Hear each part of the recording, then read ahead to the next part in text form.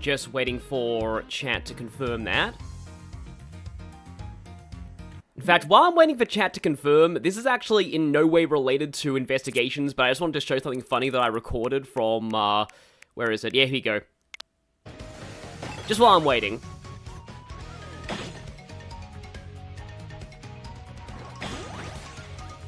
That Fuzzy had a really, really bad day. But, anyway.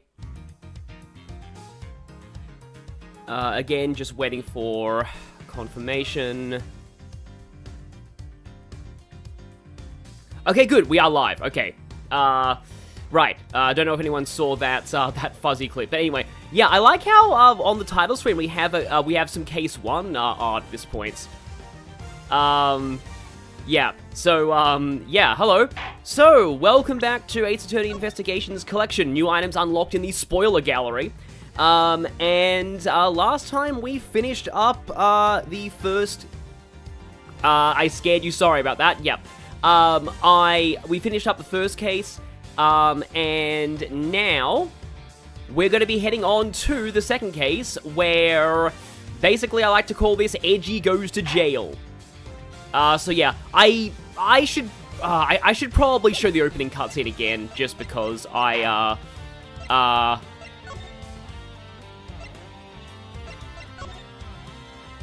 just for completeness sake. I showed this at the end of the last part, but I'm gonna show this again. Just because some people might get a little confused if we don't see this. The gallery does warn you about spoilers if you try and open it, which I'm glad for. It's just one text box, though. It's kind of easy to miss if you're mashing through it. Yeah, I guess there's some parts of the gallery that aren't spoilers. I'd still not ever suggest looking at the gallery if you haven't played the full game. I wonder if this game has, like, the developer commentary on the artwork like Great Ace Attorney did, because that was just so good. Like, that was so good. Hi Graveyard Slash, hi Kiki Megami, hi Wylnia, hi Sealgyon, and hi Dead Bronco Knight, yeah. So, RIP, he didn't last long in prison. And also jump scare warning. Kind of.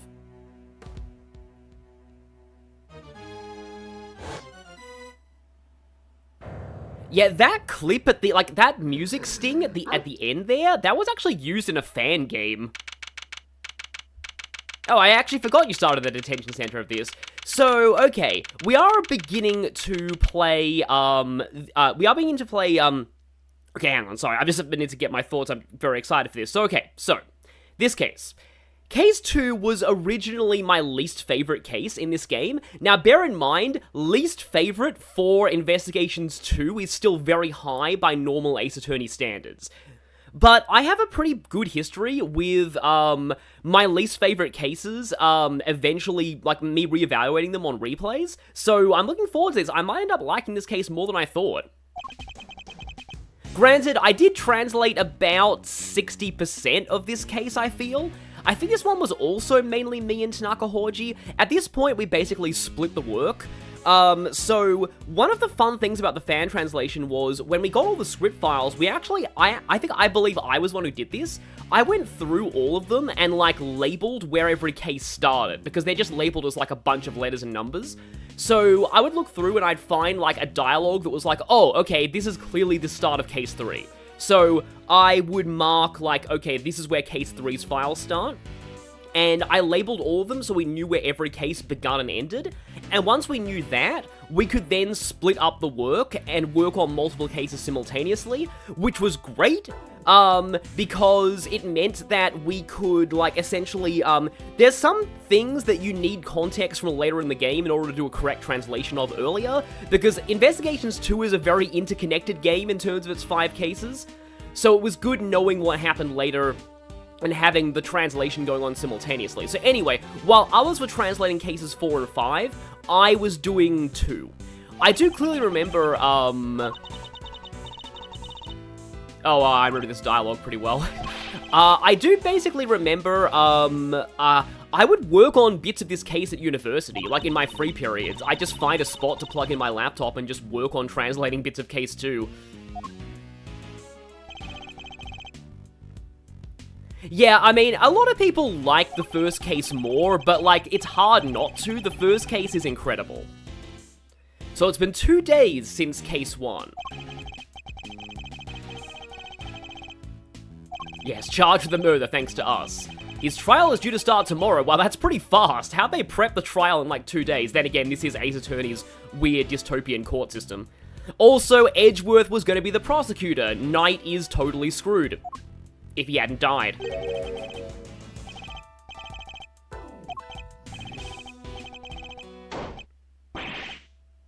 I think I actually translated that like that. We've got a situation.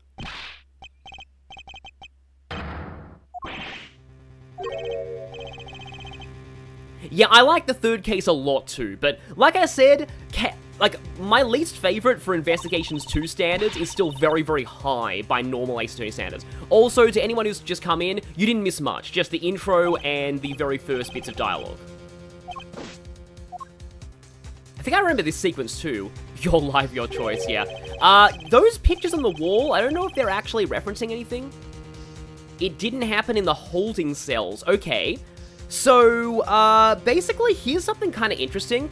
One of the main aspects of this case that I remember looking into with the translation was, there's a separate term in Japanese for, like, place where people are held before trial, and place where people who have been convicted are imprisoned. And we originally went with detention center and prison. It looks like this one's gone with holding cells for the former. That makes sense. I think there are, like, actual, specific, like, terminology in the US for the two different things. Hi, Tay. The prison proper, there we go. Yeah, here's the important point. Here we go, yeah. The detention center's holding cells. That's where defendants are kept while they're awaiting trial. The area beyond this door serves a rather different... Oh, wow, I can't believe this. I remember this dialogue now. People who are convicted serve out their time, yeah. So, this distinction is important, and I think the official localization went with a very similar thing. And, oh, I remember this line too, the last place a great thief would ever want to be. Yeah. It's funny how much of this dialogue I remember now. Also, we run past a couple of prisoners who definitely won't be important later.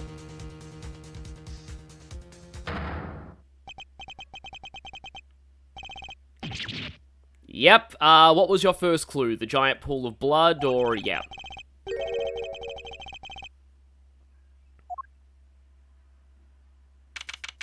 Maybe those pictures were the people who came up with the 3-day law system. Yeah, exactly.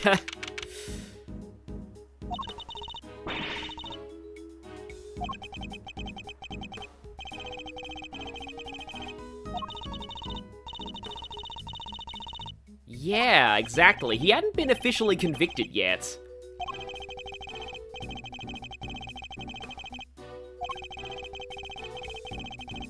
So yeah, only those found guilty sent to the prison proper. That's an important plot point. So how the heck did he get here?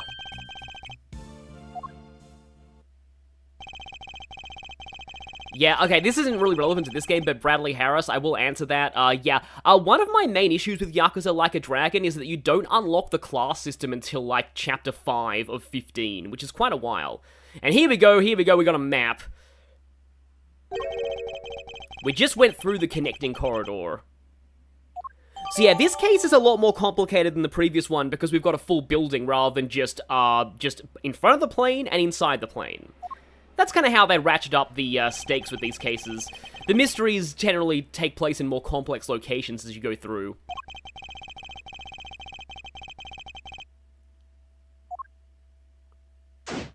Begin investigation. Prison workshop, okay. Yeah, this crane always seemed a little weird to me. It almost looked like a noose, but... Yes! Yes, Kay. Yes. If that line is dead from Edgeworth, it's alive with Kay. Thank you so much. Oh, here we go, yeah. Oh, R to look further up and down. In the DS version, you had to press, like, a button on the touchscreen.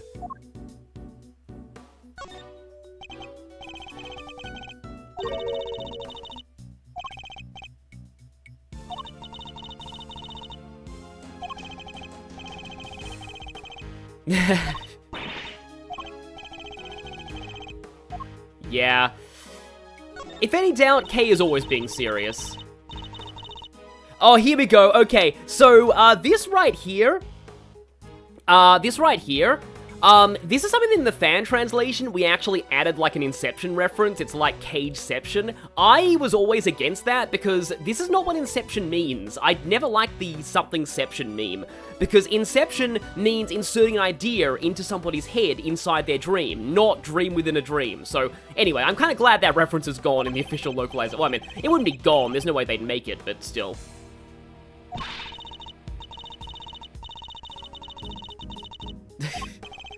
Ah, yes, it's the ladder versus step ladder debate again. Doesn't look like that is relevant.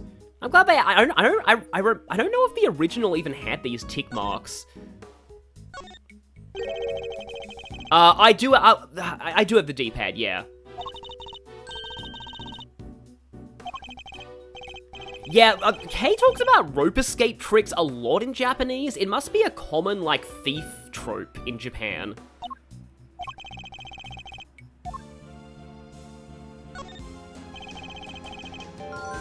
Here we go, tarps. Yeah, I do remember that in the Japanese, this term was karafurushitsu. So I was like, huh, color. You see that term all the time in this case. So yeah, I guess tarps makes a little more sense. In the better graphics, they look more like tarps than sheets.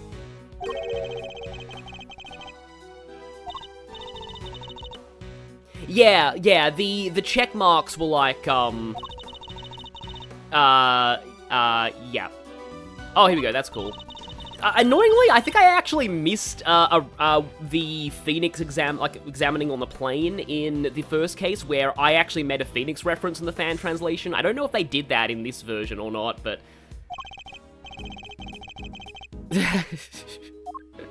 Yep, she would definitely not leave that whip behind, and that might actually be everything here. So it looks like the only relevant thing was the tarp.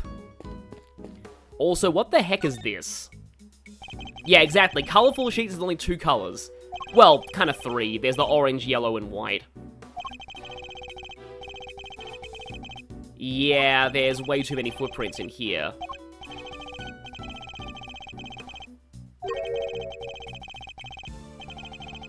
Yeah, or, you know, don't mess up the crime scene. Yeah, I think, yeah, Gumshoe does have a different jacket in the past, I believe, in one of the flashback cases. You think they got the layering right on this part of the background? Interesting, okay. Like, I haven't quite noticed the reason why yet.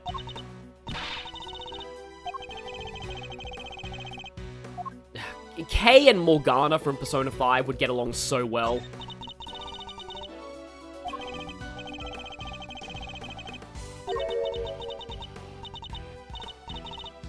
Like wet fur. I wonder if that's relevant. Apparently the French localization of Ace Attorney Collection is sloppy. I mean, that's semi-understandable given that, like, the games didn't originally get localized in French, apparently. Yes. It's still funny that Kay actually steals from crime scenes less than Maya does. Okay, that counts as as something we've already checked. Yeah, I'm gonna check the body. I just want to check everything other than the body first, because, you know. Kwang, you missed, not a lot, just the intro of the case. Yeah, it might actually be the same jacket with Gumshoe, but it's just clean back then. Yeah, yeah, so I will say, as much as I keep knocking Investigations 1 in these streams, I like Investigations 1 Case 4 a lot. Like, it is definitely my favorite part of that game. Gumshoe's salary is so bad he only has 1 jacket. Well, I mean, at least the jacket doesn't have bullet holes in it. Apparently, I found out one time that Gumshoe's coat and Bad's coat is actually a ship in the fandom. And we have Gumshoe's old theme again, for some reason. I don't know why they put both of his themes in the game. I said that last time.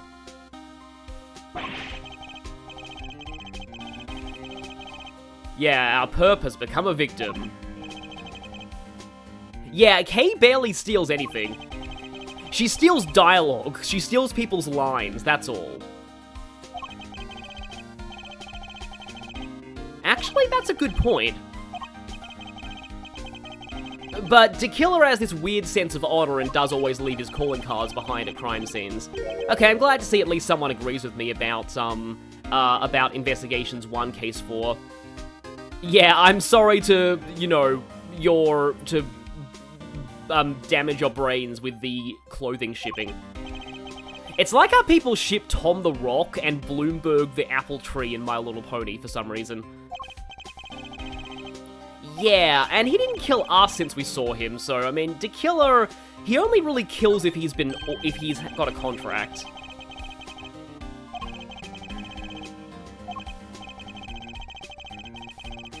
Yeah, the new theme is when he's actually putting in work. His new theme is called, like, I can do it when it counts, pal.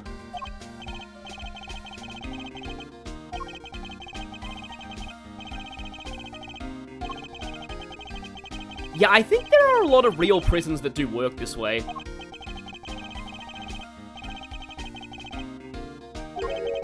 I mean, his old theme is still pretty nice, though. It's basic, but it's pretty nice.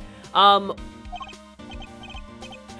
honestly surprised that Gumshoe hasn't been accused of murder before in the series. Like, Maya's been a defendant a lot. I don't think Gumshoe has ever been a defendant, which is kind of weird. Because, like, most of the recurring characters are a defendant at least once. Can I... Okay, I press X to present. No, that is the check button. Oh, there we go.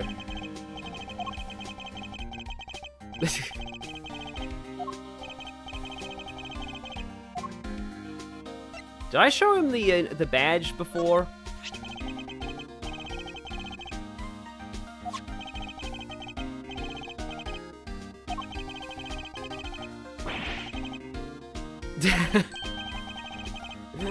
Oh boy. Gumshoe losing his badge. Yeah, why am I not surprised that happened? Yeah, Gumshoe is usual. Oh yeah, technically Gumshoe was accused in Investigations 1, Case 1. Right, okay, right. Yeah, now I remember. Gumshoe knows he would never commit a crime because he knows he would never survive in court, exactly. Yeah, that is true. He was technically a suspect at that point. And yeah, let's examine the chessboard rather than the body. I used to have one of these pocket chess sets, but it was so easy to lose the pieces. They're so small. Or they're also a massive choking hazard for infants, so I was never a huge fan of these. I actually have, like, this really nice chess set that my dad got from, like, somewhere in South America. It's like a full-on Mesoamerican style chess set that was actually made there. I think it was pretty valuable, too.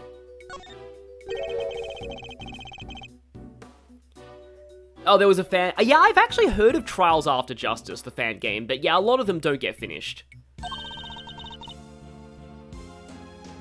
Oh, he got accused twice in Investigations 1? Yeah.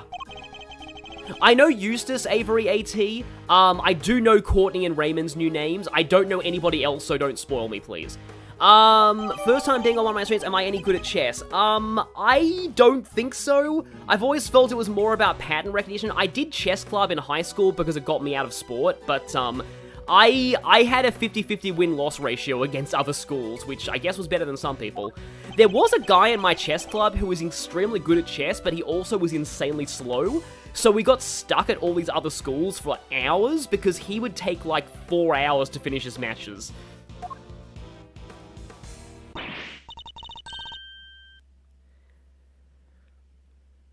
Look at all that red stuff! Huh. That blood is nowhere near the actual injury, though. That's weird.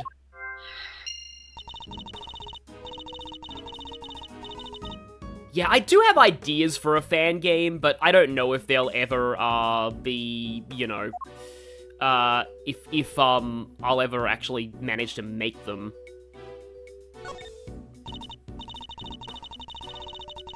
Oh, no, there was a timer! The guy still took, like, 4 hours, even though there was a timer. I think if you're actually, like, if you get things wrong with some of Knight's testimony, he does reference things like the timer, in chess. Okay, so he wouldn't have had the chance to cry out for help. That's interesting. A small cut on his scalp, as well as the massive injury to his neck.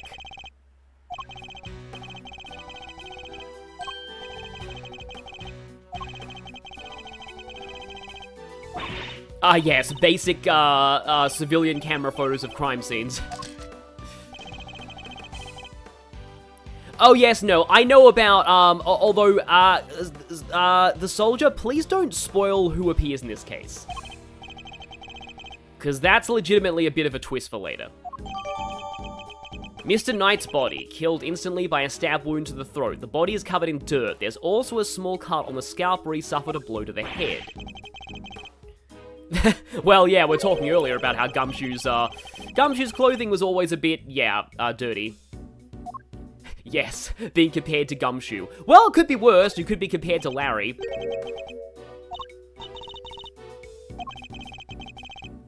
Oh, here we go. The rubber glove.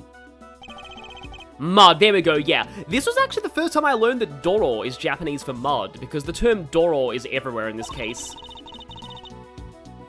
Oh, hey, that's what she says in Japanese too. So I guess mud pies are a universal pastime across cultures.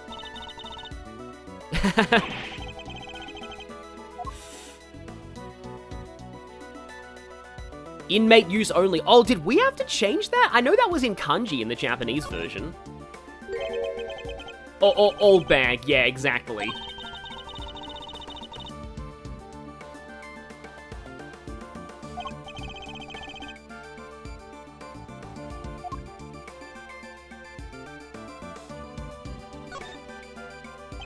I'm interested in seeing a lot of names, but I don't want to say because, you know, people might accidentally spoil me.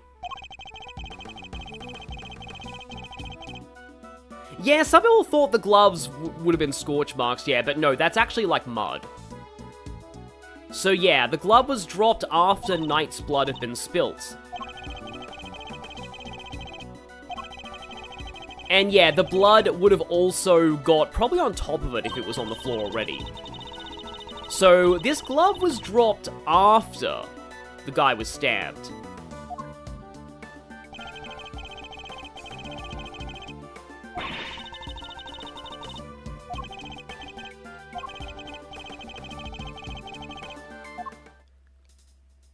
So,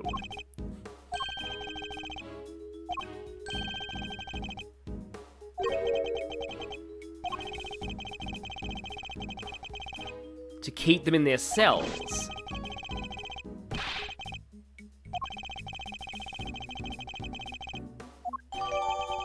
Okay, only one glove was found at the crime scene. Prison issued equipment for working inmates, stained with blood and mud. Oh, that was like, that's basically exactly what I translated that as too. Yes, this is indeed the case when they go to the prison. So I have that, I have, oh right, we need to examine this too.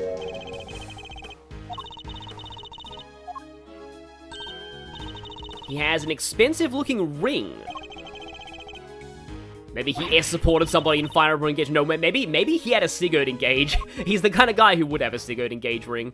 But yeah, I think that is everything in this examination. Yeah, K-Tab, I love this game to pieces too. This is like one of my favorites in the series. I think this, Trials and Tribulations, and Spirit of Justice are in my top 3. Oh wait, no, there's Great Ace Attorney 2, that's also really good. It's hard to rate Great Ace Attorney because it's really one 10-case game rather than 2 5-case games.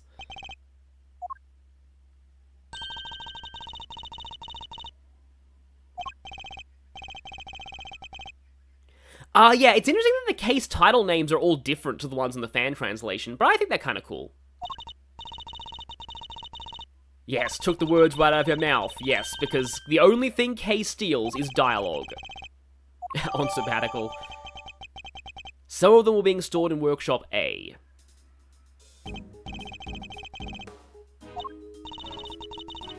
I feel like this kind of serves the purpose of like a gumshoe testimony in a normal case. You just get the basic evidence of the crime.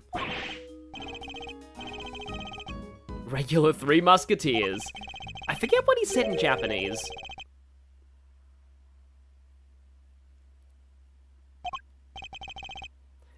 Wait, that's a Leaf's emblem ring and Knight died from adaptable in the Master Lance? Well, I mean, yeah, that's kind of understandable. Yeah, what's missing from this crime scene? Well, there are both blood and footprints, but, the murder weapon. That's actually a reference to a very weird show that I watched, there's an Australian, parody show called Funky Squad that's like a parody of murder mysteries, but also the 70s in general, and it's kind of funny. It also actually shows real advertisements from the 70s in its commercial breaks, and they must be seen to be believed. Felix's top 3 are Spirit of Justice, Trials and Tribulations, and either Dual Destinies or Great Destinies. Oh, that's cool. I like seeing more love for Dual Destinies. Because, I don't think Dual Destinies is... I think it's pretty decent. It's not my favorite, but it's got some good moments in it. It's I always feel like Yamazaki usually has a lackluster first game and a really good second game. Because, Ace Attorney Investigations did that, then Dual Destinies and Spirit of Justice, but yeah. But yeah, where the line that I was referencing is from one episode where they're trying to investigate this, real estate developer who they think is the murderer, and they find something, that's Exhibit A in the trial of Ron Eagles, and then he comes in and says, Exhibit B, the murder weapon, and then tries to attack them. Maybe Knight did die to an armor slayer, exactly. So yeah, items that could prove even potentially lethal are strictly controlled. Yeah. I mean, I actually think the real reason for this is so that prisoners don't, off themselves, but they probably couldn't talk about that without, raising the age rating.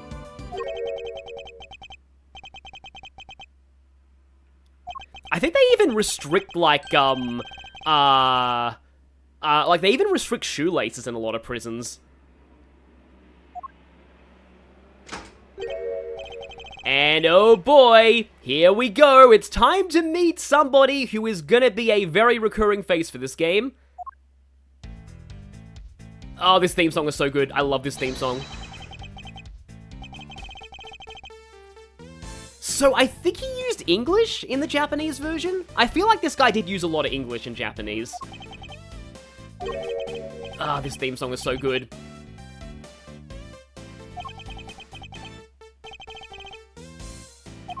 Oh, this bit. Oh, it's nice to see somebody whose top 3 is Apollo Justice.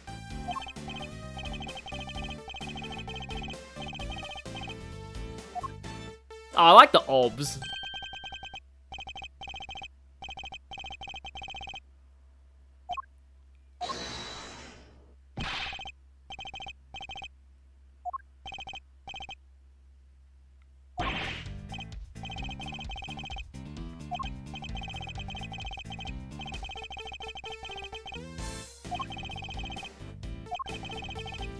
It's kind of hard to tell how much that was a joke and how much that was a deliberate jab at Edgeworth.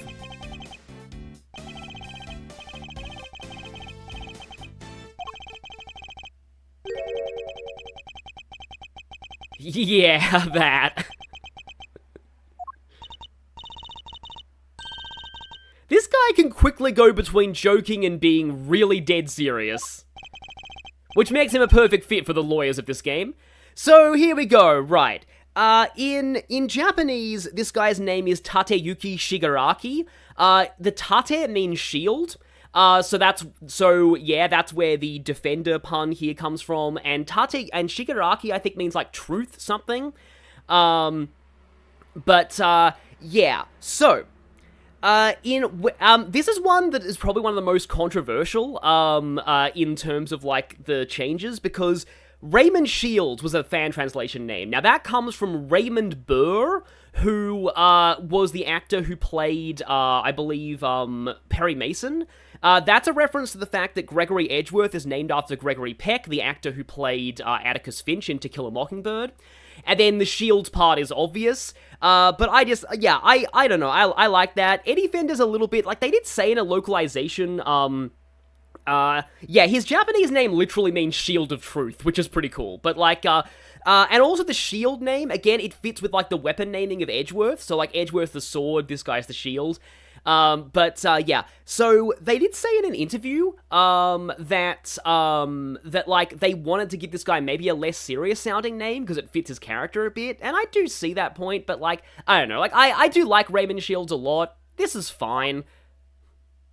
But you'll see when he starts talking about...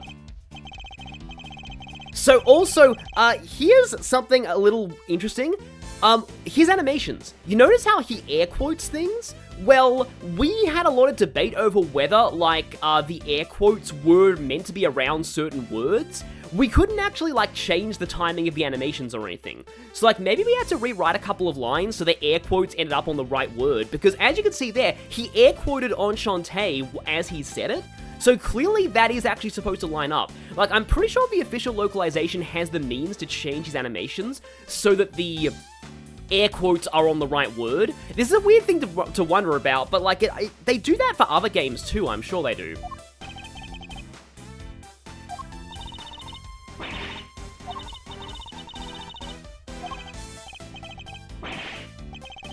Yeah, I believe he says Romanchiku in Japanese as well, maybe.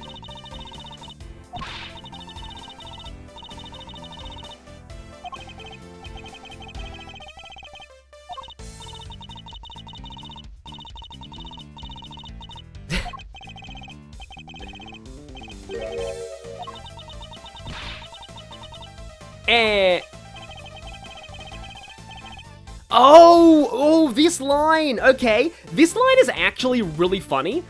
So in the Japanese version, he says, "This isn't America." And we're like, okay, hang on. So America is stereotyped as being a more huggy country than Japan? I mean, it makes sense, but like, when you're in Japanifornia, okay, how do we translate this? So it's so funny because in the fan translation, it becomes, "This isn't Europe."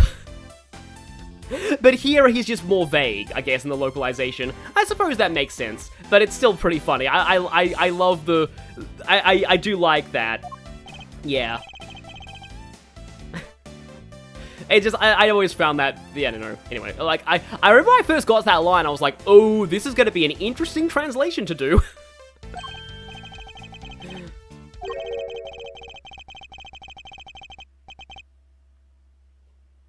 Oh, yeah.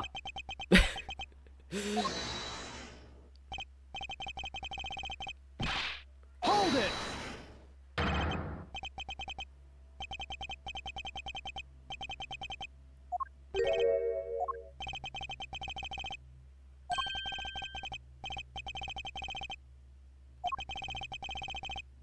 So, we almost would have got up against this guy in court, which would have been kind of fun, honestly. I'd like to see how this guy does work in a courtroom. Okay, let's talk to him. Japanifornia sounds like either a really cool or a really horrible place. So it's a, the Japanifornia thing is basically a, he's gonna get so angry if I do this. If I show this to him, but I'm gonna have to do it anyway.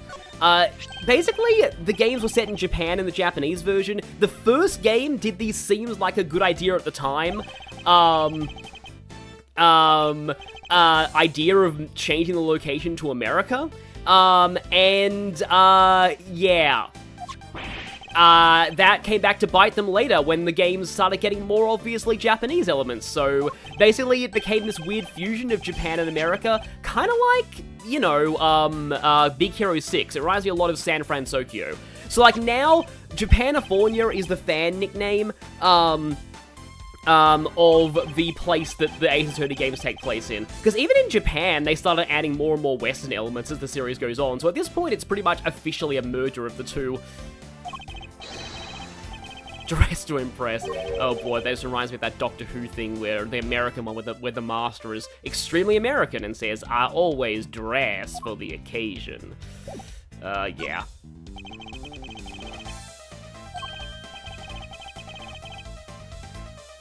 Yeah, so Fender really does not like Von Karma, and you will know why as we keep playing this game.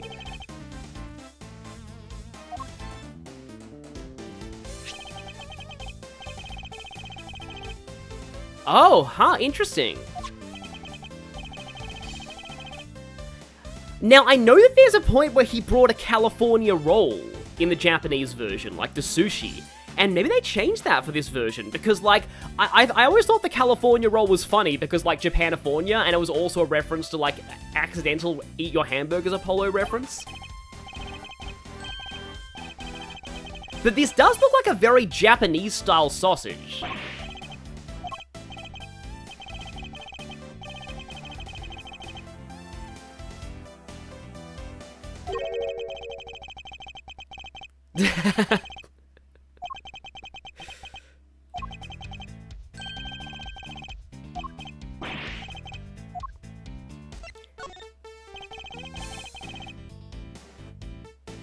Yeah, so something that a lot of people might actually not know is that the original Ace Attorney trilogy were released on Game Boy Advance. Yeah. It didn't get localized until the DS remake, but they were originally Game Boy Advance games, the first 3 games. And so they were out in Japan for a while. Like, the first one came out in 2001, which is pretty freaking ages ago at this point. Yeah, the official localizations have said that it's Los Angeles if certain laws weren't passed, and I think more Japanese immigrants were allowed, basically. Oh yeah, Janet Sue talked about changing it to a weenie in an interview with Nintendo Life. Okay, that makes sense, because the weenie's a reference to Trials and Tribulations. The Bronxster? Really? Okay. I do like how they handled this guy's I know he spoke very casually in Japanese, and that's quite hard to translate. So things like nicknaming people like that, like I've always got this, like, yeah, like I do like his speech style here. The third game had issues with the GBA file size. Oh yeah, there's a lot of text in the third game. Oh yeah, of course he didn't like us.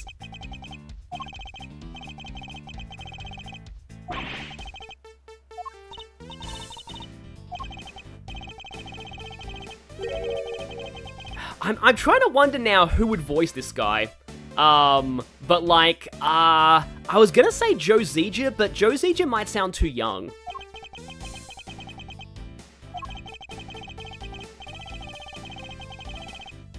So, this is actually kind of interesting. Just hang on a second. Do you come here a lot? Okay. I've never been on the wrong side of the bars, just happen to know someone who is. That is going to be relevant later on. Remember that detail for later, definitely. Just want to draw attention to that line. I was talking about other stuff at the moment. That's an important line. Very important line. I used to call this guy just, I know your father guy. Ooh, Zeno Robinson would be amazing. I agree, some Asian. Yeah, Eddie Fender voiced by Zeno Robinson would be great.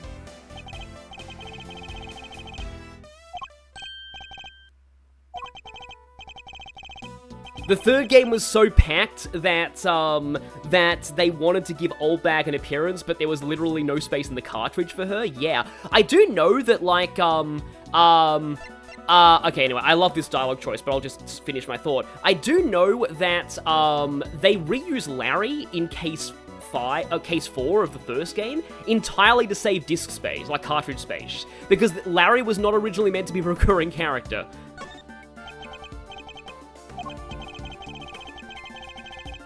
Yeah, I believe in the fan translation, it was lecture room, and it's like they tied him up and lectured him to death.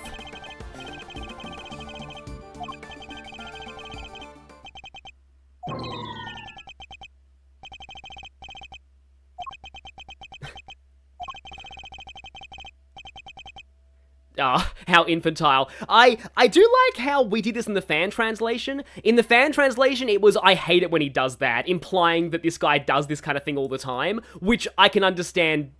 Yeah, I can definitely believe that.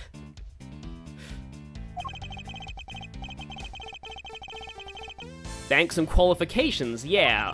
So this isn't, you know, like, this is totally not a prison industrial complex at all. Nope.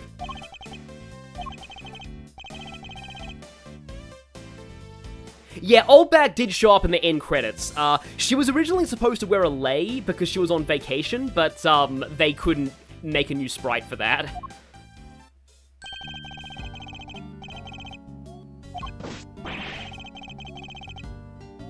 Yes, no, there is dialogue for all the options, exactly. Yeah, Eddie's lame uncleisms, that's a good way to sum it up. Oh, this is important. I remember this now. The sensors.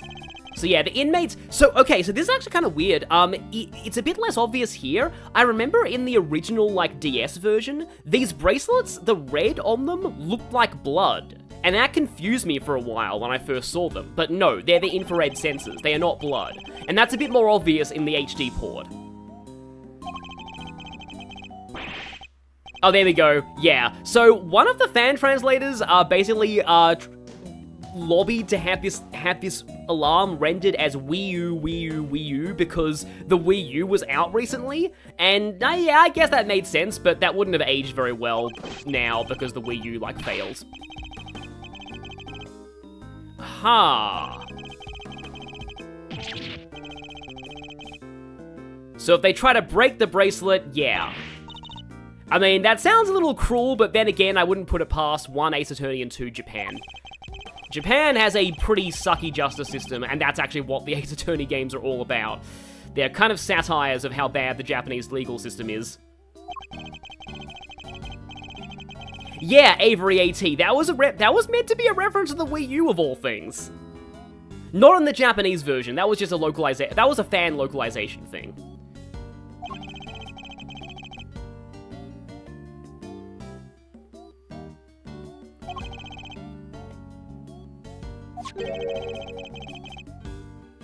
Yeah, to be fair, the series isn't new to outdated references. I still love the it is quite based, I assure you, which was a complete accident.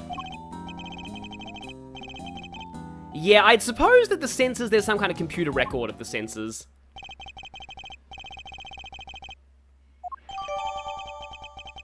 To be fair, the legal system satire works for America too. Yep, exactly. Door sensors, important. Fitted to each workshop's door, they detect and react to the prisoner's bracelets by raising the alarm. And if the alarm went off this day, somebody would have known it. Ah. Okay, I think I know what he's getting at here. Yeah, the Harlem Shake thing was a thing, yeah. Like, that was, like, they referenced the Harlem Shake in, like, Trials and Tribulations, and then the Harlem Shake actually became popular around the year in real life that Trials and Tribulations is set. Oh, I hope you don't hear that. The garbage trucks are coming near my house. Wait, Shirkle, what was based on a gay manga? Sorry, I'm seeing that chat totally out of context. So I think it's the fact that the glove is there, and yet a prisoner shouldn't have been able to bring a glove in without setting off the alarms.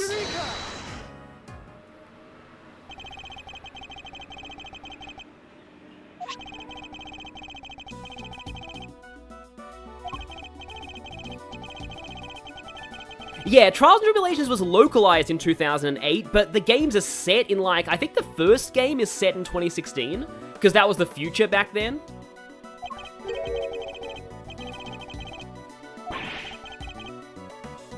Oh yeah, they do reference the milkshake thing in that case too. I need to replay Trials and Tribulations, that's a good game.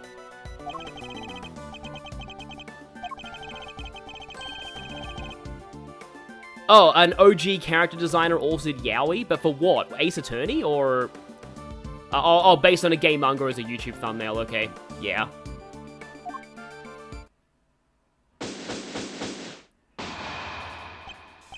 People who worked on Boys Love also worked on the OG trilogy. Yeah, I mean, honestly, I can see that. A lot of like anime designers do work on a variety of things. And then there's a decent number of English voice actors who are a little embarrassed about having done hentai at some point.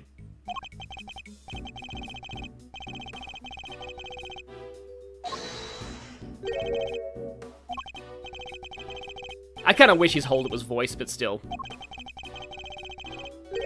Ah, prisoners and guards aren't the only ones who can come in here. Oh, this. Yeah, so there... This is another case of the original script being very vague. Very, very, very vague. Oh, that part is false, they were just a fan, okay. Yeah, Spirit of Justice is set in 2028. Yeah, we're getting very close to the present.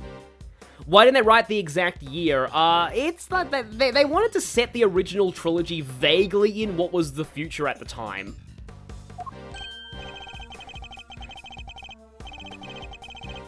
You didn't see them on the way here. Again, very vague. Wandering the corridors, chilling with their buds. I love his style of speech at this point.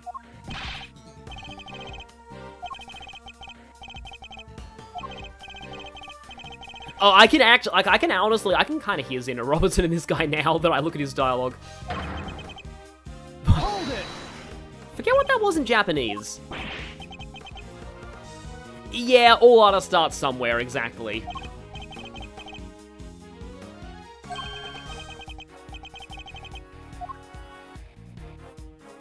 Yeah, why aren't Eddie's hold its voice when he's an attorney? Exactly.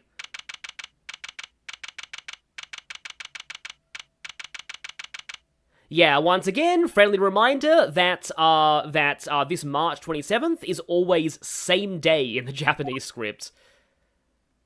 Yeah, that is why the trilogy is so technologically behind. But yeah, so Fender was referring to animals, not other humans, and again, you really need that ambiguity often in mysteries.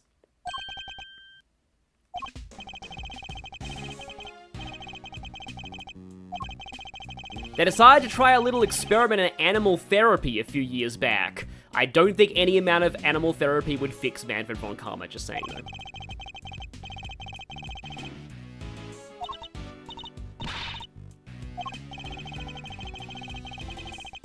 And they can get pet care qualifications. Like, that is actually something that I have seen, like, talked about in the real world quite a lot. The fact that, like, sometimes, you know, yeah, like, legally a lot of job professions aren't supposed to discriminate based on, like, past criminal history. And yeah, so originally I was really disturbed by a lot of this room. It's like, wait, this looks like kind of torture, but actually, no, it's like for animal care. Sort of veterinary stuff. I mean, Manfred von Karma canonically had a dog, Avery Tube Studios. It's named Phoenix. There's a joke about that if you press one of the statements in the first game.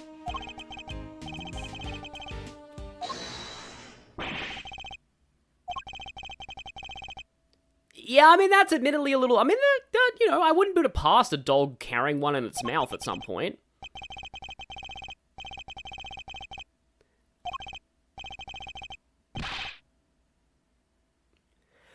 Oh, I wonder if, is it implied that Black Quill always had the Hawk? Or maybe the Hawk was part of the animal therapy program? I know that this game does have call forwards to the future games, in one regard, specifically. So, like, and Yamazaki wrote them both. I wouldn't be surprised if, Black Quill's Hawk was part of the animal therapy program. Anyway.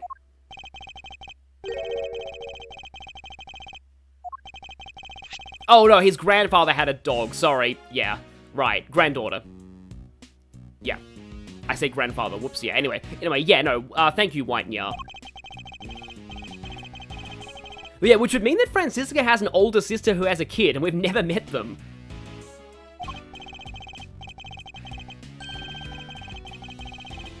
So the animals have microchips that can open the doors. That seems a little weird, though. Like, that, I'm sure that could be exploited very easily, just saying.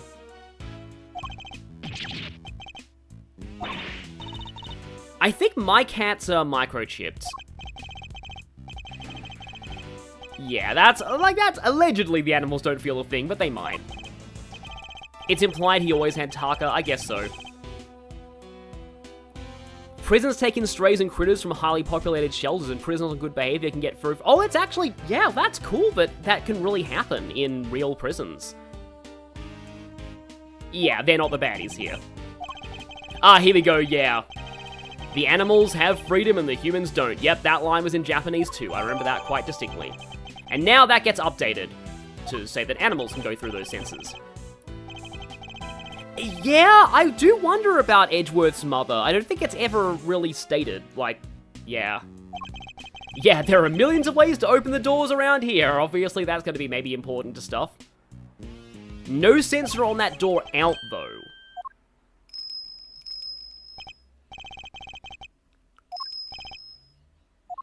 Oh yeah, I love opening 2011. I still can't believe the original game released in 2011. And this dog gets a Sprite.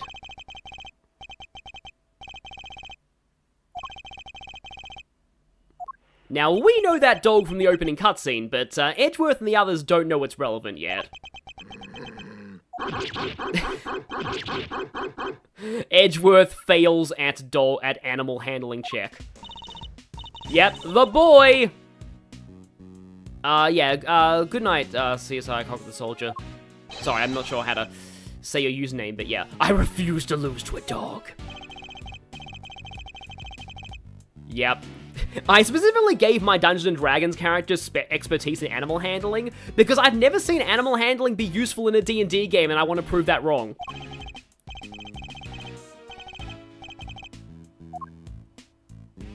Oh, I love this.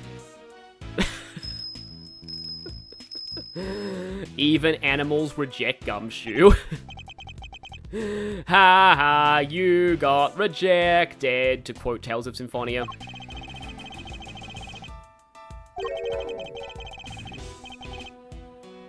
Yeah, the dog was fine with everyone else. Maybe Edgeworth is just sucks with dogs. The menagerie, yeah.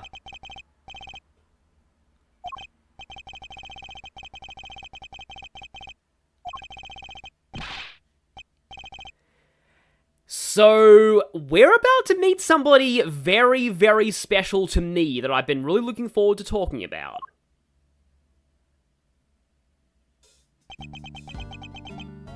Yeah, this is actually really cool. I like they made a sprite of this guy wearing his hood.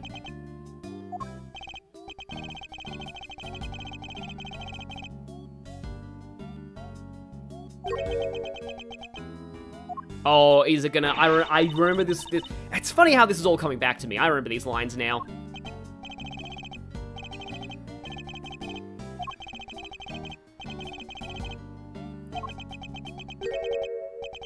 Seconds out. Okay. He said it's time in our version. But maybe this is a specific term.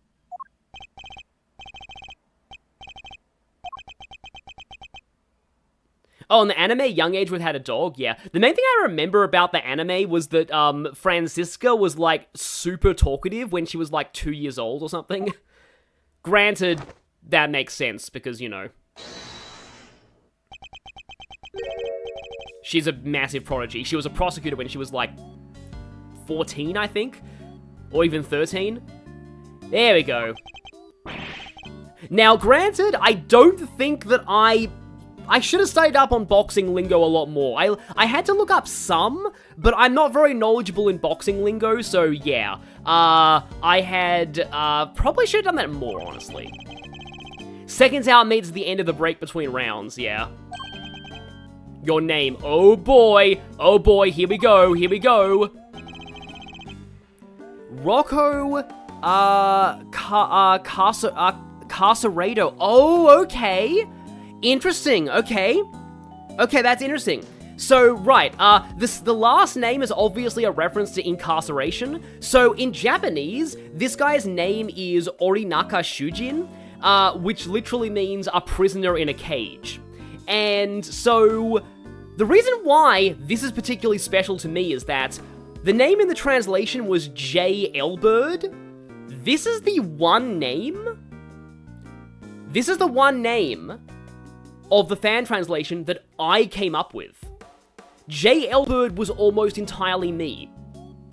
And yeah, so it's one of the few that, yeah, but like, J is a reference to Gabby J from Punch-Out as well, but like, I like the Jailbird pun. It was originally going to be J.L. Bird, but then people told me that that would be confused with Maggie Bird from the earlier games, and I understand that. We didn't want them to think they were related, so yeah, I like J.L. Bird, but yeah. Yeah, I like this one too. It's definitely a reference to like Rocky and stuff.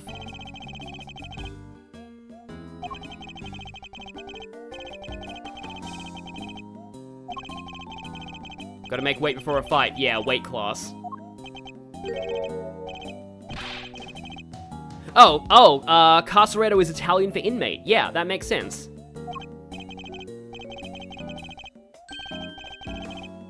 Was back in the day. Okay, then.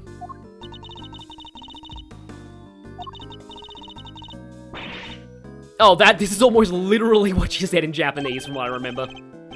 Oh, Teddy. Okay, that's cool. Okay, so I believe it's kind of funny. In Japanese, this was not in Japanese. In Japanese, I think it's just Mark. I don't think there was really any reference in the name, but I think we went with Rocky. So it's actually kind of funny that the references are flipped, with the prisoners called Rocco in this version, and the bear is Teddy. But like in our version, the bear was Rocky. So yeah. Anyway. The bear's name isn't really relevant to anything. I don't think its Japanese name is a reference. And yeah, they reference Rocky equally. It's funny, I saw the end of Rocky 1.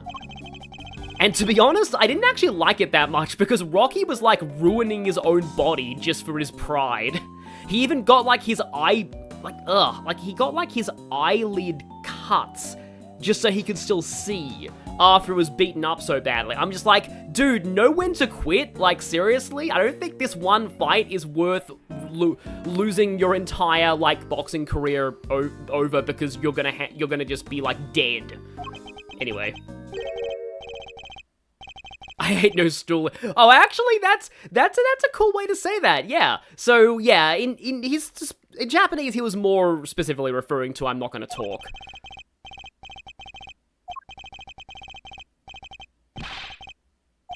I don't know. Yeah, that's a good way to describe to translate this guy's dialogue. I know that he did talk very roughly in Japanese. Not quite Knight's level of rough speech, but like, yeah, he speaks very, very roughly.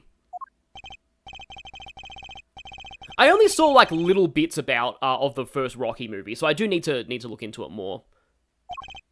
Yeah, it's a reference to stool pigeon. Yeah, exactly.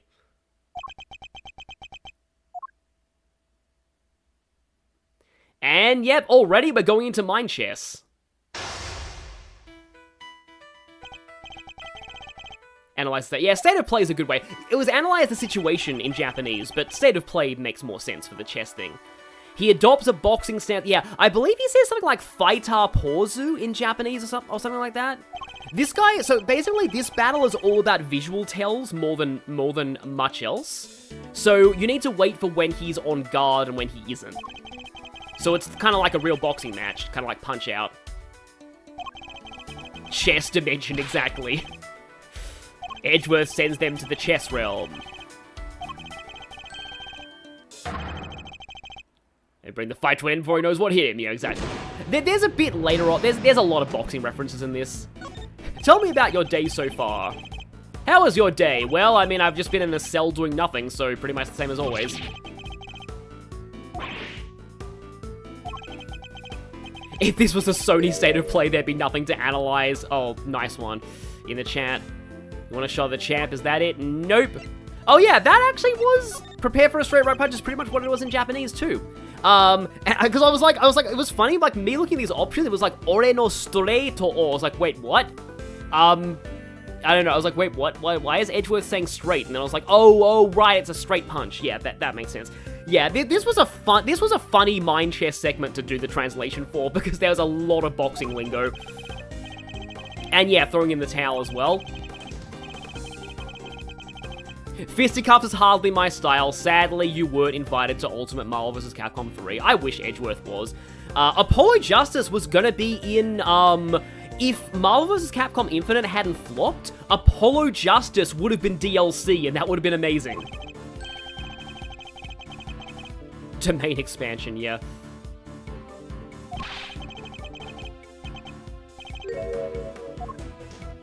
No, let's not do this. Oh yeah, Edgeworth is a costume, isn't he? My favorite Phoenix costume is the one that's a reference to Ghost Trick. Hardly broke a sweat. Quiet cell time, huh? The sweat's part of my sprite, I can't help it. Tired, real tired. But I thought you took it easy. Yeah, exactly.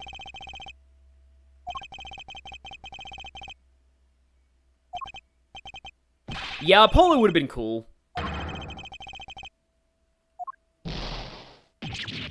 Yeah, true, considering how Marvel vs. Capcom Infinite turned out. I think, like, Ant-Man was also gonna be, dang it, I don't want to, like, accidentally, like, mess up the stream somehow. I'm tempted to actually look up what all of the planned DLC are. It's under what could have been on TV tropes, for that game. I think Ant-Man was gonna be one of them. I'm really surprised that Loki was never considered, though, given how popular he is in the MCU. Oh, yep, there go the weights. Didn't he do 2 punches and an uppercut, though, in the original? Or maybe that comes later. But yeah, he's taken off the restraints. He's gone Shadow the Hedgehog.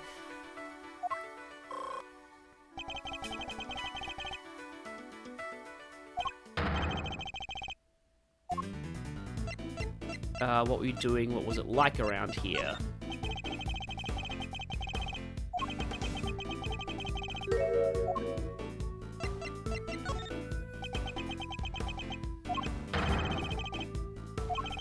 Yeah, that one, yeah. That was one of those, penalizing things. Yeah, so that was a drop guard, okay. He's pulling a Rock Lee, exactly.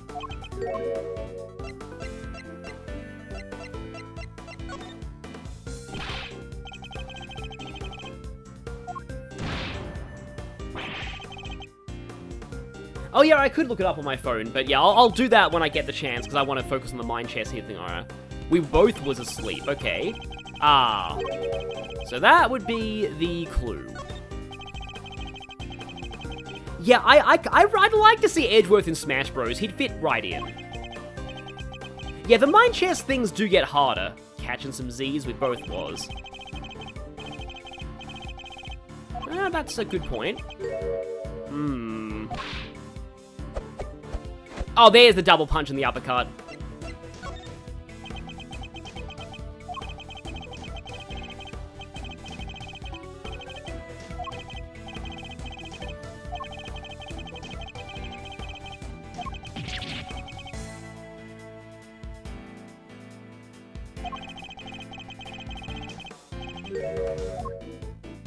Oh yeah, Mr. Prosecutor!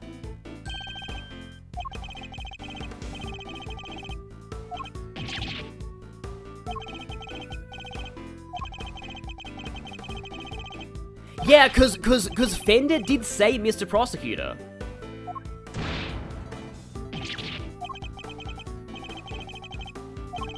I have a pretty clear idea of what this guy would sound like as well in my head.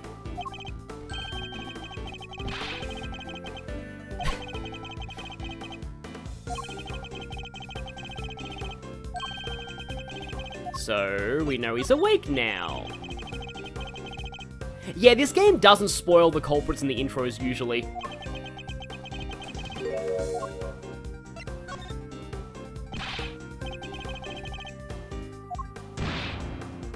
So it is now time to deploy the clue. You're asleep, and we now know that was a lie. We were boxercising.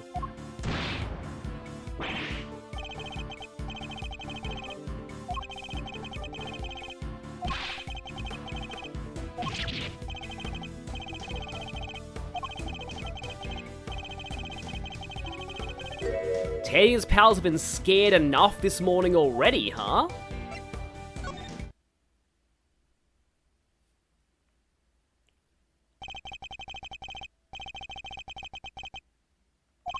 Yeah, out for the count. I think there was a reference to the bell in our version. Something happened earlier.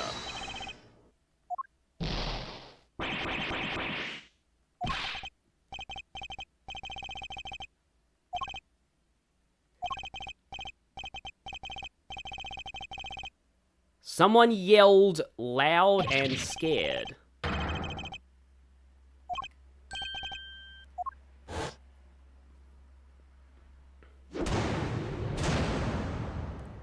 Yeah, Edgeworth doesn't need to be an Echo. He could just be a different skin for Phoenix, I agree, in, like, Smash Bros. Yeah, I do know that the term, like, shellacking became kind of funny, like, in Australian politics, because, like, one of our prime ministers used that term. Wait, no, that was wrong. Wait, sorry, I'm dumb. Ignore me. I think that was Barack Obama who said that. There was someone who said that. But I know Australians have used that before. Disco Kids title defense skills, yeah. Entertaining but the clothes were... Yeah, a lot of, a lot of things in Punch-Out boxes are illegal.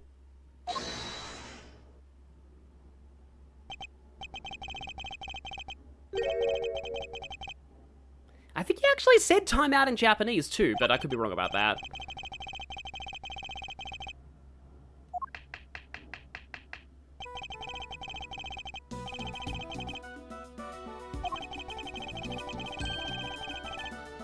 Ah, you know who. Yeah, I remember in Japanese, he's like literally in Japanese, this was like, I will be making my report to that person.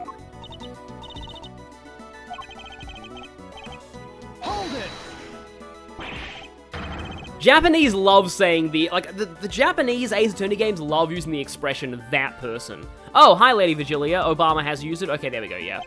That makes sense. Don't have a cow, man. Isn't that a Bart Simpson thing?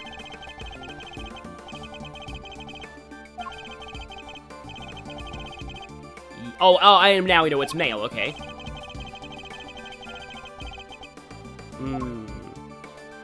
Yeah. You've disappointed him enough for one lifetime. Ooh, nice. I still love how this guy can just casually burn people.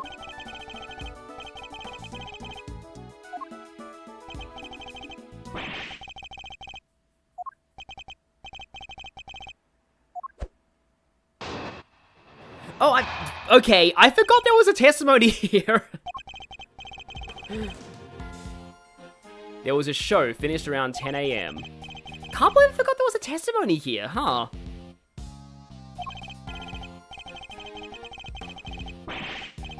Somebody screams, what the ah?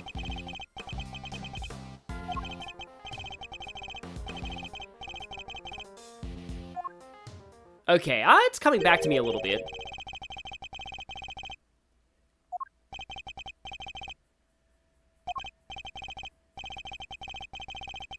That thing is a term that gets mocked in One Piece. No, it is a Japanese writing thing. Like, it's often like ano koto, ano hito.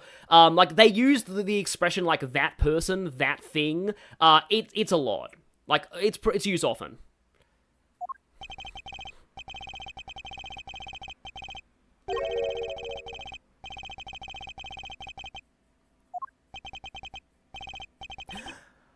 Oh, this... Okay.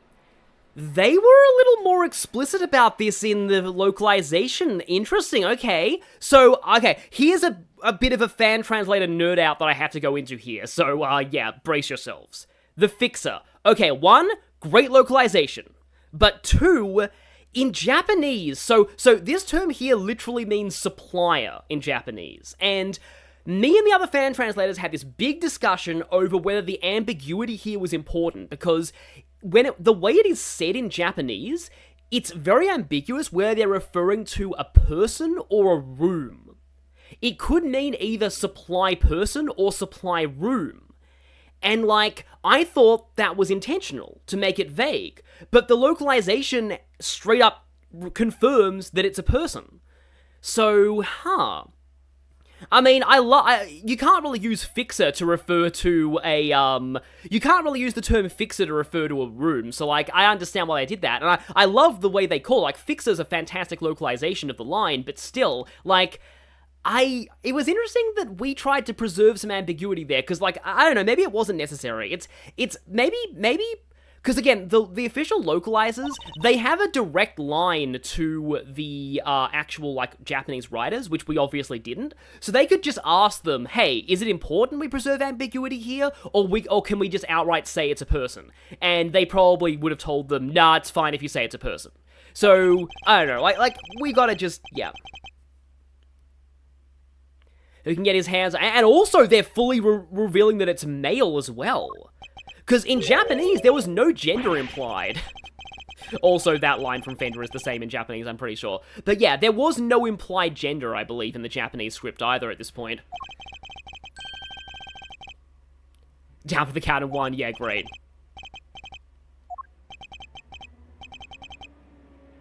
Oh, hi, Speedstar 1642. How much of this stuff do you remember, dude? Trust me, I remember a lot. Like, I love working on the fan translation. And yet I forgot there was a testimony from this guy here.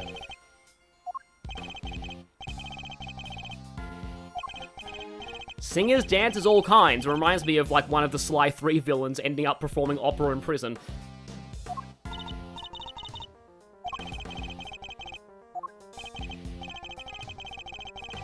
Yeah, it's not like they haven't needed to preserve gender ambiguity before, like with Adrian, but yeah.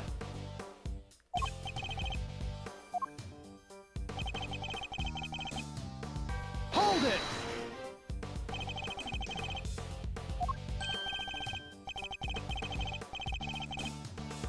Oh yeah, he actually did say jump rope in Japanese, from what I remember. Yeah, jump rope is pretty intense. It's stereotyped as a kid's playground thing, but it can be an intense cardio workout. Kids no dummy, yeah. Oh, also, you know, jump rope being intense just reminds me of Super Mario Odyssey. Yeah, I don't know, I've always had a freakishly good memory, but yeah. I think he calls the bear Oren or Partona in Japanese as well. Anyway, I started jumping rope. I failed miserably because I didn't have a scooter. Super Mario Odyssey. Hold it!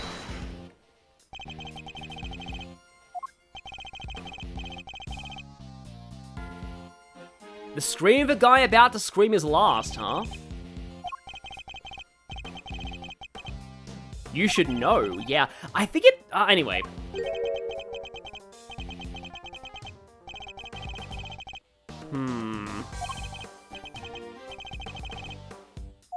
Clearly audible, huh? Yeah, I wonder. I wonder what this guy's in for, actually. Hold it! Really great for speed training too. Jump rope, yeah.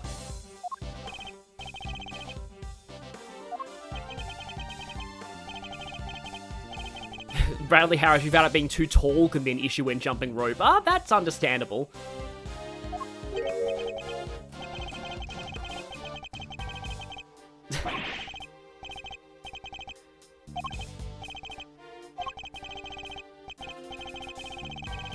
Infuriatingly vague.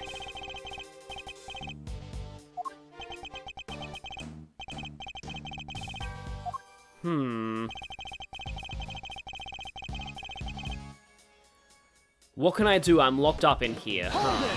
I mean, that's true. Why is Ace scared of... Oh, yeah, of course. He would be in the cell, right? Yeah. It's just that... Maybe it's just for dramatic effect they're showing him outside.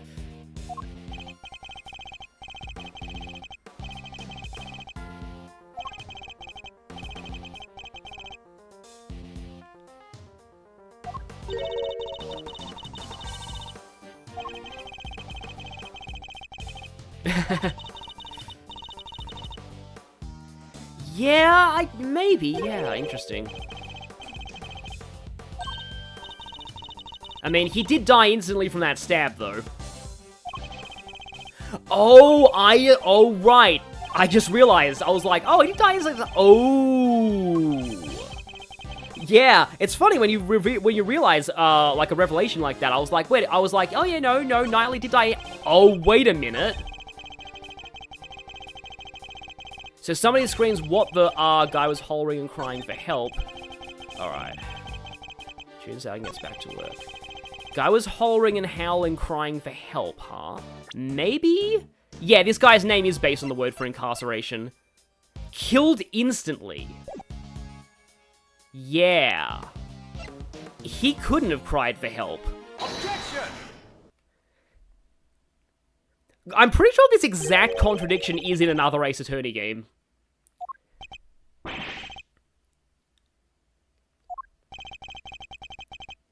Yeah, he probably is in jail for breaking some kind of boxing rule.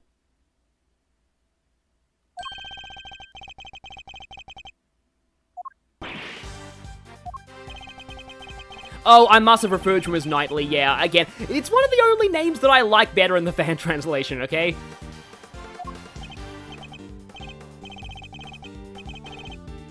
he said there was.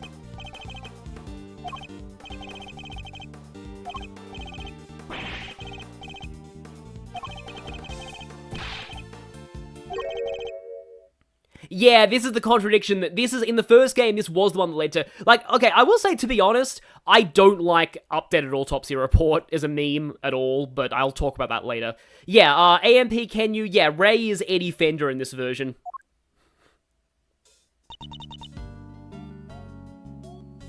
Look how blurry the guy's sprite is.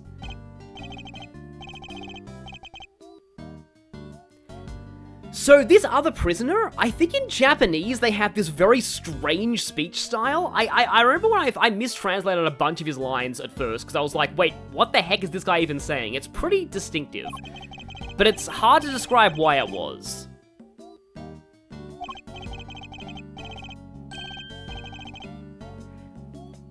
Yeah, like I kind of had it as like, I heard a scream, dude, or something like that, I don't know.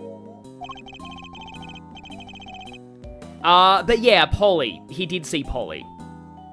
Well, not he did see Polly. I'm sorry, I'm looking at the... I'm multiple chat things are merging. Someone in the chat saw Polly, yeah. Polly is on the left cell. We'll be able to examine that later. Oh, there we go, yeah, eek. Ha. Come quickly, he's... That doesn't sound like the victim. That sounds like someone calling for help. Which means there was somebody else in the room when the crime happens.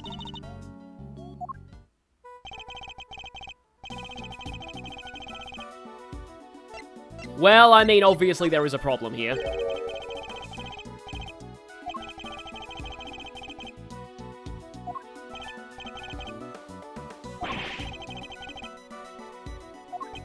Yeah, why didn't you hear it when your neighbor did? Oh yeah, I remember this part from the Japanese too.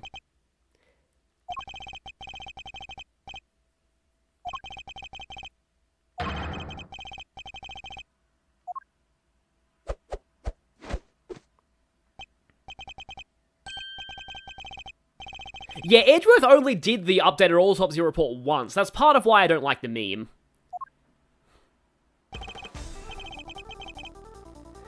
But yeah, someone saying the bluntness of the naming so far is on the level of SOJ. Oh, in Japanese, if you missed this, in Japanese, that guy's name was literally prisoner in a cage. So the bluntness of the naming is, definitely accurate to the Japanese. Orinaka Shujin. Also, yep, we're about to see this moment. Yep.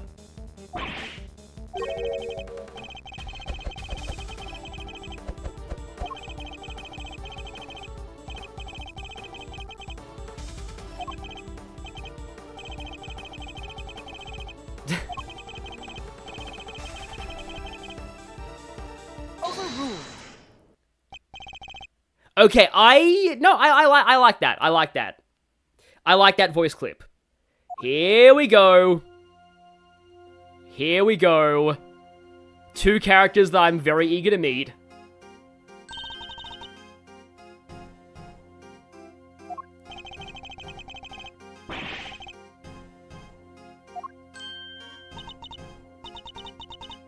Oh, yeah, she actually, like, so this is actually kind of interesting.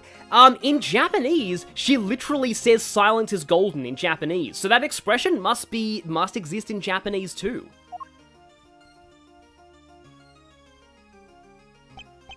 Yeah, I know in the fan translation we had to make a new overrule graphic, but it was on 2 layers. Like, the word got split, rather than being one big bubble. I prefer it being one big bubble.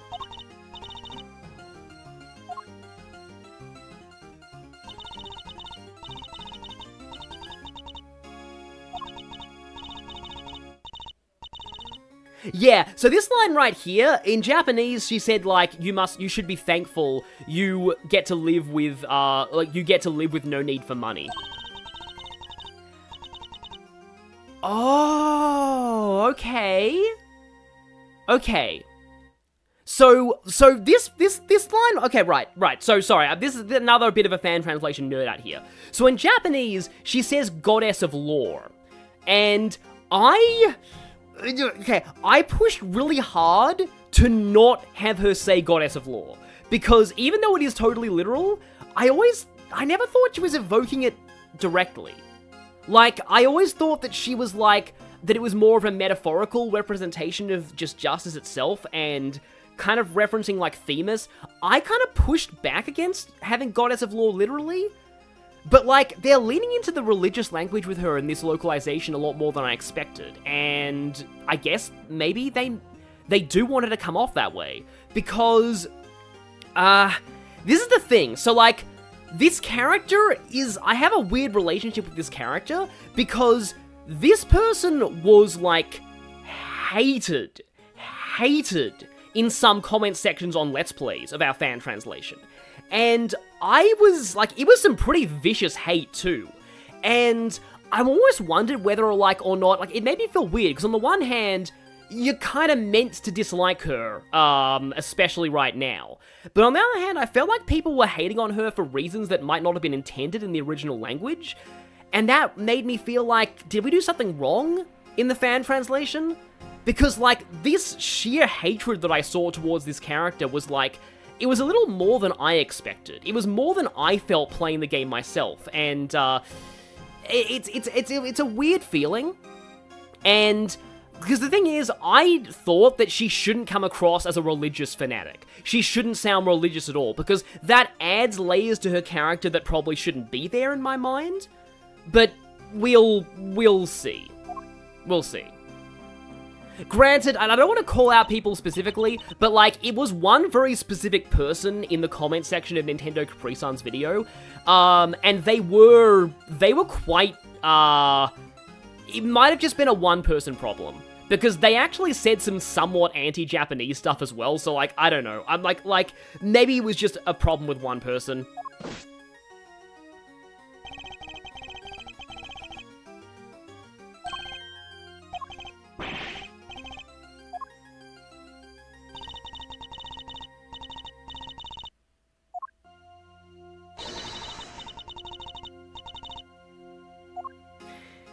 Yeah, she does sound more religious here, and this does worry me somewhat.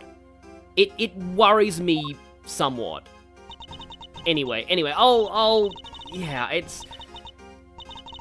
yeah, like this right here. Yeah, I don't know. I always saw her as being more just theatrical than religious, and it does worry me, because I know that a lot of people have predisposed issues against religion, and I don't want those feelings to be imposed on a character that maybe that's not intentional. Like it reminds me a bit of like how, like, it's like when you've got a character like Rhea in Fire Emblem Three Houses, she's meant to be religiously associated, so like, I guess it's fine with her. But like, I'm a bit iffy on this. Again, it's just, I don't know. But I guess I'm also overly sensitive about, you know, these kind of controversies. That's just me, though. It's probably a me thing.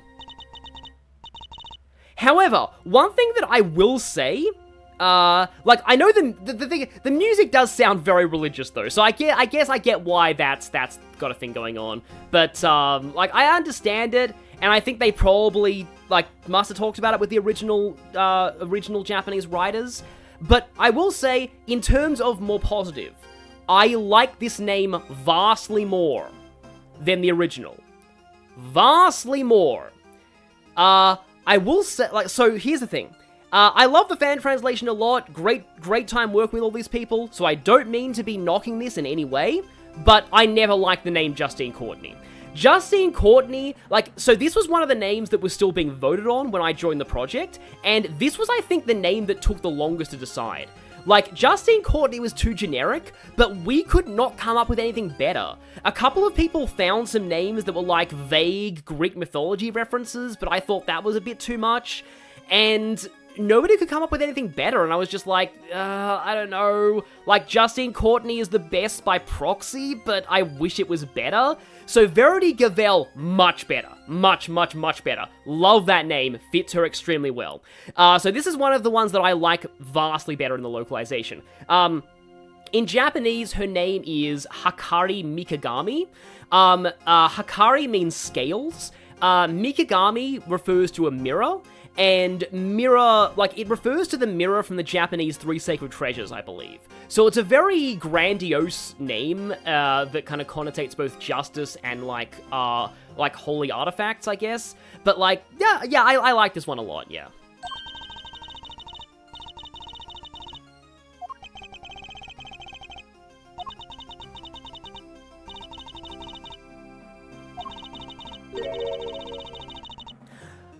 Committee for Prosecutorial Excellence. Okay, in Japanese, this was Prosecutorial Investigation Commission or Committee, and I always thought that was awkward. We kept the literal translation for this term, and yeah, I'm kind of glad they came up with a better sounding one in this version.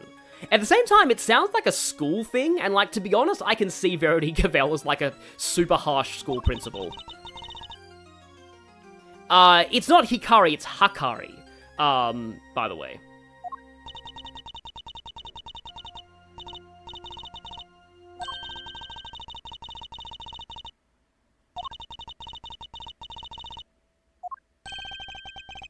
Yeah, so PIC was our version. I think in Japanese, it was actually a reference to, like, the Japanese term for the FBI, or something like that. So I think we might have missed a reference in the fan translation.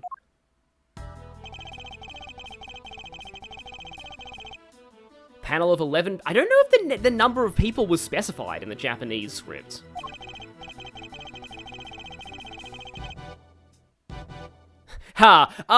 Keep making sure people don't cross the professional line. Where the heck were you in the original trilogy, by the way? We've had prosecutors whipping people in the courtroom. Where were you when that happened? Francisca would have a billion violations. Oh yeah, and of course, all the crap Manfred pulled off for 40 years.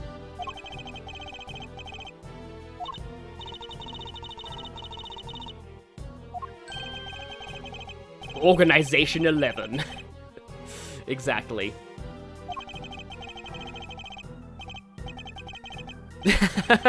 Overruled.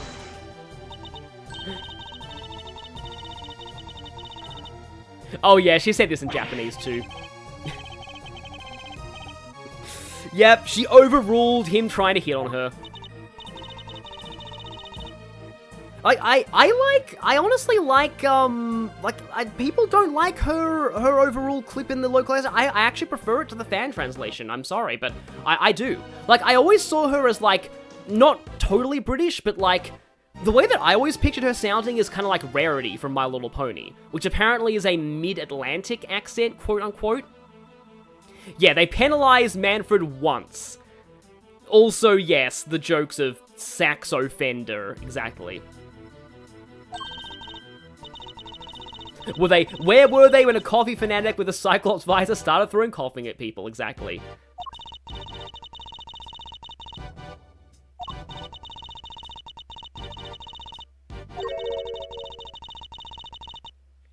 Okay, so they can straight up confiscate people's badges. Yeah, he said something like this in Japanese too, I think I remember. Objection! Okay, that's a good objection. Oh boy, here it comes. Here it comes! This guy! This guy! This guy.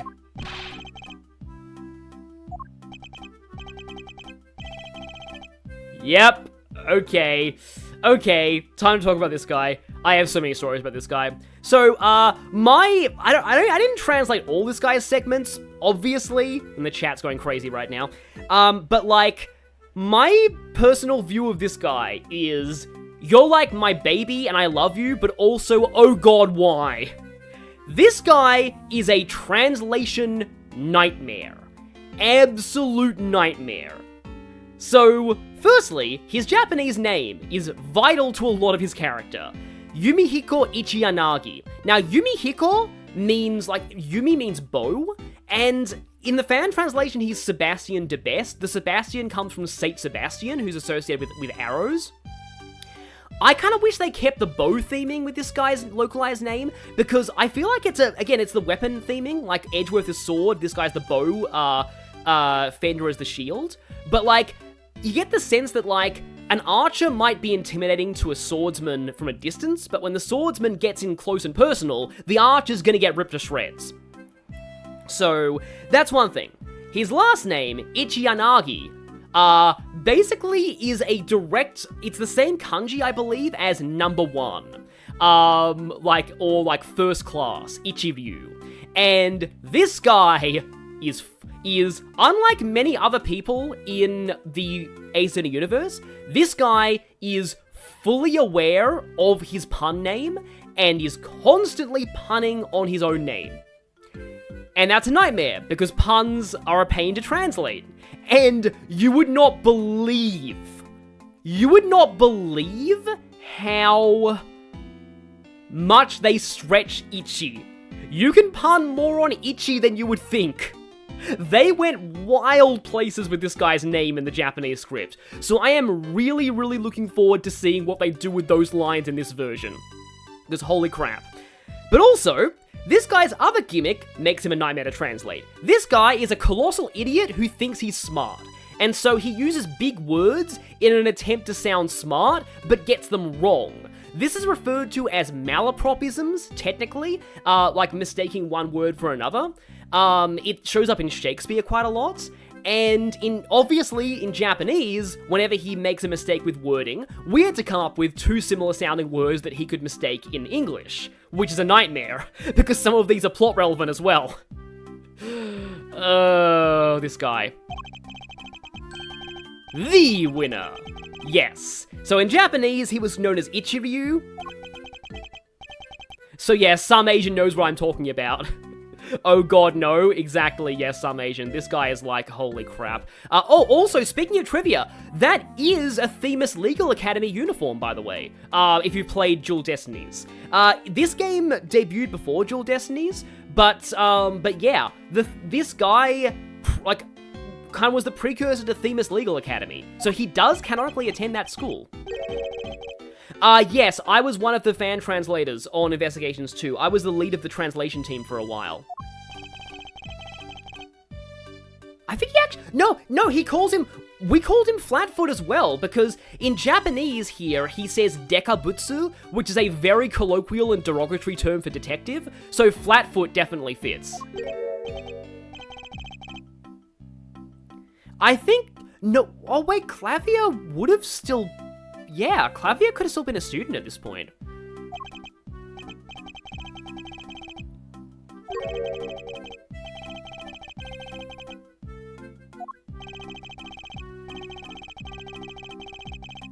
Yeah, here's the thing. Yeah, so this is the first malapropisms. He mistook a phrase he merged 2 phrases together. See what we had to deal with? See what we're dealing with this guy? This guy is whoever translated this guy in the official localization, I would love to talk to you and say I'm so sorry. Because, wow. Eustace only joined us just last month, and yet he's spoken of with great affection and is a first-class prosecutor. And yes, Lady Virgilia, he's indeed a correct... Oh, God. Yeah, again. See, look at this. Look at this right here. See, the puns. They're emphasized with the text coloring. See what we had to deal with. This was so painful. Imagine translating this. Can you guys seriously imagine? Oh, God.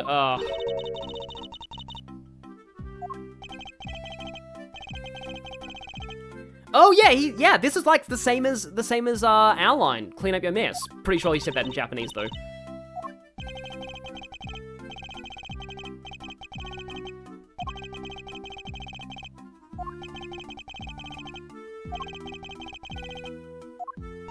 Yes, let the person who actually has a vocabulary and a brain speak.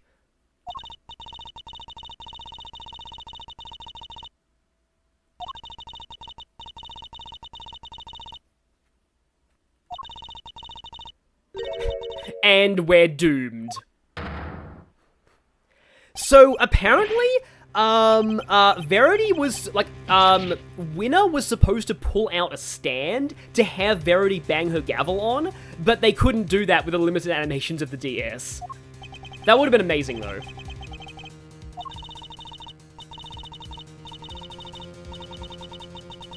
Objection!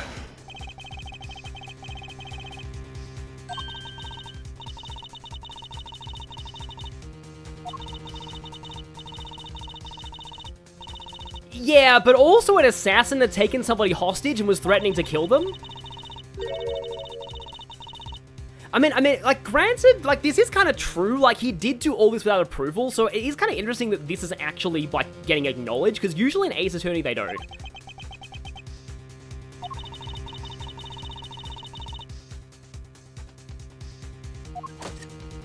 What, a major international incident of the fact that, like, somebody got murdered and the president actually, like, staged a fake assassination on our soil? I think that's probably enough of an international incident, wouldn't you say?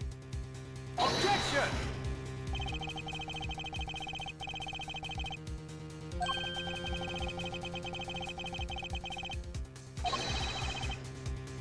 So this is actually interesting because, like, first game Edgeworth wouldn't have thought this. This is post-character development Edgeworth, and it's great.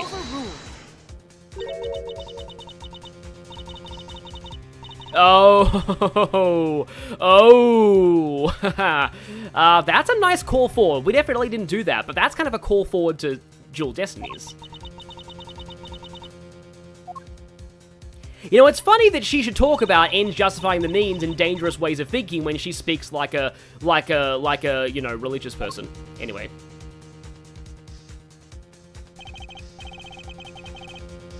Oh wait, there was a typo? Huh.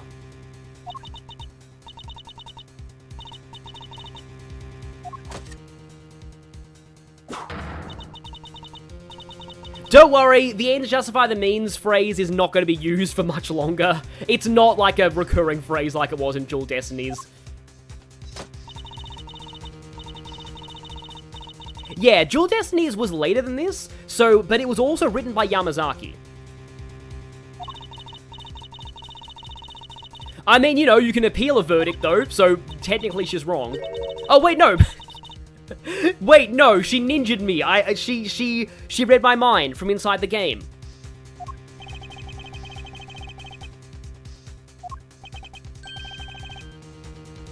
Yeah, the thing about the typos is, like, we remember that we were not on a deadline with the fan translation. So we were free to, like, proofread the script as many times as we wanted. So there is that. So, like, some people do rag on the official localizations for having typos, and, like, I'm not saying that it's justified, but I am saying that there is a privilege of having no deadlines with a fan translation, because, yeah, you can do as much proofreading and checking as you want.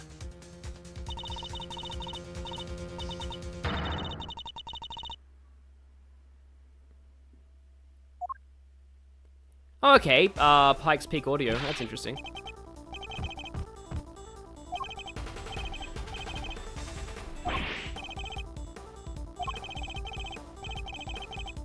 Unfortunately, because I almost called him Debeste again, because I just like that name. But, because Eustace Winner is now the prosecutor, Gumshoe has to work for him. Oh no. If Gumshoe's life didn't suck already, it sucks even more now. And then, yeah, Capcom does have typos. Mega Man Battle Network 4. Oh, nice one, Edgeworth, wow. I mean, at least she's respectful about letting him appeal. Yeah, Gumshoe is incredibly doomed. Yeah, I like you-know-who a lot more than that person. I believe in the fan translation we kept saying that person. Oh, wow. Wow, the French localization sounds pretty bad if that's true. Sorry, LSSJ Gaming, please tell me how to pronounce your username if, you can. And that is the first part of the case. So yeah, we just met, like, a lot of major characters. A suspect has been arrested? Well, we're in middle already. I'm going to be continuing, though, of course. I don't think I'll get through all of this case in... I'm definitely not going to get through all of this case in one video, but I'll be probably trying to go for, like, half the case. I'm going to stream as long as I usually do. High Prosecutor's Office. Yeah, I think I've seen that term used a lot. Why does Edgeworth have his old jacket from when he was a Von Karma simp framed? Don't take that out of context, please. That person gives you Kingdom Hearts PTSD, exactly.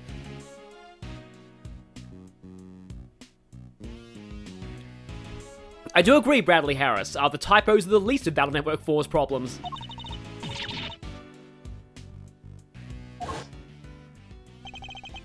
And yeah, so they a flashback, but it makes sense because you could take a break between now and like this point. Yeah, maybe he keeps that jacket as a reminder of how much of a disaster his first case was. What was behind Pierre Hoquet? I'll talk about that in case 3, so keep watching my streams to find out. I do clearly remember what that was, but I'll explain that later because it's kind of a spoiler.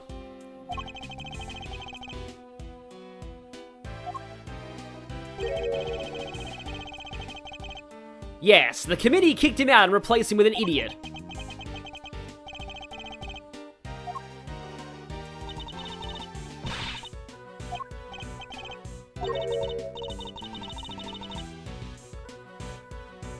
Yeah, the office hasn't changed much from Rise from the Ashes.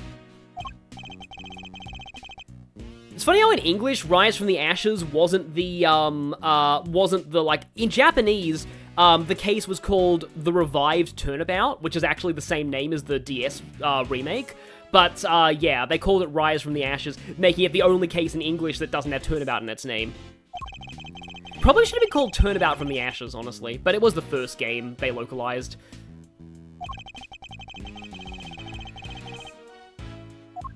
I mean, that hasn't stopped you before. Any other characters I have a weird relationship with? Well, I guess we'll see later.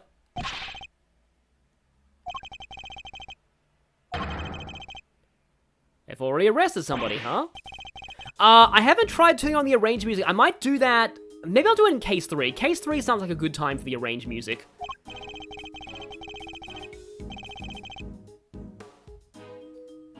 Oh yeah, his office is still like this even in the anime cutscenes in the later games. Yeah, it is a little weird that he wants to remember his first trial, but I don't want to spoil that for anyone who hasn't played. Play Trials and Tribulations, it's amazing. Although, play the other trilogy first. Like, the problem with Trials and Tribulations is that you really need to have played the first 2 games to fully appreciate Trials and Tribulations. It's very much the end of a trilogy.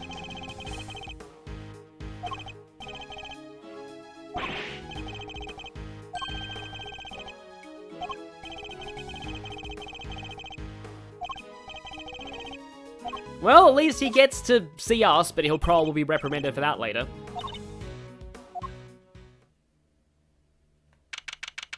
Yeah, I have the pre-order bonus, I just haven't entered the code yet. Because I don't know, for some reason I just don't often, it takes a lot for me to remember the codes, like, to do that. It's just not a step that I like to have to take. And yep, running gag from the first time we were here. Oh, also, we're about to meet a new character again. Like, wow, they're really piling on the new characters. I'm kind of looking forward to this guy.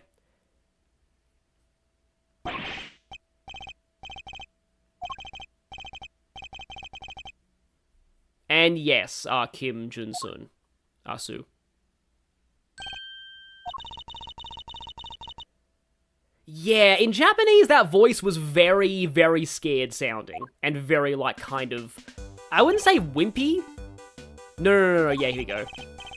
Yeah, so in our fan translation, he said, no way, no way, no way. I believe it's muri, muri, muri, muri, muri, muri, muri in Japanese, which, even that is on the, like, on the website, this guy's profile on the Japanese website, it had muri, muri, muri, muri, muri is his quote. Okay, I will say one thing, though.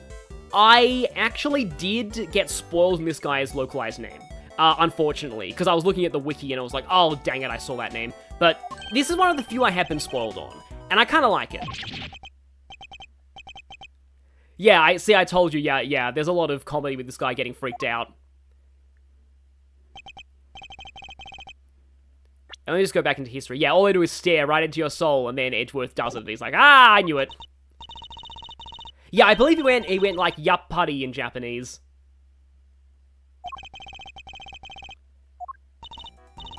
Mr. Suspect.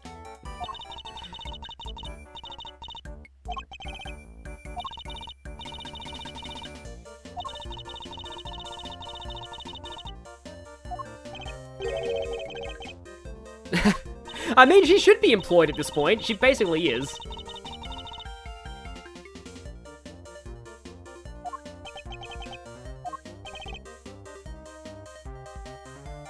They think this hippie killed a trained yet incompetent bodyguard? Exactly. Then again, that is Ace Attorney. So, the symbol on this guy's shirt, by the way, the mask, is actually a reference to, the fourth case of Trials of Justice for All, the second game. It is Global Hero Onyankopon, which is actually a reference to a real African figure from mythology. Yeah, we're gonna need to talk to this guy through a proxy. He does not like Edgeworth at all. So, Simeon Saint, there we go. So, oh wow, yeah, why would Edgeworth pay her? He barely pays Gumshoe, exactly. So, I actually like Saint for weird reasons, but first I'll explain his Japanese name. His Japanese name is Sota Sarushiro. Now, the Saru in Sarushiro is monkey, and that's important, as you'll see pretty soon. So Simeon is from, like, Simeon, monkey. We called him Simon Keys, because it sounds like monkeys. I like Simon Keys. Back during... I like how the first name is similar to ours, though. Back during the name voting, for a while, this guy was almost named Harvey. Apparently, it's a reference to a circus performer known as the Monkey Man, but I'm glad we didn't go with that. But like, Harvey Tamarin was considered at one point. I suggested Harvey Monk, M-O-N-K-E. So, the reason for that is, and this is why I like Saint, actually, because I always figured that this guy should have a reference to the bishop chess piece, for reasons that we'll get into, eventually. But like, if, you know, we've already had the rook, knight, and the king, I always saw this guy as the bishop, so I wonder if that's what Saint is referencing. It might not be, and something tells me there is a reference to like Saint or something, but like, it sees an alliteration. Yeah, there was a poll. Like, basically we had a forum, and we had a bunch of, like, names that we all kind of voted on and bounced ideas back and forward. So there were a few decisions, but eventually Simon Keys we realized was perfect, and then Simon Blackquill happened in Dual Destinies. But by the time that localization was announced, we couldn't change the name. It was too late. So we ended up with the same name as Simon Blackquill, but still. I like how they didn't go for Simon this time to not clash with Blackquill, but they went for something very similar. But yeah, so that forum is lost to time, by the way, so I guess here's a bit of fan translation trivia. So we started our fan translation discussion, everything for it was based on the old Court Records forums. Partway through the fan translation, they migrated the forums to a new Court Records, and they actually had to keep the old Court Records forum essentially on life support, because that was where all of our fan translation stuff was, and so we needed that to function. So basically we were responsible for keeping the old Court Records forum alive. It's definitely gone now, but like, anyway. We couldn't, like, it was too much for us to migrate to the new forum, so yeah, that was pretty cool. Yeah, maybe Verity is the bishop. The possibility, unfortunately, those forums aren't really preserved exactly, so I don't really know. I only remember the most important of the suggested, like, I don't know, like, there was a couple for, I remember, like, Justitia Daisha was like, considered for Gavel at one point, but anyway.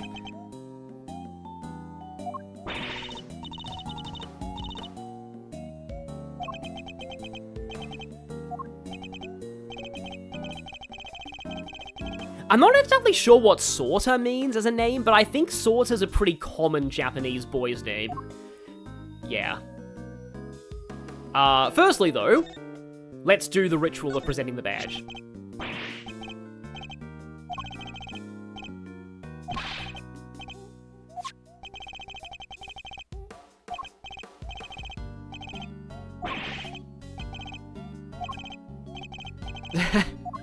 And you've already been arrested, so yeah. Does he have anything to say about the body?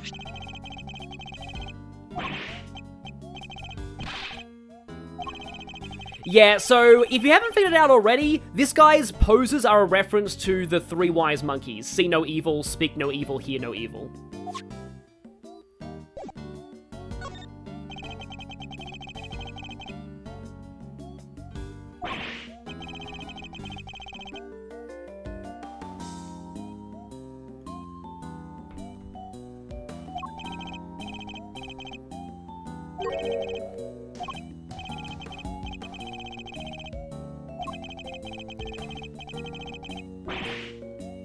So, Edgeworth, it's a running gag that Edgeworth has difficulty getting witnesses to state their professions.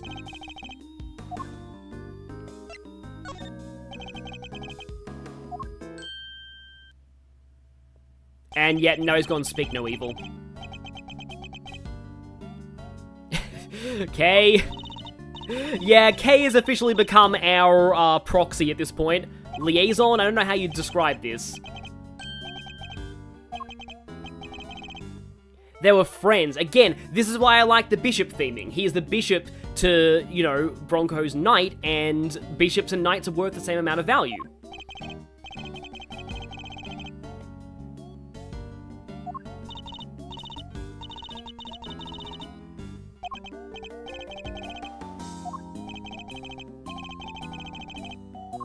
It would have had to have been in those 2 days before he got murdered. Therefore, yesterday around lunchtime, okay. So they called him first, huh? Yeah. So, I guess you were his one phone call?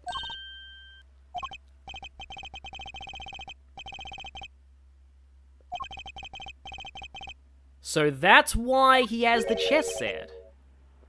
Like, to be honest, I'm actually really surprised that, they allow him the chess set, because I think the pieces would be a choking hazard, but still.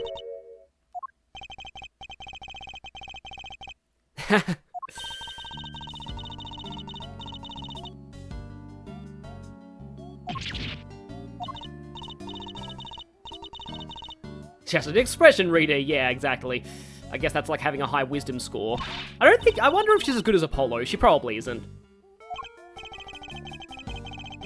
Edgeworth and people listening when he asks for their name and profession are two things that don't mix.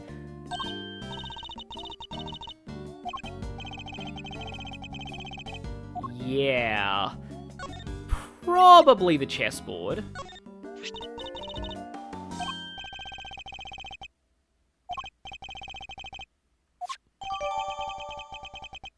The idea of what Bronco's house would look like scares me. Yeah, I agree.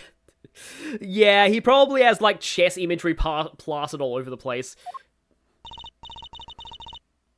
Kay the Thought Thief. Oh, I actually just remembered something. I think you actually can check that chessboard now. Hang on a minute. I wonder if I...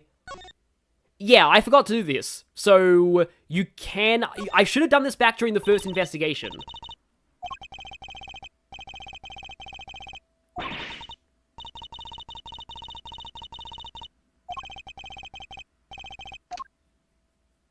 But yeah, you can look at the pieces inside here. Oh yeah, guns. He'd be the kind of guy who'd be like a massive gun collector. And a hate shrine to Rook, exactly.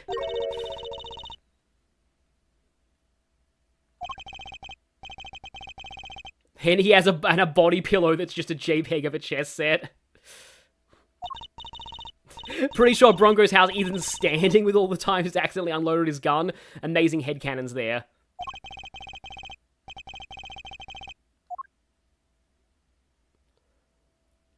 So yeah, there doesn't seem to be anything else about the chess set, but I wanted to open it up anyway. Oh yeah, Edgeworth does canonically have one of his chess pieces that's like Phoenix.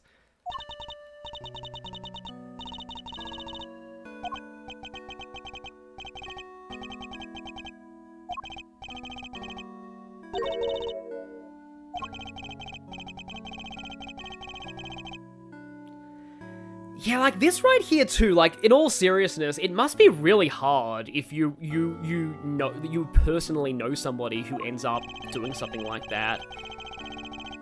Yeah.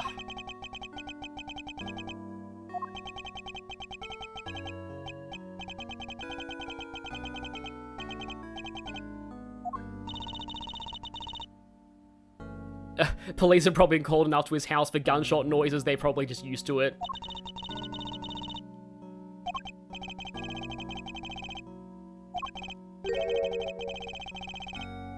Yeah, why did they arrest him?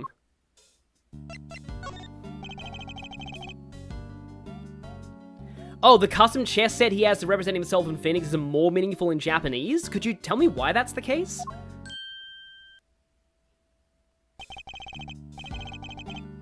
The symbolism is a lot more blatant, okay.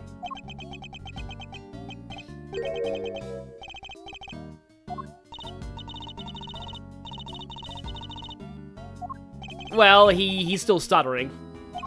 Yeah, like, in Japanese, this guy's speaking style was pretty basic, but, like, you could tell he's very intimidated. And he stutters a lot, and he says that, well, moody means, like, impossible. And here we go! So I got spoiled in this by Twitter, but a lot of people think this is a reference to the fan translation, and if so, seriously, thank you, Capcom, it is a very high honor. Yeah, I like the remastered sprites as well. Yep, you probably are going to be interrogated, and given that this is based on Japan's legal system, interrogations are really awful there.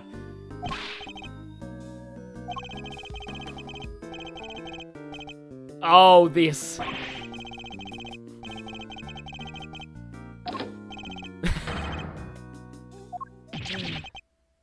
Yeah, see, that was something that, like, this is a case of the humor still translating, even across cultures. This is all literal to the Japanese, but it's still funny.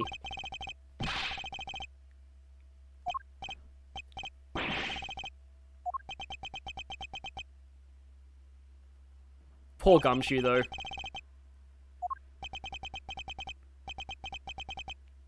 I can understand the translation being developed without referencing the fan translation, because, like, you wouldn't want to get in trouble for, like, copyright, potentially.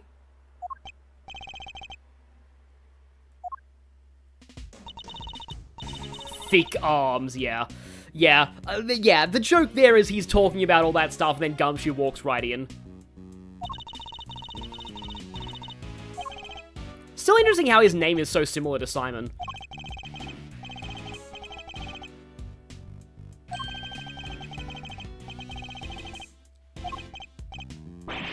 Unlike Phoenix, Edgeworth doesn't have a Magatama to actually tell if he's telling the truth about this or not.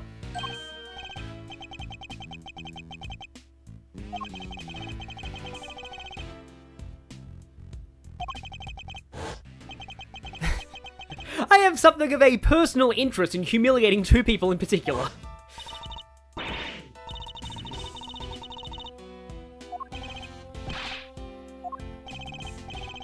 Oh, I see you, JJR.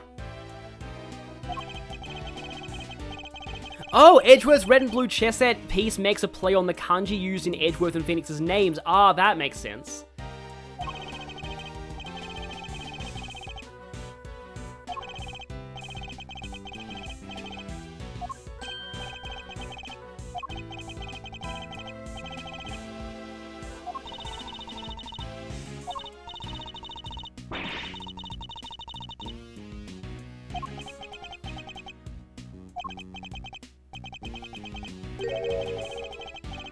Yeah, Edgeworth is definitely a little... I don't know if he's exactly tsundere about this. He's more being professional about this.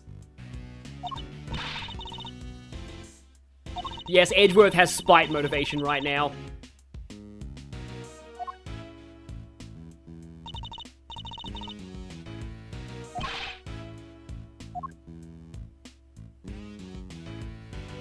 Okay, yeah, Seb Deb, yeah, you'll watch the VOD later, definitely. I plan on doing more of this case.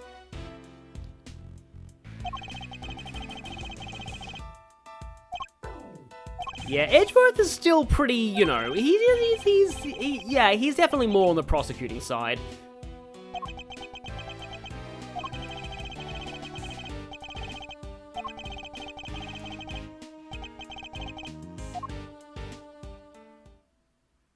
Yeah, he does indirectly help a lot of suspects, like, you know, like with Tabby in the first case.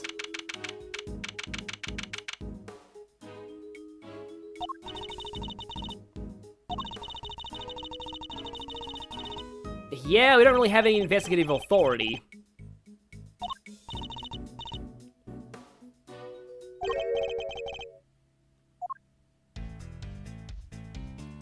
We were talking about borrowing a defense attorney's badge, and just look who just happens to show up. I wonder if that's gonna help us out.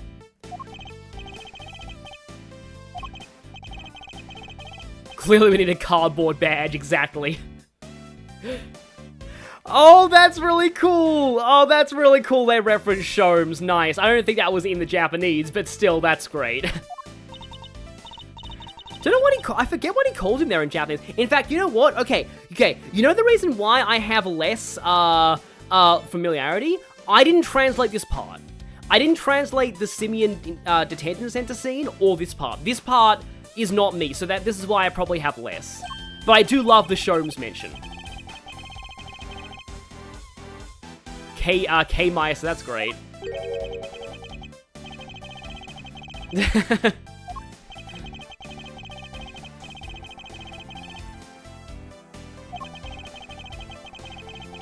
Jailer Rooney, I love this guy already.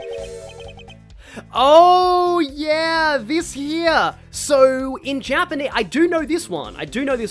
In Japanese, he says Sarumage. I don't actually, I think Sarumage does mean something, but, it's a mutation on his name, Sarushiro, so, yeah.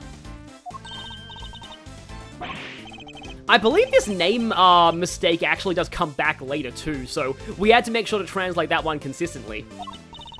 I think I think in our version it was Shy Monkeys.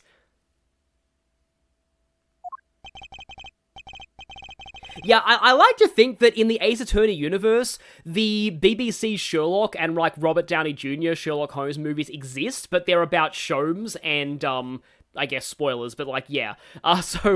Yeah, I like to headcanon that. Yeah, Shy Monkeys was the fan translation, exactly.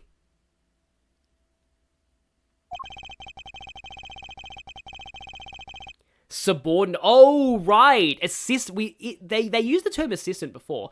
I forget exactly what this is referring to. I think was this Investigations 1?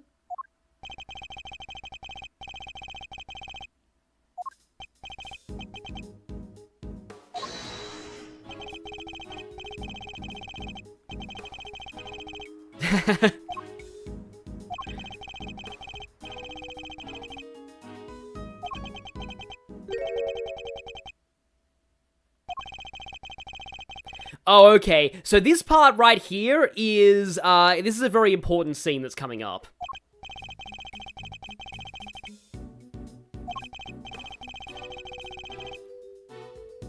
Oh yeah, I do wish they changed the Sherlock Holmes reference in the early Ace City games to Herlock Sholmes. Oh god, yeah, Roger Ratings would play. Well, he would play him in that show, wouldn't he? But yeah, here come the vague references to earlier games that avoid spoilers.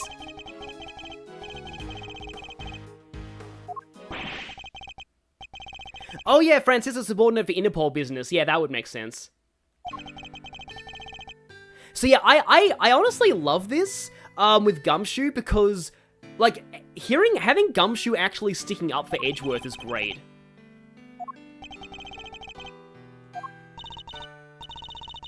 It's a subtle moment, but it's nice. Yeah, and she actually calls him Hero in Japanese, which is, I believe it has kind of special connotations, because it's kind of vaguely Dragon Quest-ish. I know that in Yakuza Like a Dragon, the term hero is, everywhere. So, this means a lot. Oh yeah, the got you off the hook last month was Investigations 1. Play that, if you want to find out about that.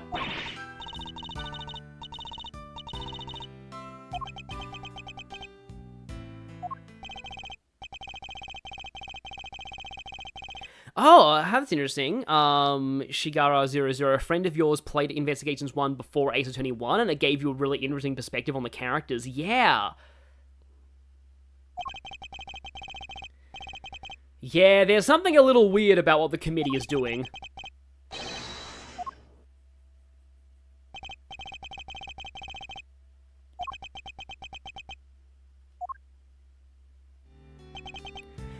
Yeah, Holded is usually exclusive to playable characters. It wasn't until, like, the Layton crossover that they started voicing every, like, speech bubble.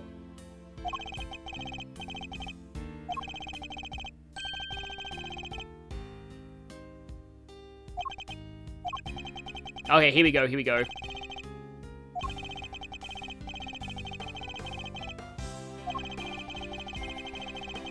Oh, he says old friends plural.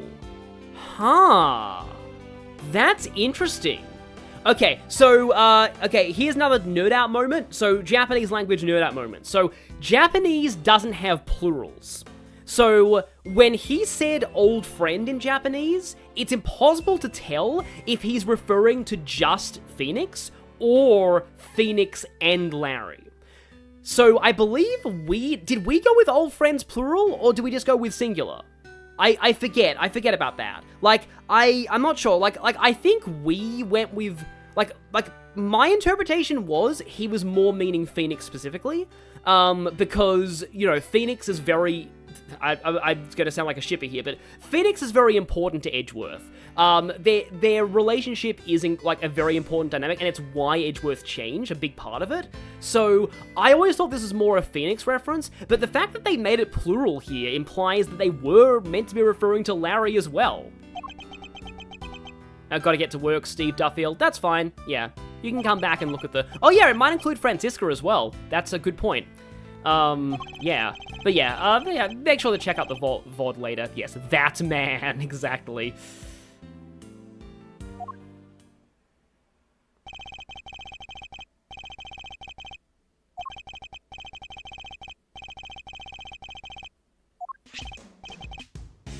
Yeah, did we make a new graphic for this? We probably had to. Edgeworth and Co. law officers. Hang on a minute.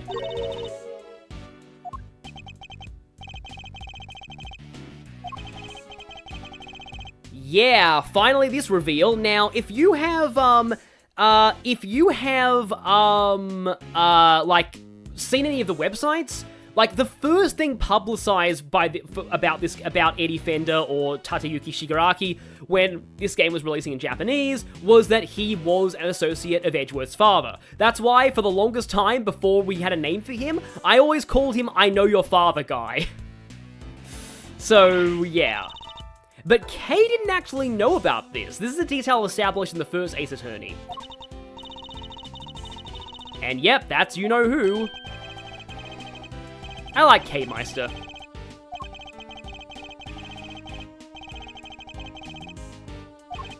So, Gregory Edgeworth was a name that we didn't have to come up with. Oh, by the way, I love the fact that he calls Edgeworth Miles. Like, the fact that he's on a first-name basis with him is just great. Very few people are.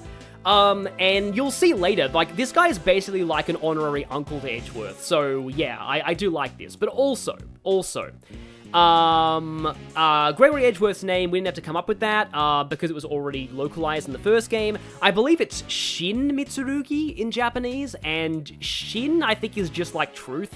It's pretty basic.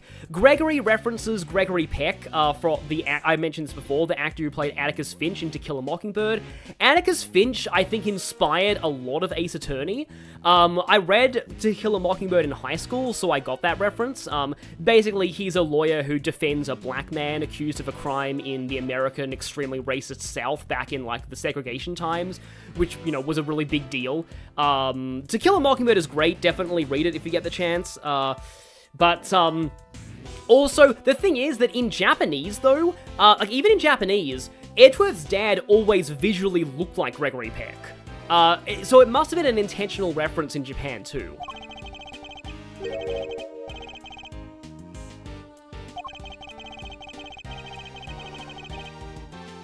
Yes, again, the Von Karma simp years. That's a good line, though.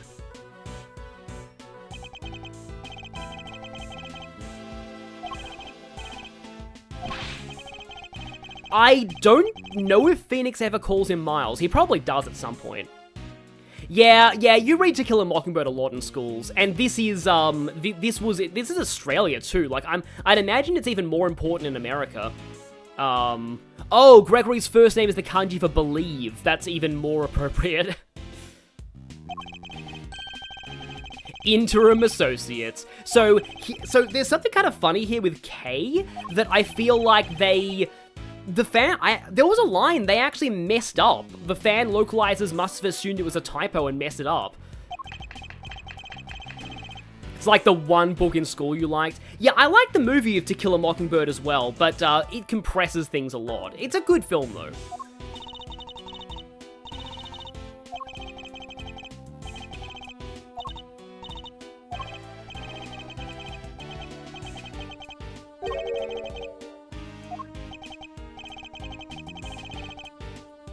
Oh, Phoenix and Edgeworth sometimes use each other's first name in the anime to match the lip flaps, but they don't do it in-game. That makes sense. Where were we when we got interrupted by Idiot and Night Templar? Oh yeah, we're investigating the Scream. Oh, I think I know what's coming up, and it's amazing. I'm gonna have to do another fan translation nerd out soon. Eager associate. Boss. Oh boy.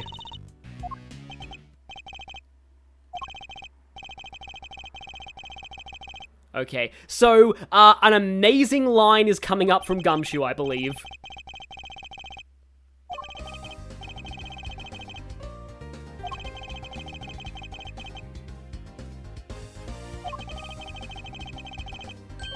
He's gonna be our mole in the winter camp.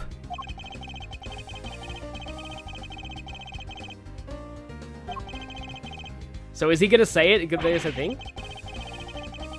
Yeah, there we go. I'm a real pro when it comes to letting things slip to the defense. I love this. Like, in Japanese, I think it's even more blunt. It's like, I'm really good at leaking investigation to defense attorneys. Because it's true. If you've played the Phoenix trilogy, this is really true. I'm gonna screenshot this line.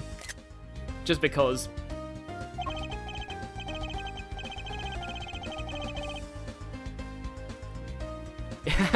Oh, that sounds like kind of cool. That's a bit of a reference to, yeah. Yeah, To Kill a Mockingbird is very, very, very American, but like, yeah, it's studied in other countries too, because it's very important about, like, racism. It's funny because it's true. Yeah, the Gumshoe thing. Yep, Gumshoe became self-aware. Exactly.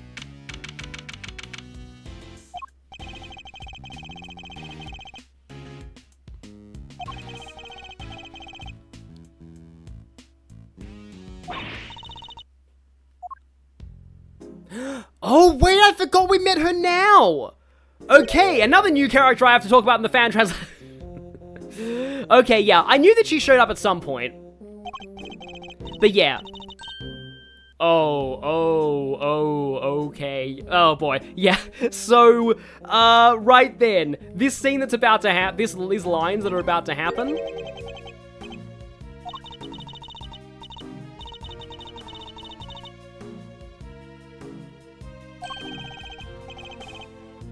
So,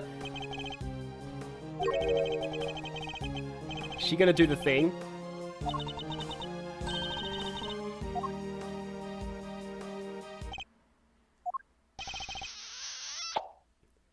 In the words of Critical Role, consent please!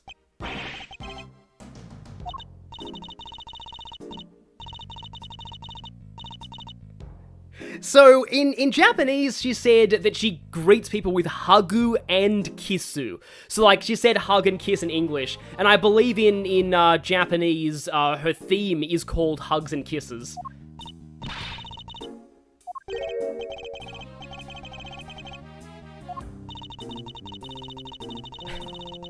Yes, physical contact is very important. I mean, yeah, but I mean, don't just jump on random people and glomp them. So yeah, she referred to the prison as a home as well. Oh no. This is... God, I wish that were me. Yeah, so like this is kind of so something that I have kind of noticed is in Japanese this guy was like Eddie Fender was a little bit more kind of perverted, and this was kind of meant to be his karma moment where it's like he tries to flirt with somebody and it's like, oh, okay, he's getting a taste of his own medicine. Fifi Lagarde, okay, that kind of makes sense. I like that. Okay, so here's the thing. In Japanese, her name was Marie Miwa. Marie as in an English name. So she was meant to be foreign, so I kind of like that they are translating her name as a little bit French here.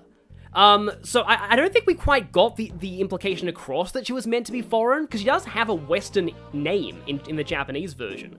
But, yes, exactly, Saxo Fender became Saxo Fended. But in our fan translation, we went with Patricia Patty Rowland. That name was also partly me. I'm not sure I did the best job at it though. So in Japanese, the pun in her Japanese name is that when you say it in Japanese order, it becomes Miwa Mari, which is from Miwa Mari or patrolling. So patrolling. Now, I am gonna give a rant here. Somebody at Capcom's writing department must really love that pun, because they did it 2 more times! In Greatest Anyone, Pat Beat and Rolly Beat, their names in Japanese, their surname was Omawari, which is also a pun on Mawaru patrolling. And then, in Spirit of Justice, the first victim, the security guard, was named Mima Waruhito. So, patrolling person. Why does somebody at Capcom like patrolling puns? I don't... Why? I don't even know, but just... They did the same pun 3 times! Anyway. Yeah, so like, I always used to call her Patty Roll. Like, that's what I used to call this character. So, that's kind of why we did the fan translation name. It was kind of half me, I suppose. Wait, is Fifi seriously slang for... That's actually kind of funny.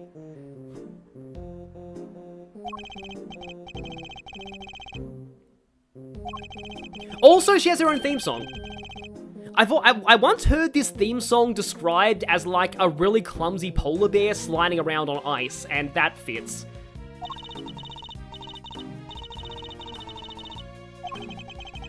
I do like how she's calling people darling, though. Her whole thing is that, like, she treats everyone like a family. She's like the big mother type.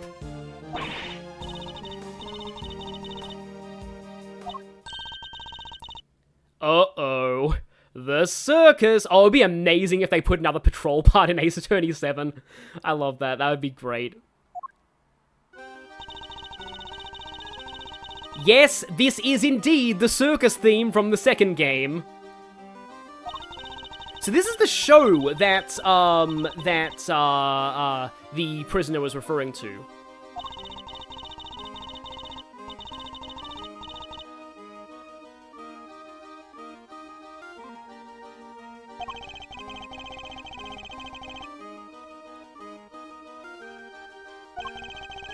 Yeah, Carcerato. I don't know if it's Carcerato or Carcerato, it's probably Carcerato. I did Italian in primary school, like, or, grade school, just a little class of that. Oh no, everyone in the chat is freaking out about the circus. Yeah. 8 until 10. That was close to when, Carcerato woke up. Around when the body was discovered. So yeah, she attended the show, so she's got an alibi. And yeah, Rocco.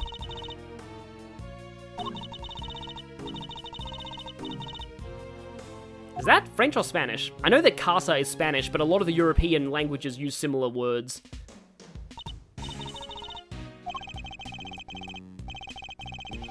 Yeah, I like the way they had her talk. Like, I can imagine the voice in my head. So, like, honestly, it's a great localization, because, like, the character voices are done very well. Like, again, I can't remember exactly, like, what her... oh, I am pretty sure Fifi literally does say ara ara in the Japanese version. I'll give you that much, Chaotic Caper. Like, I am almost positive she says that literally. Yeah, so the thing that I was actually kind of getting at earlier is, like, the thing about Fifi's dialogue with Eddie at the start, that was always a funny thing to me to translate, because it's like, okay, this is flirting. Like, this is basically flirting, and, like, I'm like, how do I translate flirting? This is so awkward. So yeah, that was just a, you know, just a funny fan translation thing. It was like, you gotta translate a lot of things in like, translations, but, like, you know, I mean, you know, I don't know how to really flirt in real life, so I'm like, wait, how do I translate flirting? Like, what do I do here?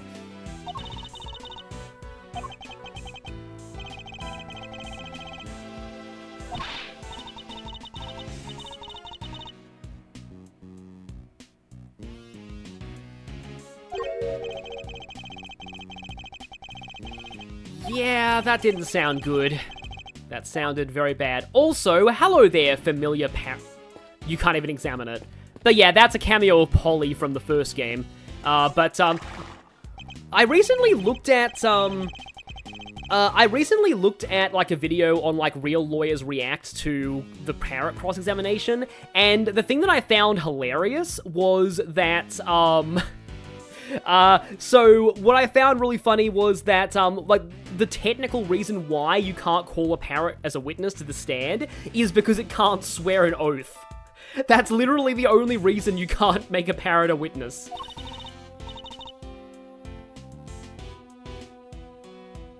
Wait, your first job as a translator was for a rom-com? Yeah, that could be awkward.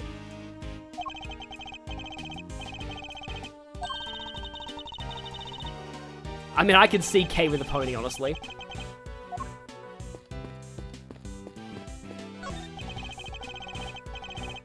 Yeah, this guy didn't look as obviously angry in the original sprites. Okay, so the body discoverer is in the workshop. A body discoverer draws near. Command? Yeah, so also the other thing was that you can call parrots as evidence. But, like, yeah, the other thing was that like, an animal has no concept of truth or lies as well, so they can't really be a court witness.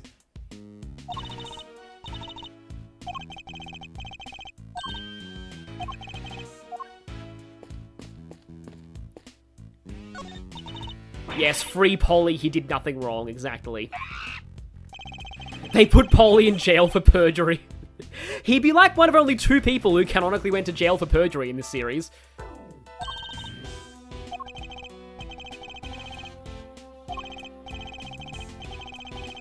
Yeah, this does look like it's meant to be an animal enclosure. Like, at first I thought that was like one of those prison breaking rocks things, but no, it's definitely for the animals.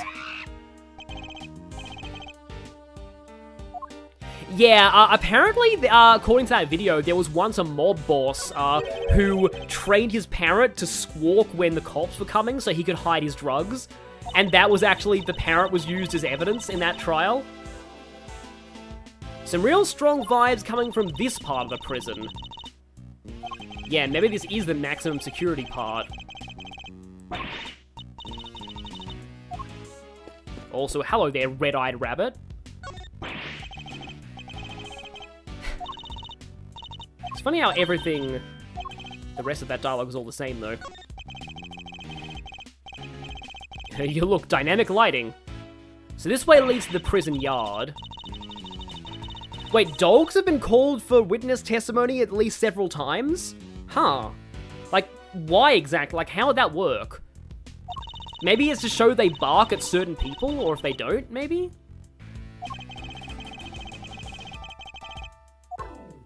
Also, so this cat right here... Nice cat noise. Oh yeah, there were... Yep. So, excellent localization here. This was nya puns in Japanese, I'm pretty sure. It was like, kawaii neko desu nyan.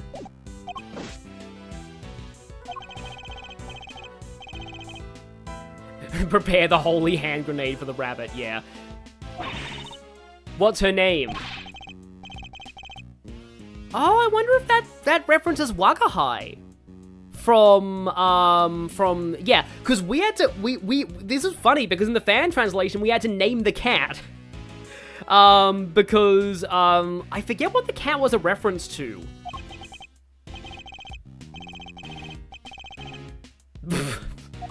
Okay, yeah, that conversation was full of puns in Japanese, so I remember that much. I did this investigation, because I remember translating, Fifi Lagarde's first dialogue, so this part was also me. I remember a little bit more of this, but I do remember that cat dialogue was puns. But maybe it was a Wagahai reference. Maybe that cat is actually the very distant descendant of Wagahai.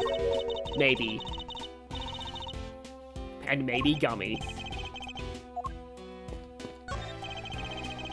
So that one's the crime scene. Yeah, I think we called the cat Normal in our fan translation. Because, like, yeah, again, like, it did have a name mentioned.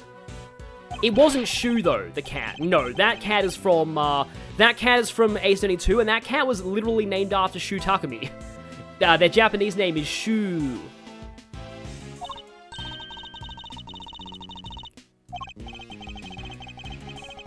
Sneak peek technique, huh? Okay. Alright, still a few looks. Okay, there we go. And there's another workroom.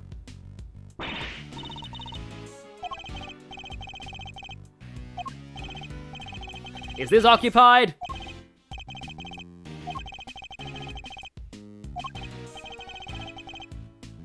Yeah, that bench is probably more comfortable than whatever Gumshoe sleeps on.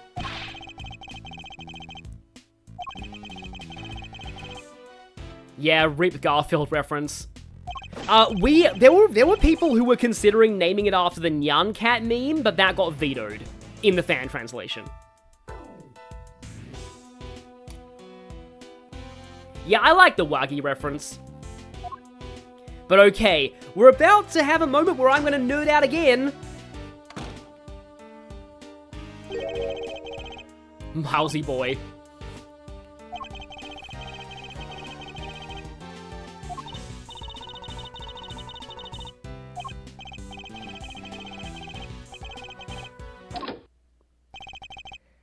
Here it comes! All rise for language lesson, exactly. Oh, I like how it says bow wow. If you have played the first game, you might recognize this guy.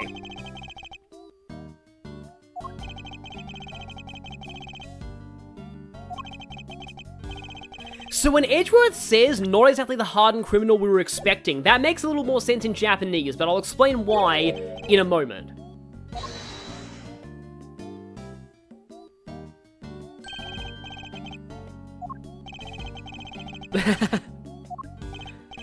Yeah, the reason why Fender steps in is because this guy talks in a very non-threatening way in Japanese.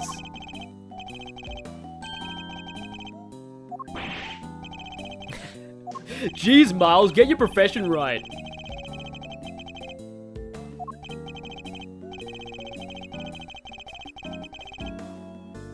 Well, yeah, the one he spoke to yesterday was, a conductor.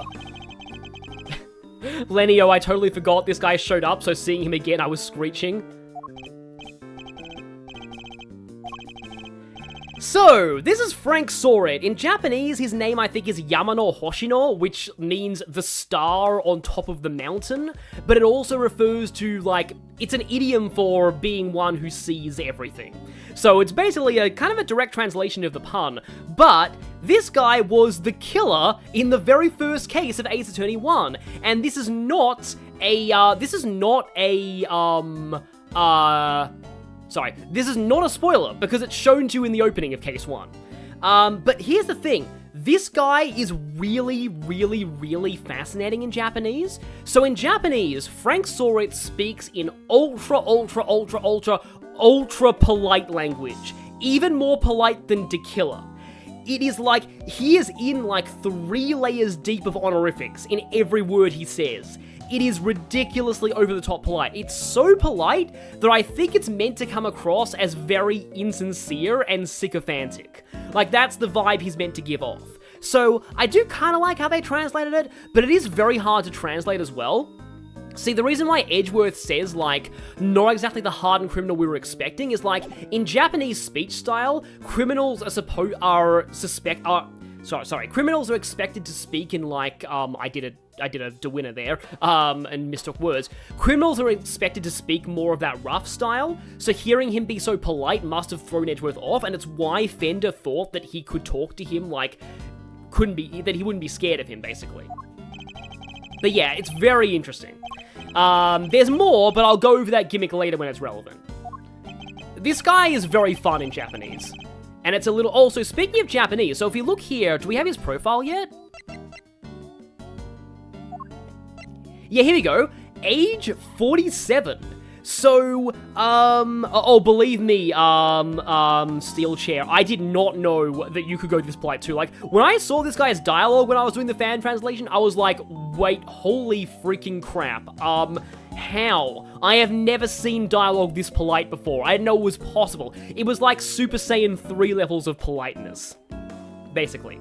But anyway, yeah, the hand-rubbing, overly polite, brown-nosing salesman stereotype is common, yeah. That's what he's supposed to come off. He's meant to come off as that, like, sort of smarmy used car salesman vibe. So yeah, anyway, the age here. I said back in case 1, there was an age that was a little bit weird in this game, and that's this guy. So this age does not match the age given for Frank Soret in the original release of Ace Attorney 1. So people suspected that he must have lied about his age, but I think the remasters corrected his age in Ace Attorney 1 to line up with this age. So, yeah, fun bit of trivia there. I'm not totally sure about that, but, like, I seem to remember reading somewhere that the age was just wrong, in the first game.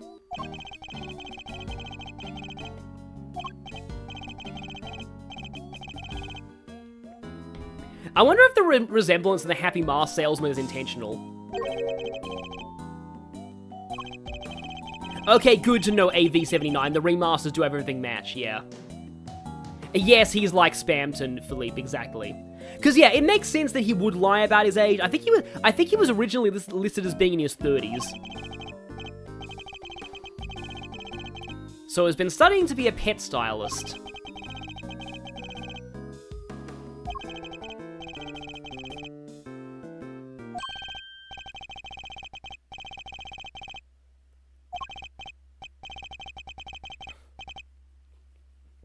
So, here's the other gimmick with Frank Soret. In Japanese, when he gets agitated or nervous, he suddenly switches to super rude casual speech. This hesitation right here is an attempt to localize how he corrects his speech style when he notices that he's slipping like that. Hold it!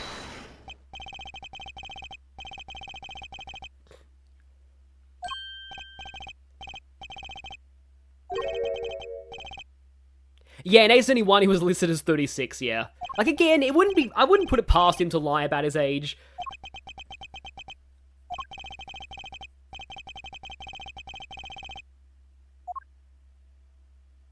Pet stylist instead of pet groomer.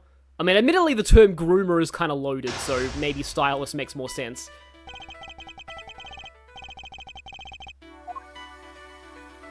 And yeah, we've got Mind Chess 2 already, and it's 3 chess pieces this time. However, if you know Frank Soret from the first game, you'll know that this guy is generally not as hard of an opponent. Although, he actually does step things up in this game. He's definitely not as horrible of a liar as he used to be. He's still pretty bad.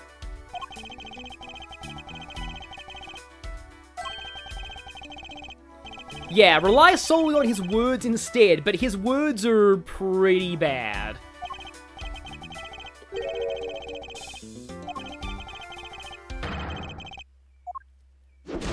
Oh, Edgeworth, you only think he's good at hiding his emotions, but anyway.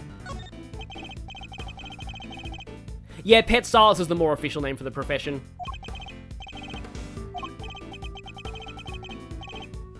Yeah, I like this because this does get across his polite speech style.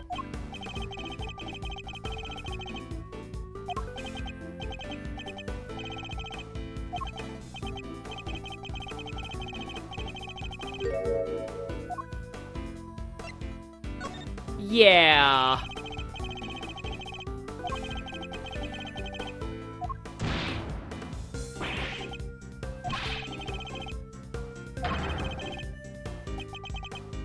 Yeah, see that right there? How many times do I have to tell you people? I mean, I don't know anything, I swear. In Japanese, he said that first part in a really rude speech, and then he switched to super polite afterwards.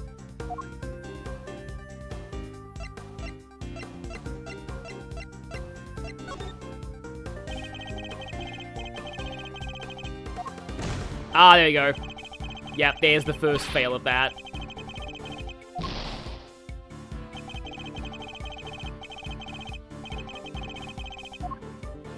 Anyway, back to this, which I already went through with.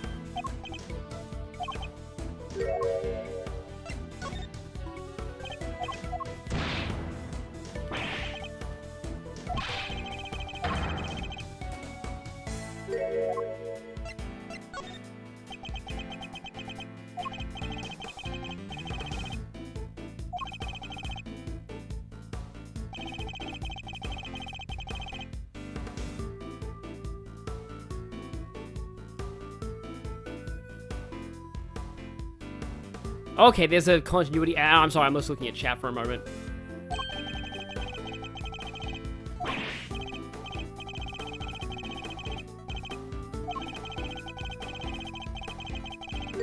Hang on a minute. We never said anything about looking for the body, the person who discovered the body.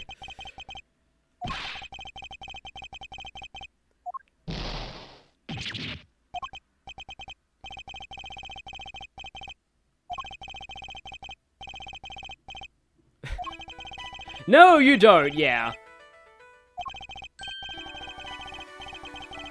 Yeah, I'll talk about this E. the Cooper later, but like the way that Japanese laws work when it comes to the death penalty is kind of like it really only applies to very severe cases. Like it's actually not used as much as you would think, and it's probably only ever applied to like the final case killers in this series. Like it's totally understandable that Frank saw it. It just got a prison sentence. Smash that mask of his, exactly. It's like the heavy mask salesman.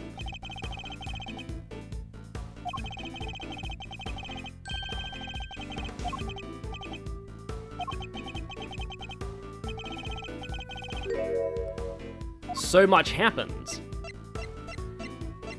This one's actually a bit of a branching dialogue, I remember.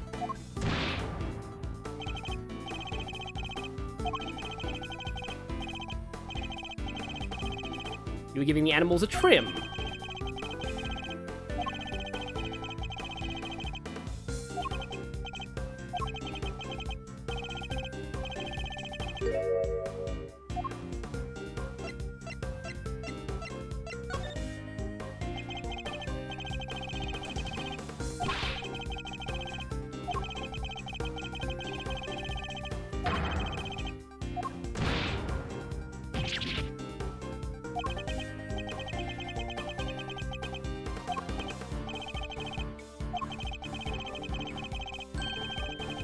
Okay, that's already a clue. But I believe we have to explore the other branch of the conversation now. How are things in the prison, I think.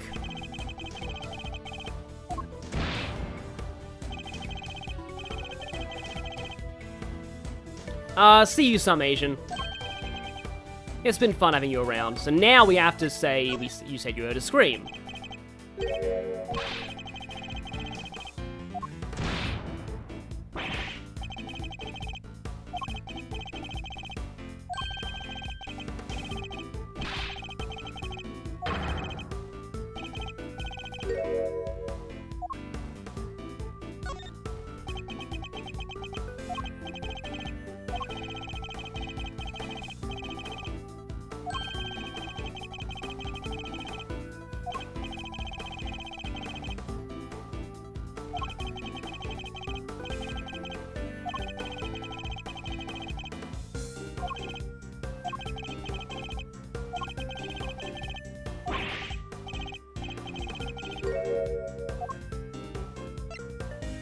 Yeah, here we go.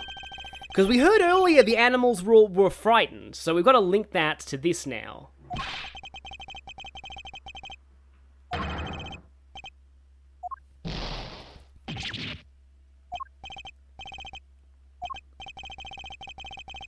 Yeah, okay, slight spoilers, but yeah, Manfred von Karma is implied to be dead, but we don't exactly know how it happened.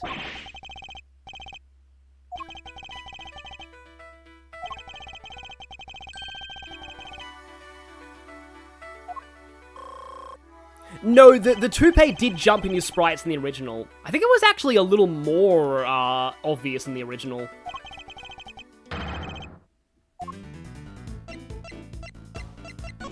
So it's when or who?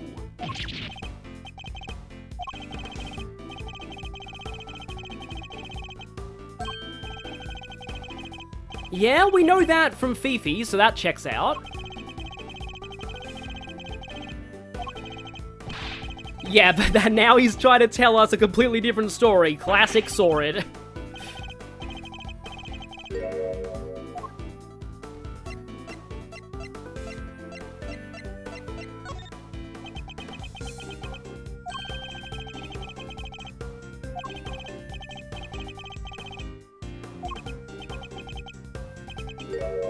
Yeah, it was a whale in Japanese too, but, did you ride this whale?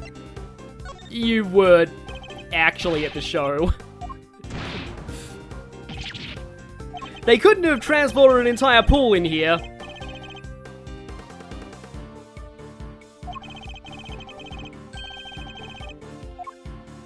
Yeah, I believe the who is the one that requires the clue here. Yeah, exactly, Frank saw it, never learns.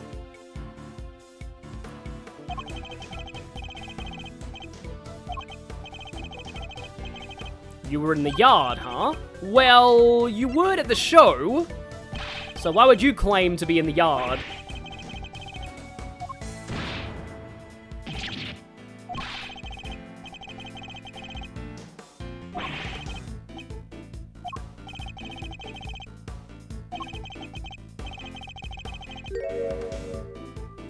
So yeah, this right here is kind of interesting.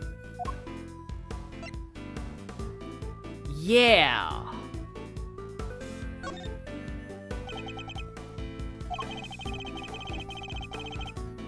Yeah, if there was a scream... When you've heard a scream at a crime scene, now nobody here knows the victim died instantly, but like, if you've been told there was a scream at a crime scene, you would naturally assume that it would be the victim. But he's very sure it came from the person who found the body.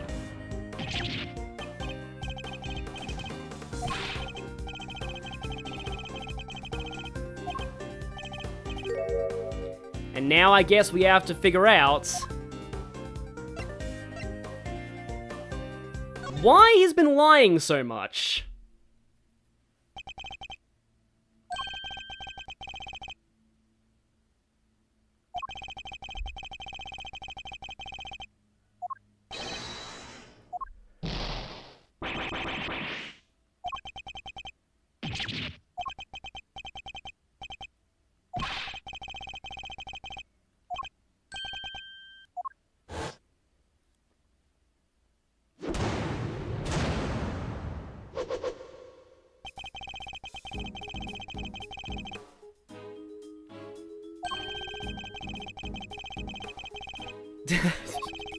Yeah, we just caught you in about 100 lies right then.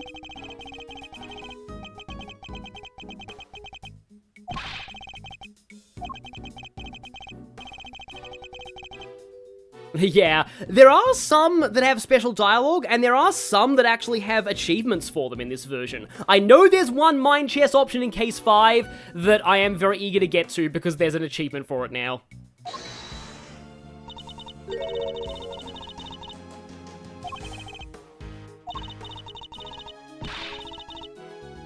Yeah, we're actually in a bit of a different profession at this point. But at the same time, what this guy knows is going to be useful.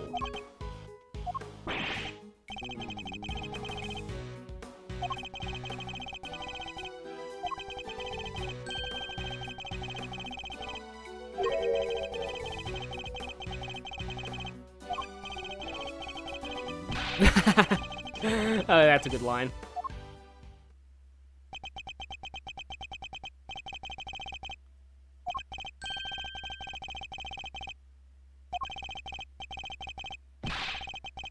But yeah, I believe they actually put this... Oh yeah, because this came out in 2011 in Japan, and Ace Attorney 1 was 2001. Yeah, they put in Frank Saw It as for the series' 10th anniversary.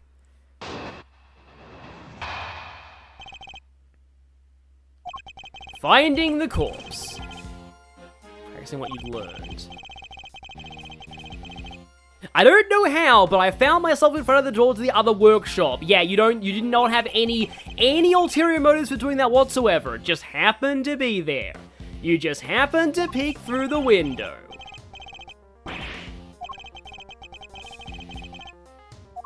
I mean, it's only natural he screamed on seeing that, but still. You just happened to be out of your workshop and looking into the other workshop.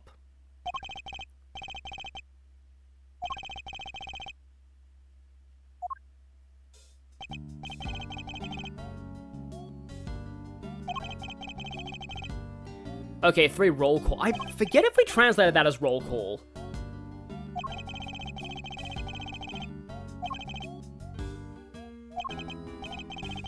I accidentally happened to be there.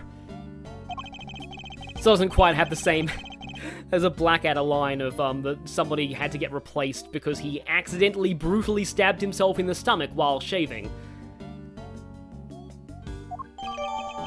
Here we go, prison roll call. 7 AM, noon, and 9 PM. The victim's body had not been found at the time of the 7 AM. I've forgotten how significant the roll call was. So the murder took place after 7 AM, huh? And the show was 8, wasn't it? I think the show was 8. Anybody who wasn't at the show has no alibi, huh? Well, right now it's just you. I think, yeah, so I'm just getting used to these new names. Hang on a minute. Yeah, Rocco was not, was at the show, pretty sure. He made it sound like he was. Yeah, I guess Investigations 2 is a final love letter to the original trilogy in a lot of ways. Oh yeah, he did reuse a lot of lines, well not one of the lines from his first season. Yeah, I think I actually did look back at some of Frank Saw It's dialogue from the first game and see how it was translated back there. But it's so hard to replicate the whole thing about polite language then suddenly switching into really rough language when he gets agitated. It's implied that's how he normally talks, and the polite language is just when he's in suck-up mode. How's that work about the chest shaving thing? It's implied that someone brutally murdered him. One of the other lines in that Blackadder episode was, accidentally brutally cut his head off while combing his hair.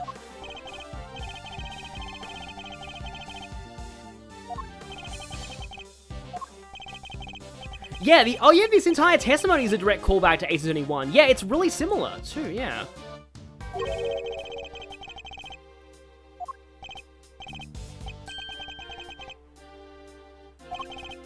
You're a model prisoner, yes, definitely model prisoner who's not lied to us like 50 times already.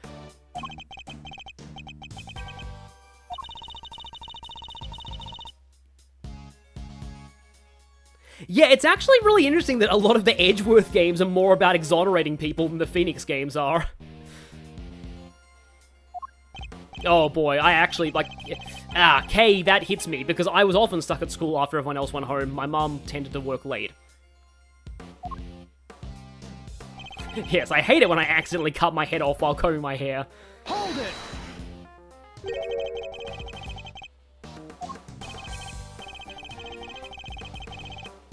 I mean, that's kind of true, but it looks like you can see through those bars. Yeah, the cameos in Pokemon Gen 7 being a final hurrah to handheld Pokemon. Yeah, that kind of makes sense with it being like the last handheld Pokemon game.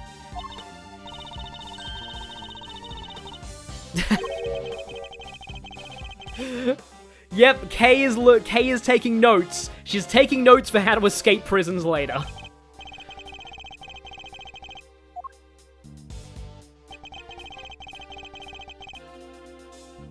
Hold it!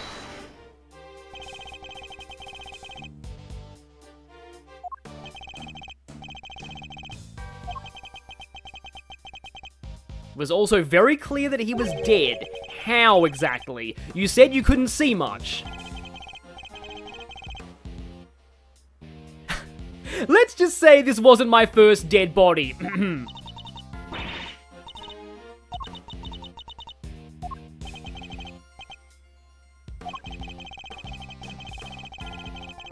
Yep. This is the first time I've seen somebody who I didn't kill, yeah. Hold it! Oh yeah, I had to stay at daycare for like 3 hours after school because my mom worked late too, for EAT.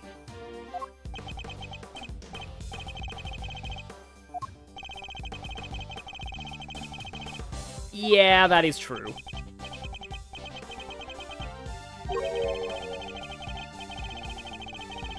Yeah, I think I remember this line.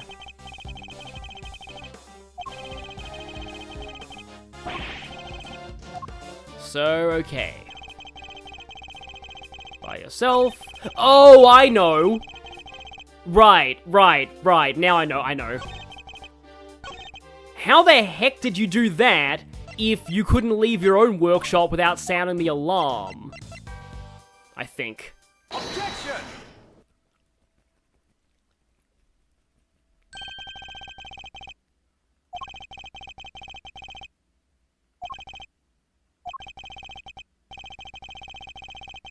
Former newspaper.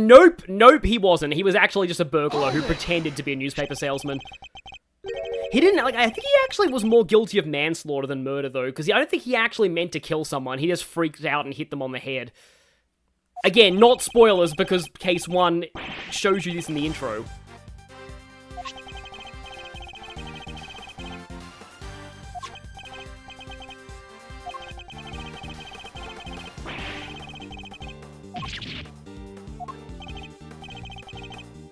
Edgeroo was great.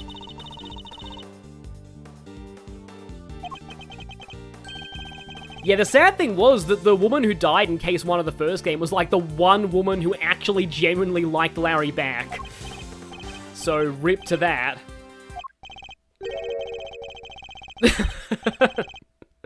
I love Frank Saw It. I may have forgotten to mention one tiny detail.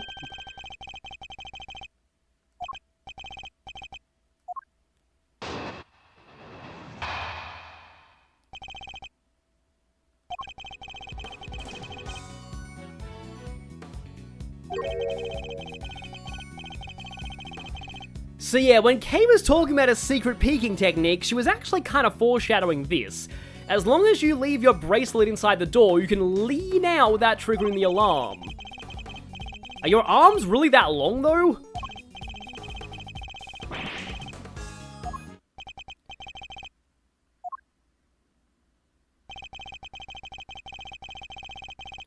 So he claims that he kept his arm in workshop A and... I mean, the doors are close together, granted.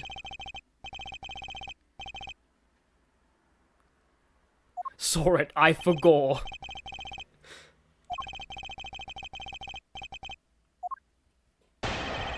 Forgot to mention one tiny little detail on purpose.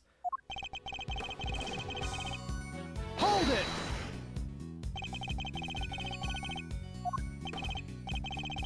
Oh yeah, given that he is a burglar, yeah. Oh wow, that's the shortest press conversation ever. I mean, granted that given that he explains it in the next line, it doesn't make sense to have a long press dialogue there.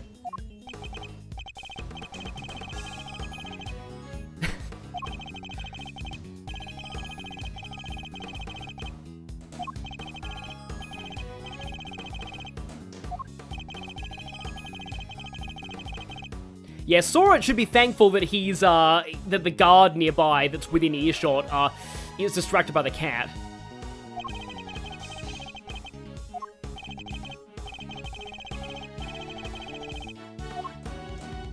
Yeah, make sure the guard, who is actually within earshot right now, wasn't looking. Hold it!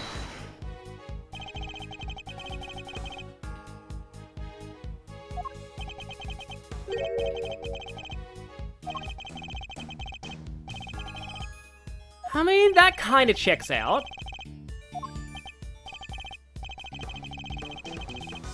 Yeah, I think it was actually Winston Payne who made the insinuation that Larry's girlfriend was seeing people. I don't know if it was that. And given that that was Payne, it could have been a lie.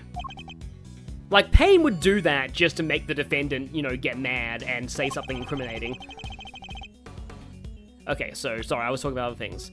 I thought what was going on, so I went right away. So you went to look as soon as you heard the noises. Are there any problems? Well, when it saw it, there's almost always a problem.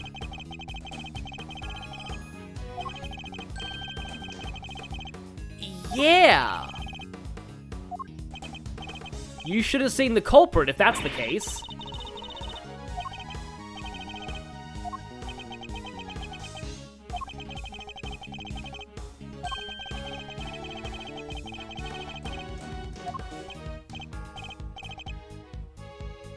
Yeah, I like to think Payne was lying. He was definitely trying to, yeah, rile Larry up, exactly. He's an unreliable narrator. Yeah. The thing about Saw It in case 1 is you never even need to press in that case at all. So, yeah, so it was a very easy tutorial. I wasn't sure I should mention it because it seems so crazy. Please tell me you're not going to say you saw somebody flying. Here we go.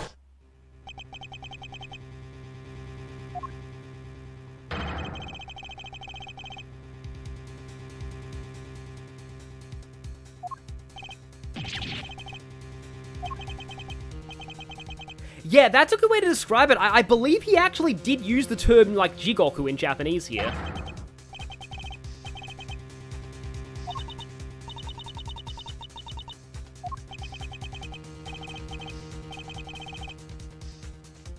Case 1 of the first game was meant to just be a tutorial, like, on the whole series. It wasn't really meant to be particularly deep.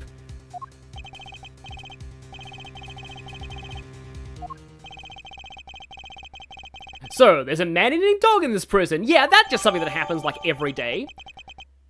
Saw It claims to have seen this dog biting the victim's throat. He doesn't seem to like me very much. Oh yes, that's definitely everything. And the dog could have got into the room. I mean, the dogs don't, you know, yeah, like they can open the doors with their microchips.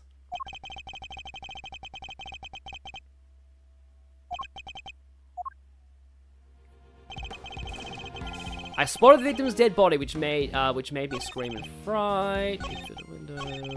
Also saw that black dog, his mouth clamped tight around the victim's throat. Hold it!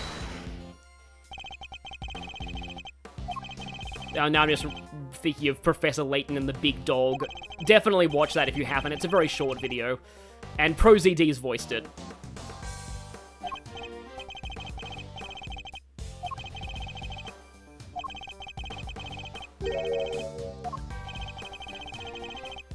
Yeah, he does not like attorneys.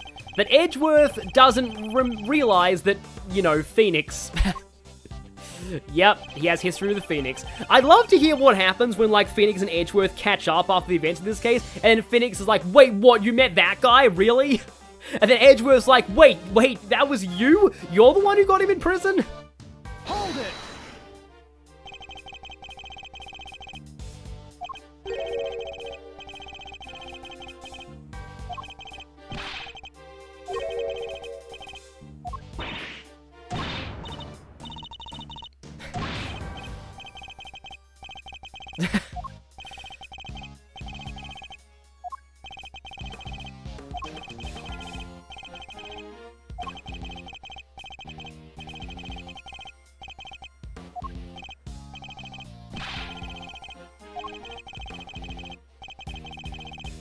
Yes, we want a nice and accurate testimony because usually when you do that, you say too much. So now he's added another thing to his testimony. Like Frank Sorrett's testimonies are honestly, they are a little harder than they were in the first game. Oh, I remember this one now. Yeah, there's actually 2 statements here. This one tripped me up a little bit. I remember seeing his ring gleaming as it caught the light. So there's a reason why that they drew attention to the ring earlier. Edgeworth recounting to Phoenix, all his wacky tales of international cover-ups and conspiracies. Meanwhile, Phoenix, so I defended an orca today. Cause, if you look at this, you can't actually, in the state the body was in at the time, you can't actually see the ring. Objection! The one time saw it is actually detailed in his testimony, and it came back to bite him.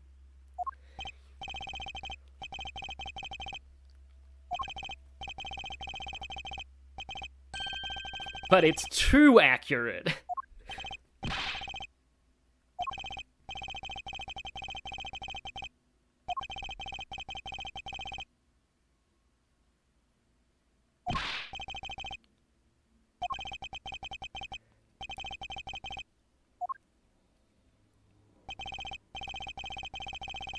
Yeah, that's the thing, like, this game technically takes place just a few weeks before Phoenix got disbarred, in the backstory of Apollo Justice, so maybe, yeah, maybe the Edgeworth's next talk with Phoenix might be a bit interesting.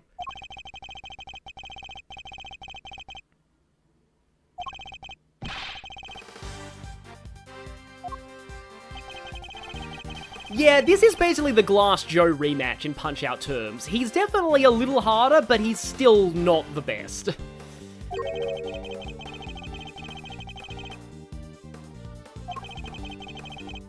Yeah, this line right here, this is when he's in full-on, like, fully rude mode.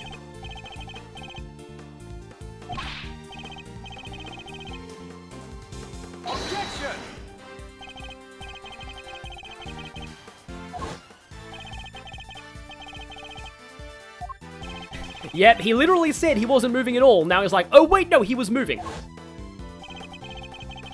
Phoenix, and now I'm raising a child. Yeah, play Apollo Justice to learn about that.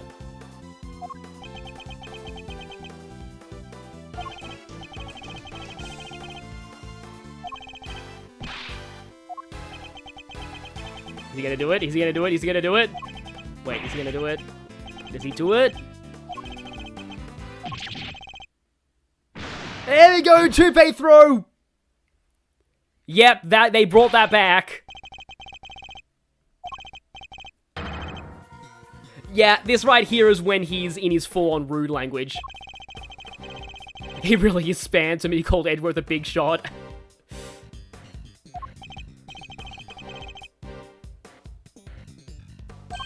Yeetus the Wiggus.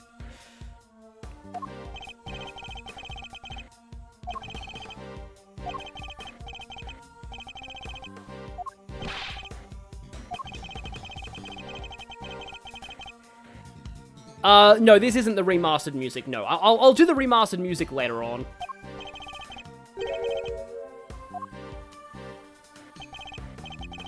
This is where you were standing when you saw the body. Well, it's pretty obvious. He was standing all the way in here. No, he was standing in the workshop.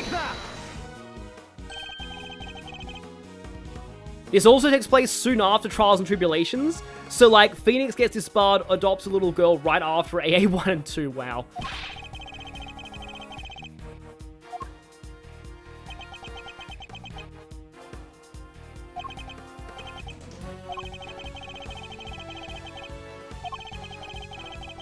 Nothing to prove you're in the room, huh? About that.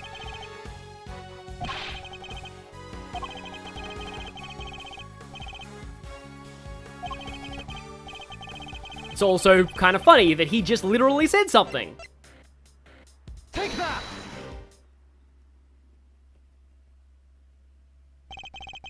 Saw it through toupee. It was not very effective.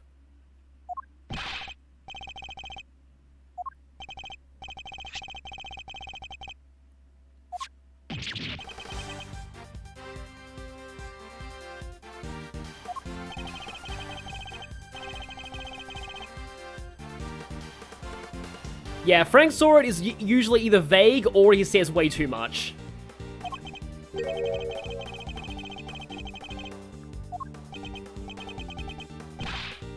Hold it!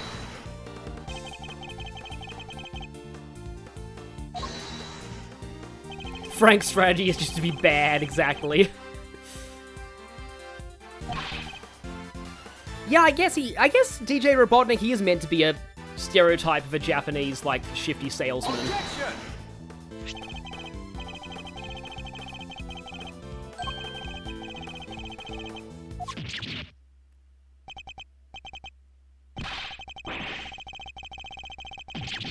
Unfortunately, they didn't fully recreate his breakdown from the first game. Objection!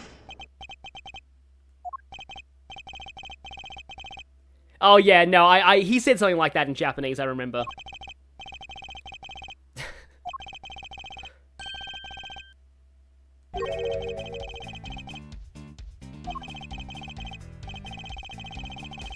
Yeah.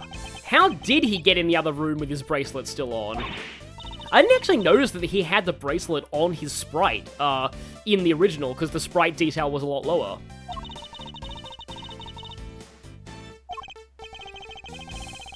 I think the dot on his head is just like a mole.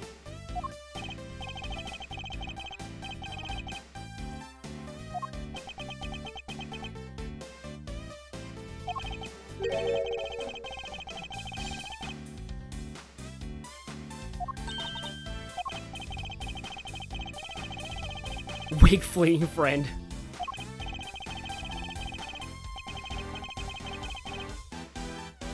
Yeah, that is actually interesting, thinking about it. Yeah, like, he could have said, no, I couldn't go in there because of my bracelet. But he's not.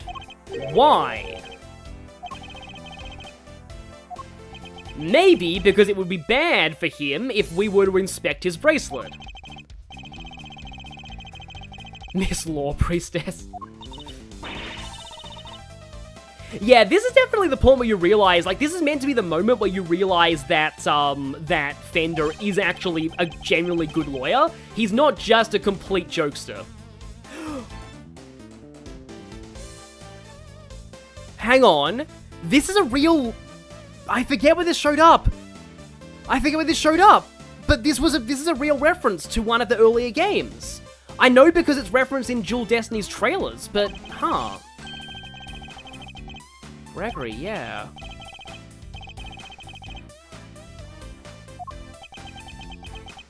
It's actually really funny that I'm not noticing the typos.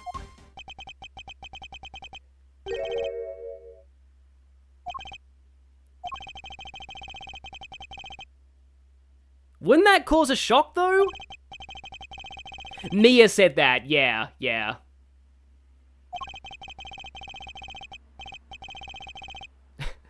Oh yes, I should have told the guards about the fact that my bracelet that sets off alarms doesn't work, but, you know, for reasons, I didn't. Reasons. Yeah.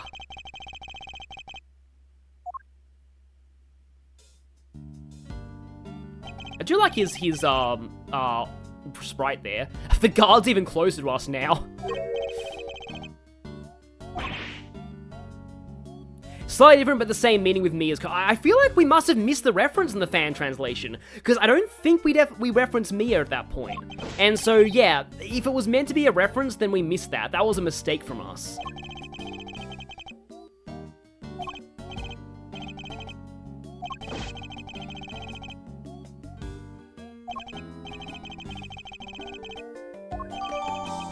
Soret's bracelet wasn't working at the time of the incident and could not be detected by the sensors. Well, obviously that's going to be important.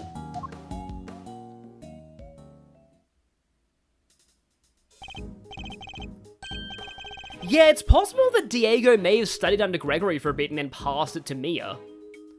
It's funny because the fan game idea I had was going to be a Mia game. Because, like, surely Mia had a long career, like, beyond the 2 cases of hers we saw.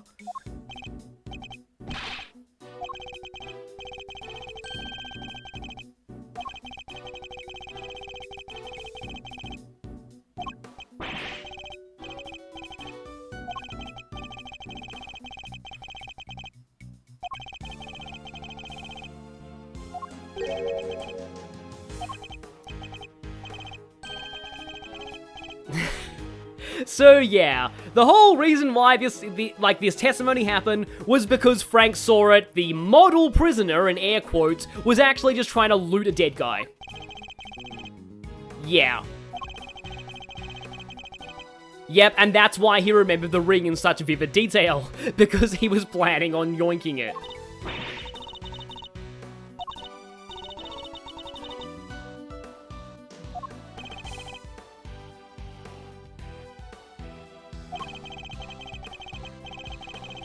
Mia took sabbaticals after 3-4, she might have had a short career. Yeah, I guess. May have been time for like 5 cases though, you know.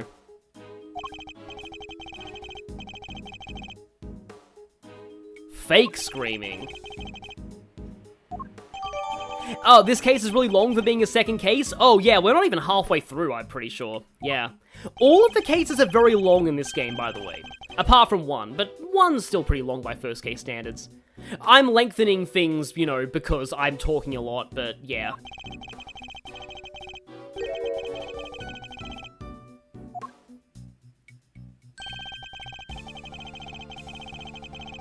Yeah, we don't know how this happens.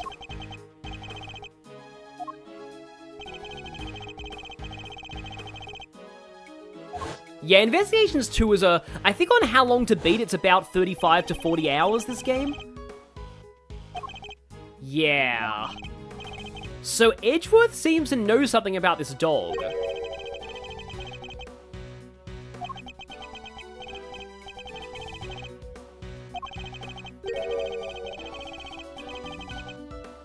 Yeah, and I remember this line too. You know, this says middle. Yeah, Investigations 2 has long but high quality cases, exactly. So, if you're wondering if this is a callback to an earlier Ace Attorney game, it isn't. So, you're meant to be just as confused as well, you're meant to be confused here. Because this is a case of Edgeworth knowing something that the audience does not.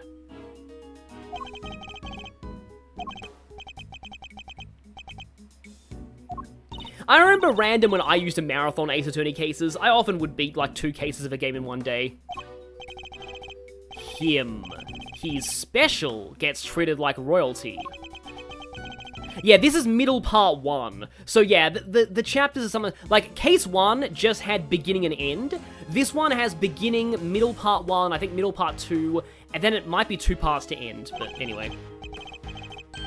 If you value your life, you'll stay well away from him, huh?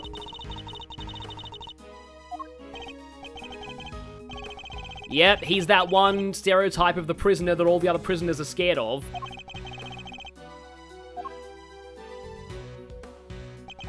I actually think NCS did actually ask, is it Von Karma at this point? I mean, granted, I don't blame him.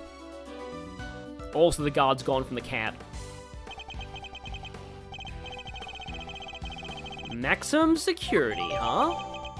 So now we know what that room is. Yeah, I'm looking forward to this name that's coming up.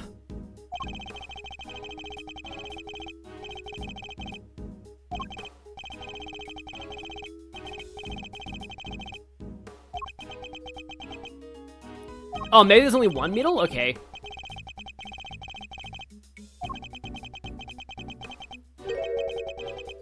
An old acquaintance, eh?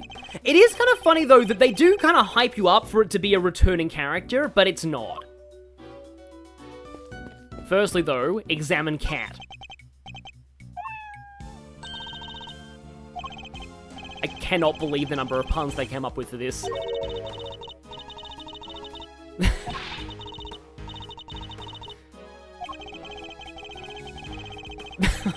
God, these puns. Ah!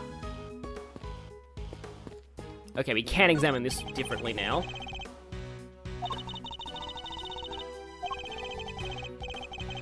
Yeah, we do know that Von Karma is quote-unquote not around anymore.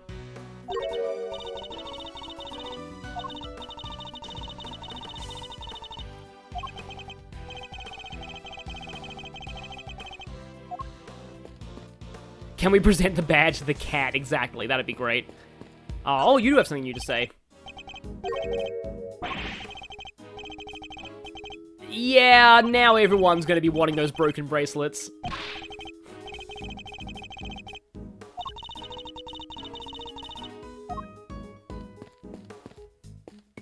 Everything else, I think, is pretty much already examined. Wait, no, that's the wrong... I was trying to talk to Fender there. Bro got punitis.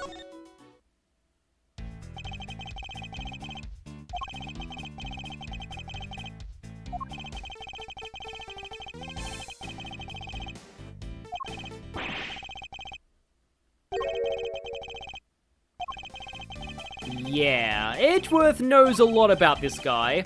Because, yeah, I guess with the dog, like, the dog is definitely new. Ah, dang it, I want to talk to this guy, but I also want to progress the plot. I think... I like this guy, but I do want to progress the plot here, I'm sorry. So, yeah, let's move. Cat would steal the badge. I like that there's the maximum security sign here. So... it's time to meet another character. I'm giving so much fan translation for you. Of course, there's a lot... like, yeah, things get more complicated in the later cases because they have a lot more characters. Now, I do remember this right here. This wasn't a callback to an earlier game that we did notice in the fan translation. The whole Yadagarasu mantra. It was fun figuring out, like seeing what this catchphrase was in Japanese, though. Or speech.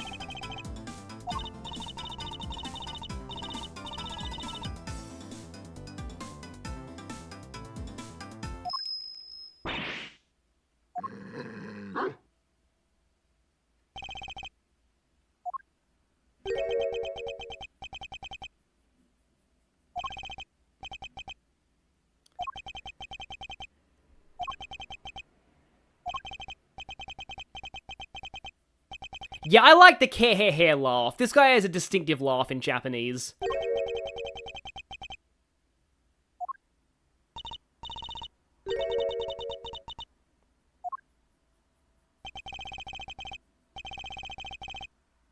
I do like the ominous build-up here.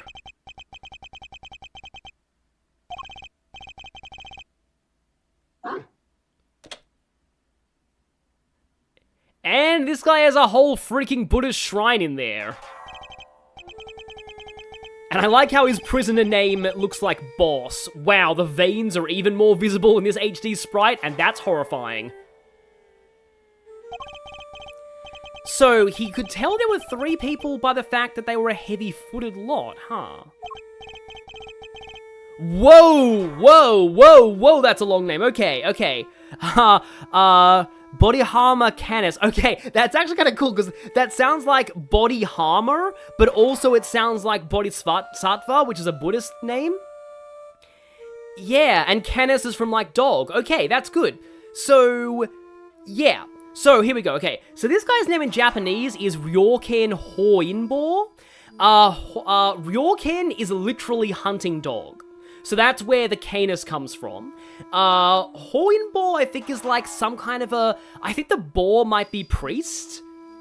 But like, okay, so this guy's whole thing is that he kind of acts like a Buddhist priest, and, I think I should go into that later, actually, because anyway, fan translation name. So, in the fan translation, we call this guy Sirhan Dogen.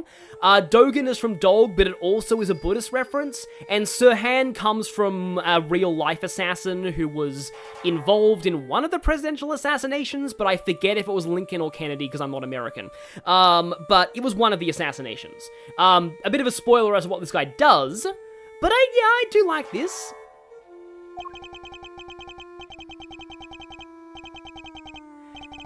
So, now, when I first saw this guy's images, like, on the wiki, I was like, oh, this guy is the final case culprit, isn't he? Because he looks so blatantly evil. But, like, here's the thing, okay? I have a headcanon as to why... it was Kennedy. Okay, right, there we go. Thank you. Sorry, the chat's a little delayed from what I'm saying. I have a headcanon as to why this guy looks so blatantly evil. It's that I think we're seeing this guy post-breakdown. My theory is that he originally looked like an unassuming monk, and then when Edgeworth defeated him in court, he had his breakdown, and now he looks like this. A notorious assassin, there we go. And then maybe he's from Kurian, that's entirely possible. Oh, okay. That title there is new. But it makes sense, the Blind Butcher. That is actually a really cool thing to give him a title. I'm pretty sure we didn't give him a title. He was just called the Blind Assassin in Japanese. Yeah, essentially this guy is a final case culprit in a game we never got. That's my headcanon, like, exactly, like AV, 79.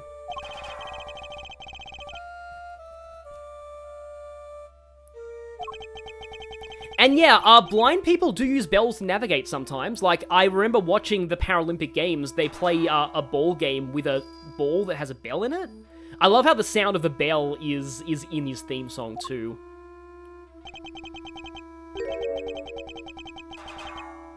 Yeah, I can kind of picture this guy sounding like Xehanort. So the thing about this guy's dialogue is that in Japanese, he speaks like a stereotypical Buddhist monk. And yes, that is a real speaking stereotype in Japanese. I first discovered it through this game. He even uses sesso, I think, as a first-person pronoun. Yes, there is a Buddhist monk pronoun in Japanese. Again, first time experiencing with this, so I kind of wonder if, like, one of the things I regret about the fan translation is that I personally think that,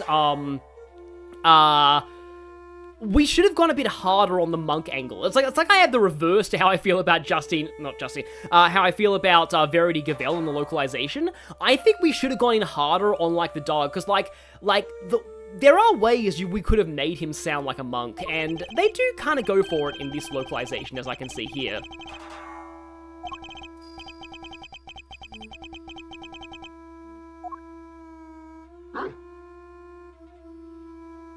All of this guy's sprites look terrifying.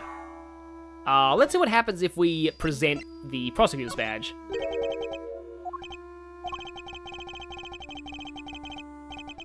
Yeah, water the flowers of the earth with blood. Yeah, it is definitely that kind of sort of Buddhist kind of style of speech.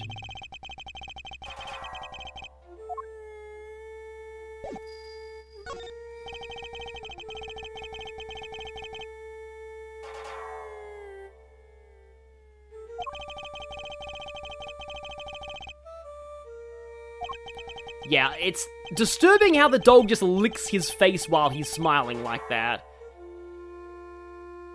Helmet is the name of the dog. Okay, that's interesting. We call the dog Anubis. Honestly, I was never a fan of Anubis. In Japanese, the dog's name is just Kuro, which is just Japanese for black, which felt a little bit generic to me. Yeah, lines like this, he'd often say, like, no, Kuro, no, which is like, there, good boy. He talks to his dog a lot. And yes, that is his seeing eye dog. He uses the seeing eye dog to kill people. Granted, given that the Great Ace Attorney is released, that's not the first time that's happened. Well, not with a seeing eye dog, with a dog too.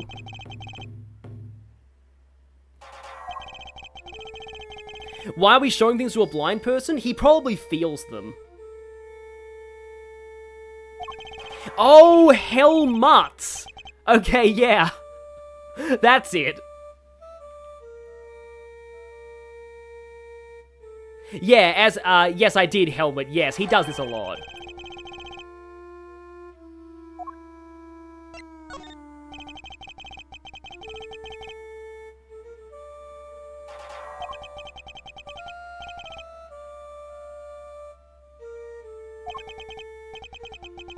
I like the name Canis, though. Ensconced in these humble surroundings. Yeah, like, again, dialogue like this is very... Because what the Buddhist monk speech does in Japanese is, it's very humbling.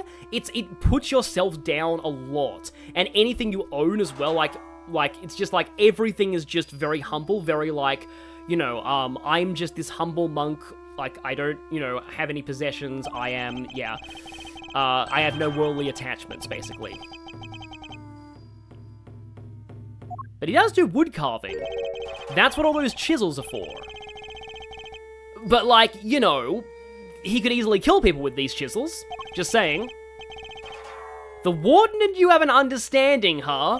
I think we use the term agreement. Yeah, 5 chisels. Yeah, nothing but lethal weapons in his hands. Yeah, I remember that line too.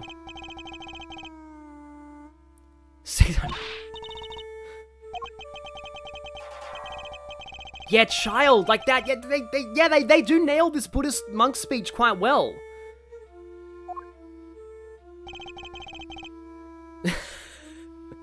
Ah, yes, my favorite chess piece, the Cerberus. You see, the Cerberus can move anywhere it wants, and it can also take 3 pieces at once, 1 for each head.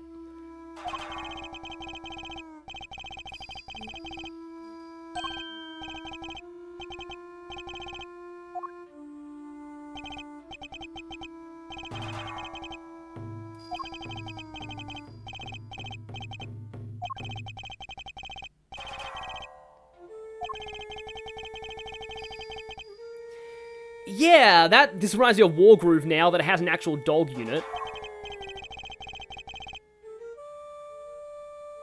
Yeah, both assassins we've met seem very chill other than the fact they kill people. The Cerberus moves in 5 dimensions. The most broken chess piece. The Cerberus piece it eats your opponent's pieces while they're not looking.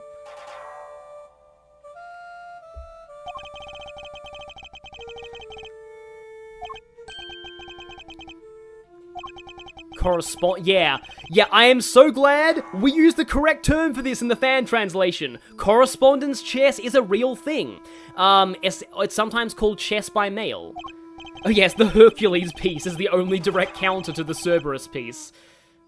That or the Satyr Sack from Zagreus. So the contents of letters are inspected. He has yet to receive the details of his current opponent's next move, huh? Carved for fun. Also seems to be engaged in correspondence chess via postal mail. Of course, it would have to be done in Braille.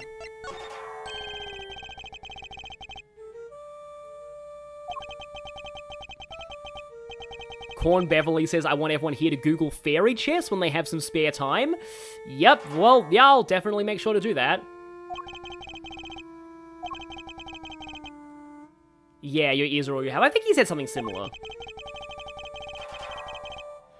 Yeah, this is that guy who just knows everything in the prison.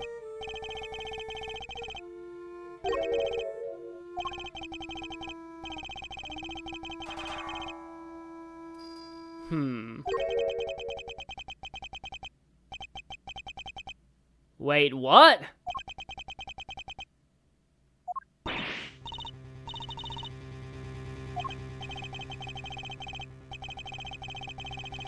You can't really afford to let your personal feelings get in the way of the assassination job, yeah. Oh yeah, a tennis ball would count as the Cerberus piece. But yeah, this is interesting. Yeah, there's a cover-up of the fake assassination. Then they weren't charging Knight with the right crime.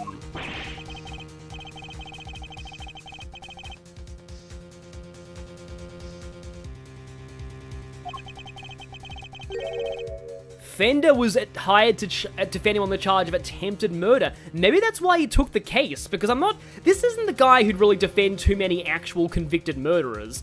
Like, not convicted, but like obvious killers. But like, if he thought that he accidentally shot Rook when going for the president, maybe that was his angle.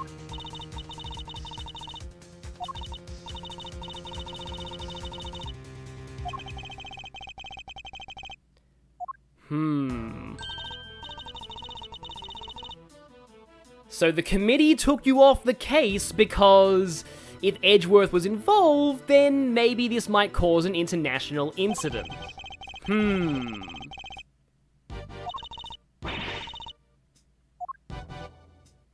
A cover-up of a cover-up, exactly.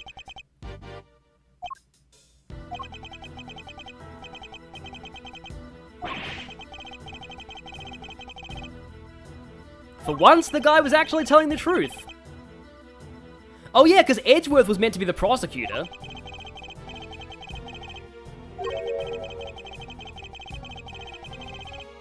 I mean, you know, that's very true, sadly. It's Phoenix's job and, well, Eddie Fender's job to make sure that doesn't happen.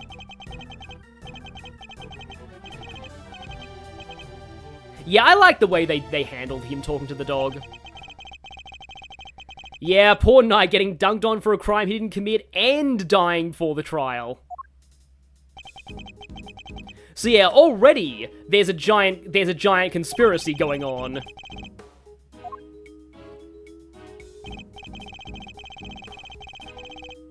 Oh yeah, interesting. They're referencing him now. So this is a character, oh, hang on. Right, sorry about this. This is a character who appeared in Ace 21, but okay. Fan translation story. So I saw these lines and I was like, oh god, no. They're referencing they're quoting Investigations 1 here. I need to go back and replay all of Investigations 1 to figure out where Lang said this, what he said, and how he said the. Because I was looking here, I was like, oh no. Oh no. How you translate Lang Z says? I'll talk about that later. Granted, they're all pretty obvious. They're all pretty literal translations.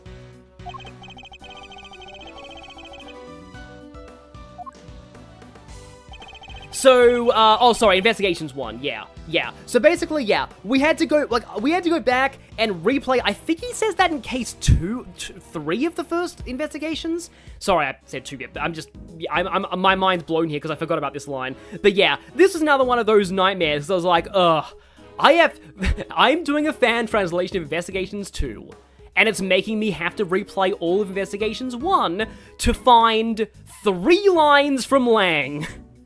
3 lines from Lang, specifically, that I have to insert here. Oh yeah, there weren't many transcripts online back in the day. Like, these days, all of them are transcribed online. I could have just looked up a transcript and found them. But yeah, nope, they weren't really transcripts. We had to, I believe I asked somebody else on the fan translation team, like, please just tell me where Lang says this. And maybe I looked up some YouTube playthroughs. Because I knew that I found the line somewhere. But I was just, yeah.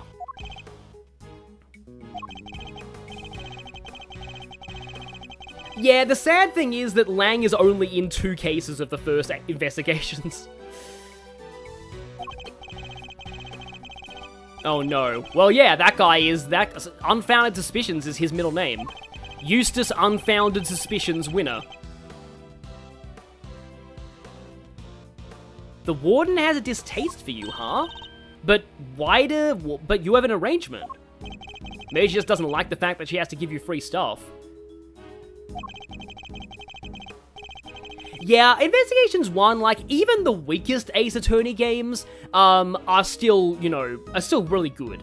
So, like, Investigations 1 is fine. I just think this is a lot better.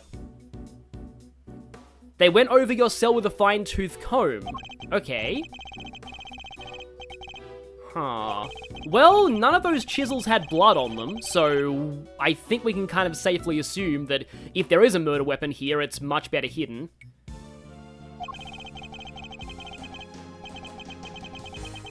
So they still haven't found the murder weapon yet. Although we think the murder weapon is your dog's teeth. Yep, absolutely.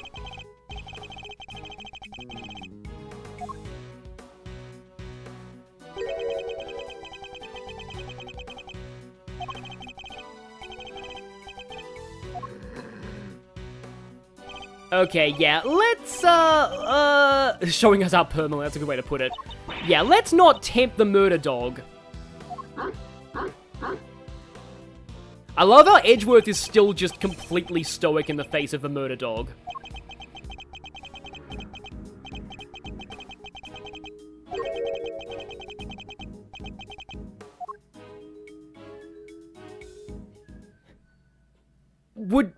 If we did a...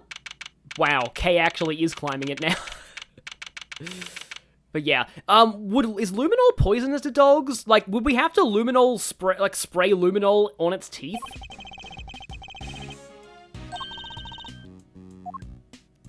You weren't looking, so I actually climbed that. Actually, this reminds me of a time when my younger half-brother climbed, like, all the way to the top of one of those big Eiffel Tower-style rope structures at a local park. It's alright, you can come down now.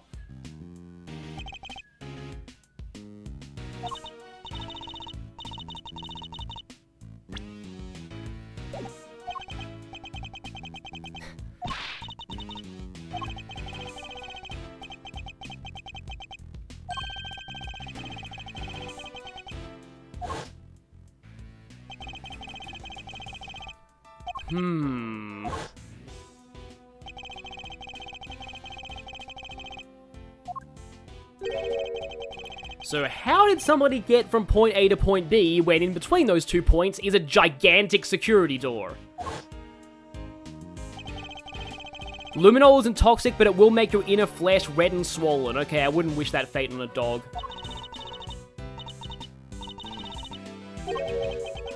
Yeah, Fender's gonna be back eventually. This happens all the time. Is something about to happen? I think it is something about to happen. I'm being vague. I will not be finishing the whole case this stream. No way. I want to at least go up until after this investigation and the next set of testimonies.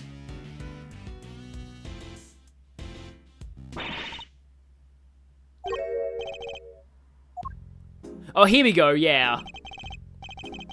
Warden Lagarde. I do like that name, yeah.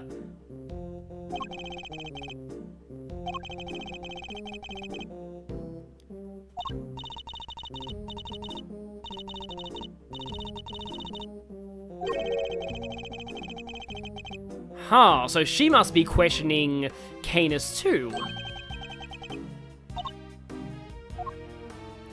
So in Japanese, you could tell that Fifi was a lot more professional in her speech with that guard than she was with you and Fender earlier.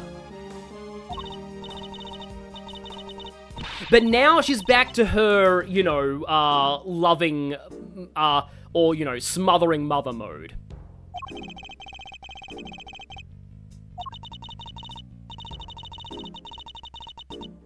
I do know what...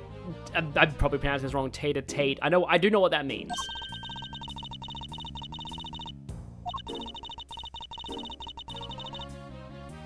Your office at least once. Why do I get the feeling that most of them really dread being in your office? Oh, wow, I'm just picturing... Honestly, yeah, maybe, like, I am getting a bit of a Dolores Umbridge vibe from her. I know that, you know, people, you know, can't really bring up Harry Potter much these days. I still like the movies, though, but, like, I can imagine her office looking like Dolores Umbridge's office.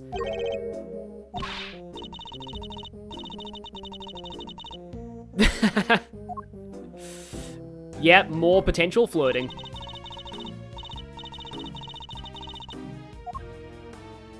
I don't just let anyone into my office, if you know what I mean. I'm sorry. Yeah, this map is updated more than the average autopsy report. Yeah, like, again, I'm pretty sure that Lagarde literally uses ara in Japanese. It's a very, like, proper lady way of speaking.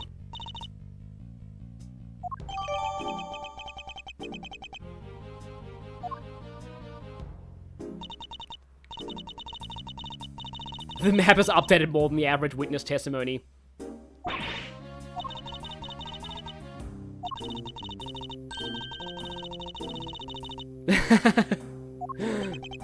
Kay, please don't go to jail just to see that office.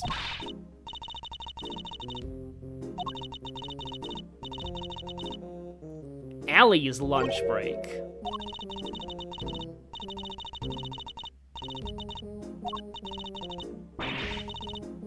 Well, we don't have any idea of who Allie is, but, yeah. Also, lol. Her sprite just vanishes. This is another "this game was not made for widescreen" moment.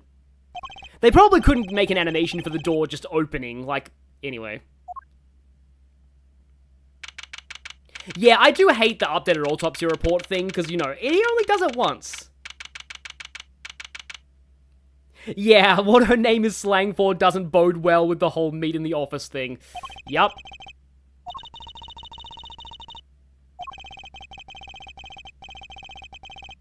And it's now the 27th, I believe.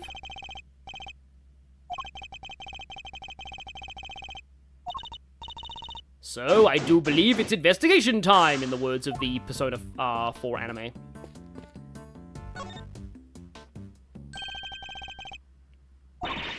Security camera in this little slab of a mirror. Security camera, great thief's greatest enemy. Yeah, I think there was some kind of special wording on this line in Japanese that we kind of had to convey. Yeah, I agree. That's the other reason I don't like the whole, the whole updated autopsy report meme, because it's like people only meme on the first game. And that's actually what, like, I once saw this is a weird thing to reference, there was a video of, like, the trial episode from Steven Universe, like, but it's Ace Attorney, and I like the Danganronpa version of that video much better, because the Ace Attorney one only referenced the first game. It's like, just, please stop only referencing Ace Attorney 1, there's a lot more memeable content in this series. Nothing in this place is thief-friendly. Yep, I think that might be deliberate, Kay.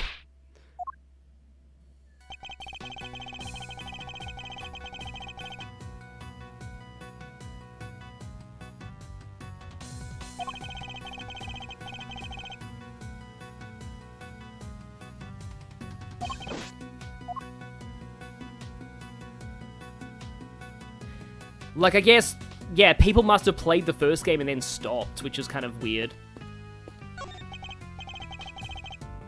Yeah, apparently, according to one of the blogs, which I haven't read them because there might be spoilers for the localized names, there was debate on whether or not to put toilet paper in this role from the actual developers.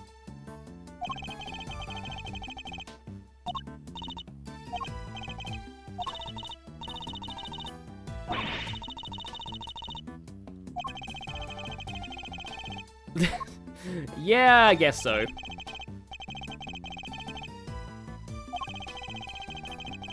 Like, those cracks in the wall with that vent, it kind of seems like somebody could, like, if this was Link, you could bomb that and then break out.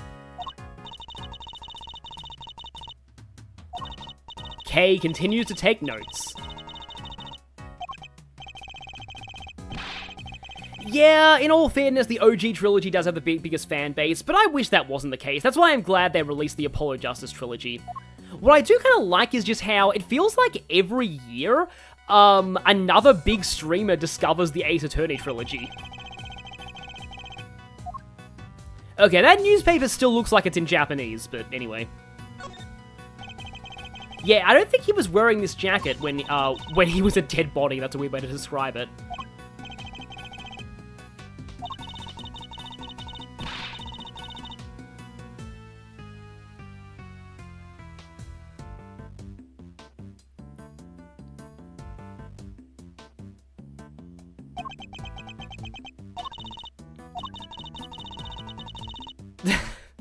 Oh no, don't worry, Edgeworth is very, very popular with the ladies. Very popular. Much to his annoyance. Old bag.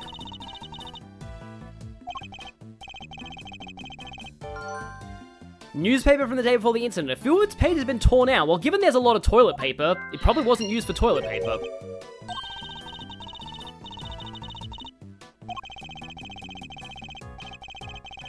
Oh, I noticed something. Hang on. Look at the floor here. It does kind of look like, it's hard to see with the text box, but it looks like somebody wiped the floor here. Okay, that's a pretty obvious connection to make. Yeah, why only the part next to the bed? Huh.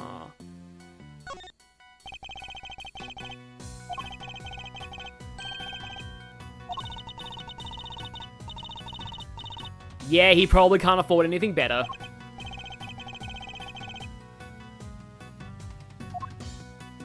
Eat your hamburgers, Apollo is technically a Dual Destinies meme, yeah. I like this investigation song.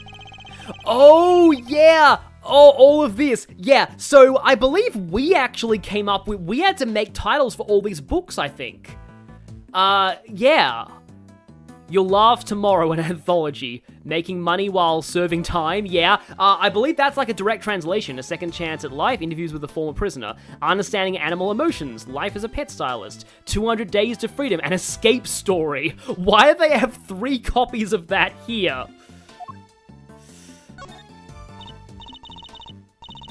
Yeah, I think that all of these are just direct translations. They're not like funny jokes by the, I think we added some more references in these books. From what I don't remember exactly, because again, this was not a part that I translated either, this specific investigation of the cell, but I think we added more references to these books.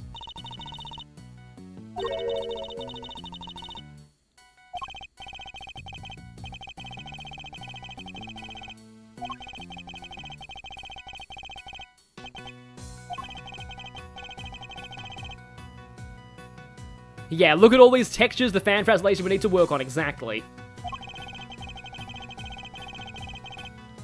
But yeah, this is actually true. This was true in the original too. They were written by former inmates.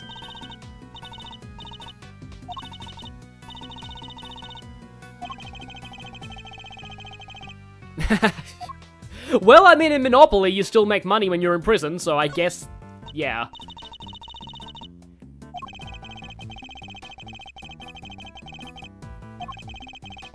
I don't know why it became such a, like a Japanese meme for prisoners to have, like, katsudon.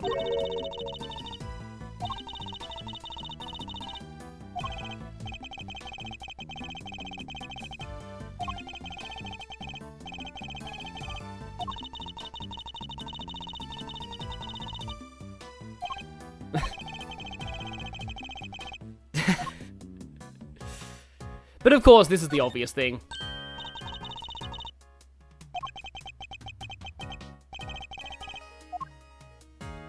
Here we go, next move, bishop to g2, what next? Rook no, pawn to g6.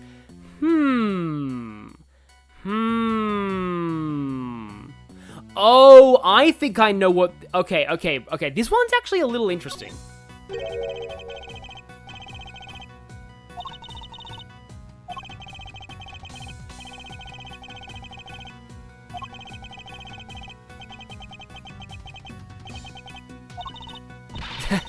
Edgeworth, this is not a chess puzzle to solve.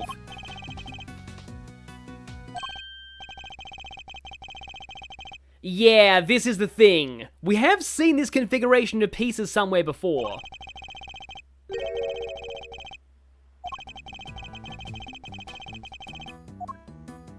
But, okay, yeah, I remember a decent amount. I don't remember all, because I failed some of the mind chess questions, so I don't remember, like everything about the mysteries. But yeah, like, I don't want to go into this now, but, like, I've always been on kind of Team Edgeworth is Aero Ace, but I know that I can understand why people ship him with Phoenix. Yeah. This right here. The positions of the pieces are all the same, apart from the Cerberus. Oh, wait, there's 2 parts to this, huh? Oh, it's just a zoom in on the Cerberus, okay. So, yeah. I don't think we have to point out the exact spot where the Cerberus was. I think we just have to point out anywhere on the board and present the chessboard here. Eureka! Am I team ladder or step ladder? Off the top of my head, I want to say step ladder.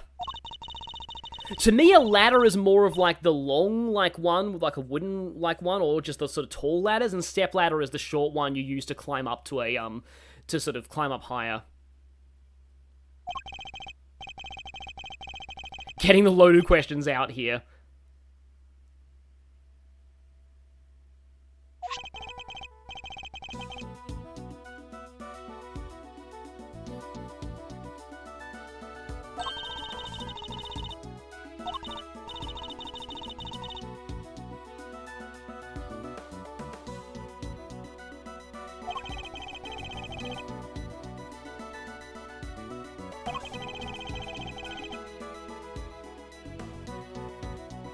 I mean, I can see demi-romantic as well. Like, I can also see Edgeworth as Ace, but not Aero. But, anyway.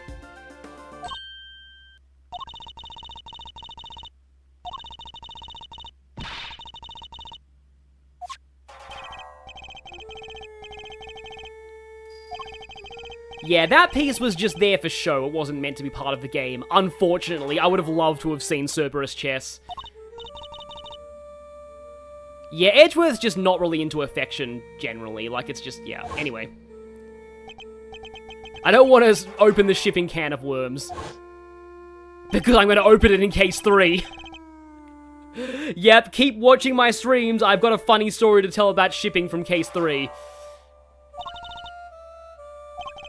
So this is actually funny because Canis didn't sound like he was familiar with Knight's name, but he was playing against him by correspondence.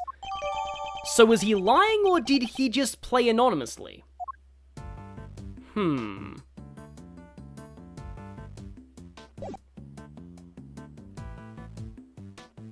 Yeah, just interesting. Alright, I believe we need to, wrong button, I believe we need to link these two.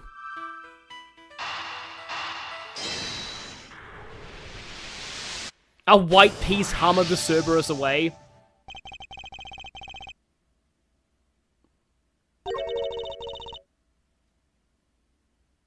Should I be excited or afraid?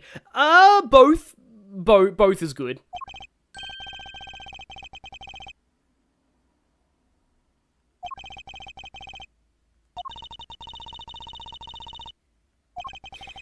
Yeah, I wonder about maybe the reason why they were debating whether or not to give the roll toilet paper is that people could think the toilet paper was used to wipe the floor.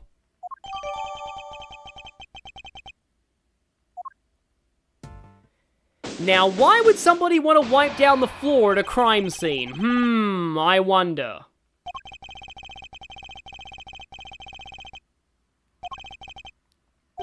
Oh, yep, sir, that's Gumshoe. Wait, no, it's not Gumshoe. Hang on, sorry.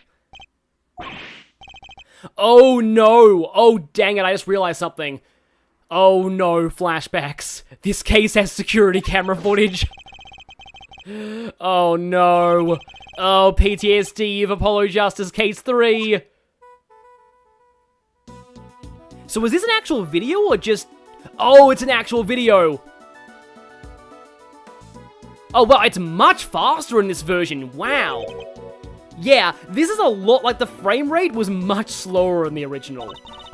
It's honestly, I feel it's a bit too fast in this version. Yeah, now it's all coming back to me. I've forgotten about this, but it's all coming back.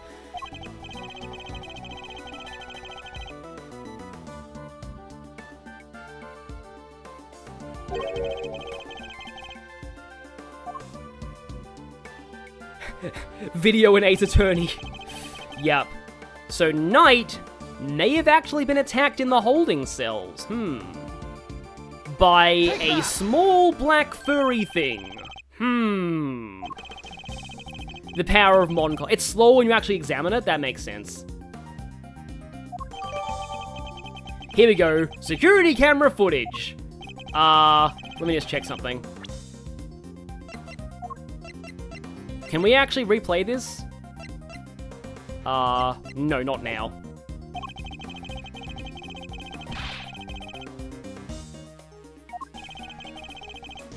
If Knight's cell was the crime scene, then again, I wonder why somebody would need to wipe up the floor. I tried to say wipe and mop at the same time. Oh, it's a real video codec, unlike in the first trilogy? Yeah, that's cool.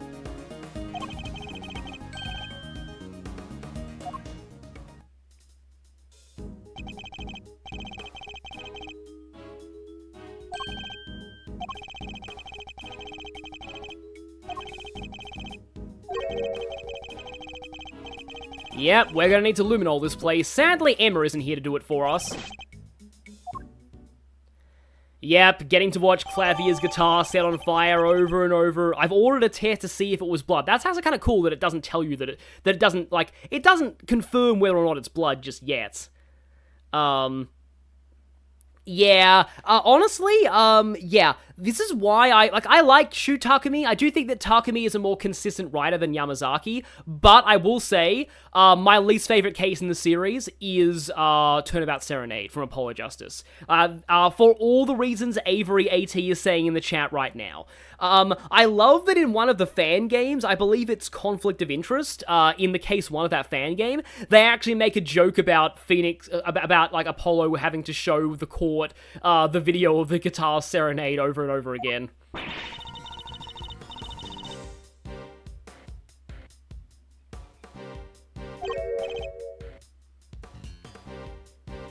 Never forget the Blue Badger and the Breaker and Meekins. Yeah, there's that from Rise from the Ashes as well. That's another PTSD moment. Sorry. Yeah, the Blue Badger theme is the stuff of nightmares.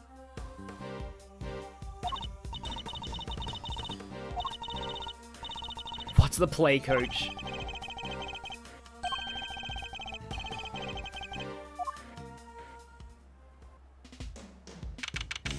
Yeah, even Takumi feels like Turnabout Serenade didn't come out the way that he wanted to. Like, it really sucks that he basically had to say, oh, all the plot holes were because the culprit was trying to cover up, like, the crime and stuff. It's just like, yeah, that's a bit of a hand wave.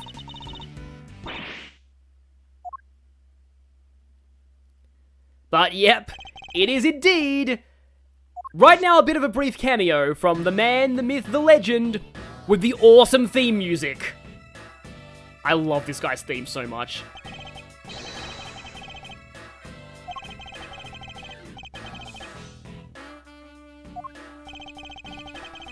So, Shilong Lang is from the first investigations, just like with Dijun Wang. For being from Zhengfa, they just took the kanji in his Japanese name, which is like something raw, and gave them the Chinese reading. I think the Lang just means wolf. I forget what Shilong means, but it's pretty obviously wolf-themed. This theme song is so good, though. Like, I don't want to talk over it, it's so good.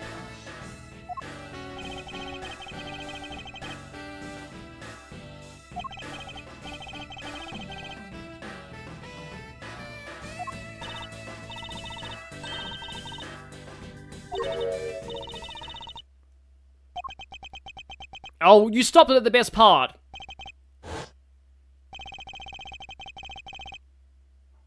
Wow, they look different in this in HD.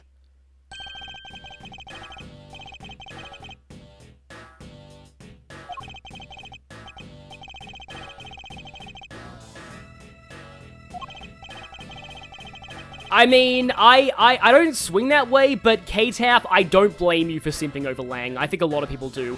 You'd be happy to know that according to the developer notes, Lang was originally going to be shirtless. I'm glad he wasn't, but I'm sure a lot of people wish they'd seen shirtless Lang.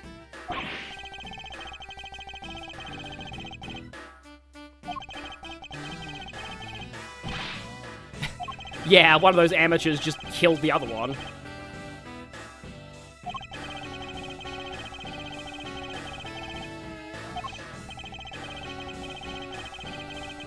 Oh, a remix of this was in the Checkmate collection? I'll definitely check that out.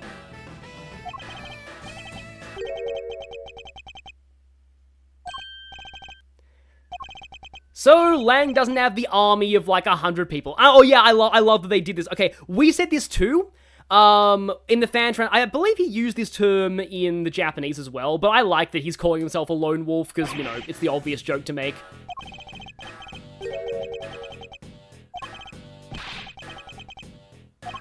So somehow he got his entire squad disbanded, but we don't know why.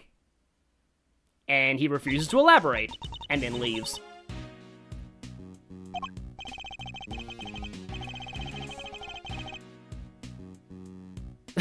I need to see the unreleased shirtless Lang concept art for research purposes, says the chat. Yeah, I can believe you.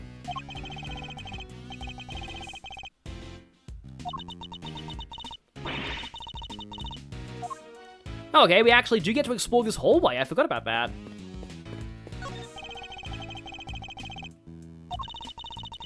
I think there was something that said live free, eat free in prison? Maybe that was what the your life, your choice thing was in Japanese.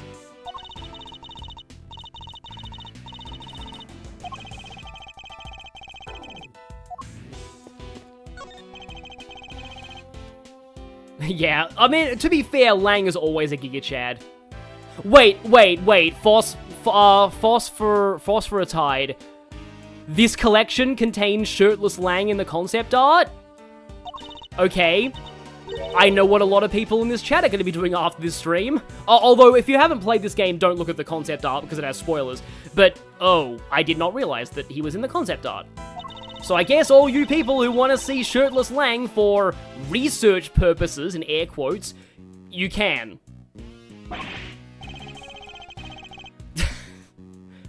I'm screenshotting this line for reasons. Hang on, I'll talk to the guards later, I just don't want to miss any investigations. It's for video game preservation, I swear. Lang is not a Giga Chad, he's the Giga Chad.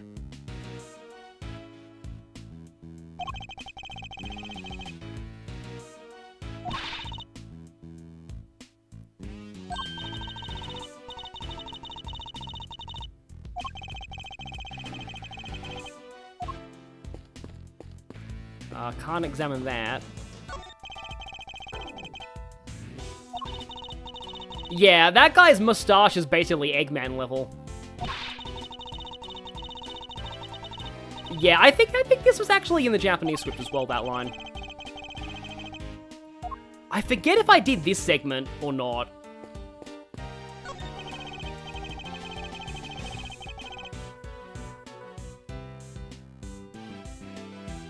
The shadows imply the photo frames are hovering in the air. Yeah, I guess they do look like that looking at it. Have you seen an enormous black dog wandering around here recently, maybe dripping blood all over the hall?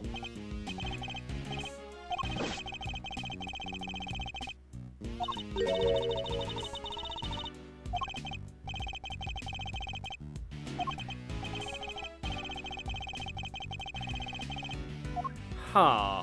You didn't see the dog, huh? What about you, guy? Guard man.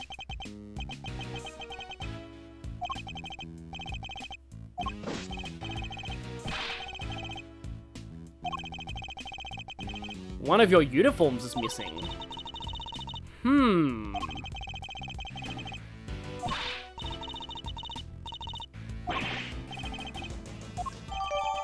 Yeah, I knew it would be noted in evidence. That sounds important.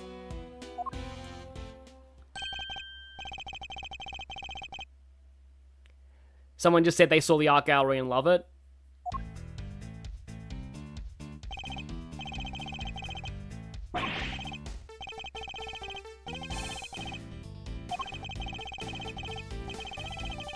How'd you take that log to find us again? This doesn't seem to be that big a place.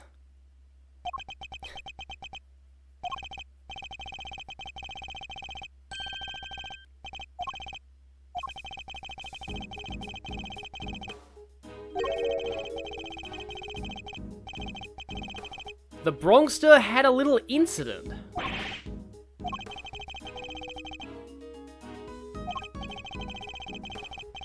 Right after he saw Simeon.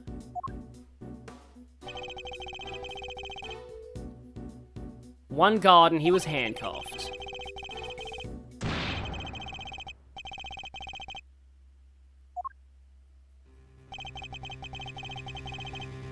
So he assaulted a guard, huh? And they couldn't find the comrade's keys afterwards.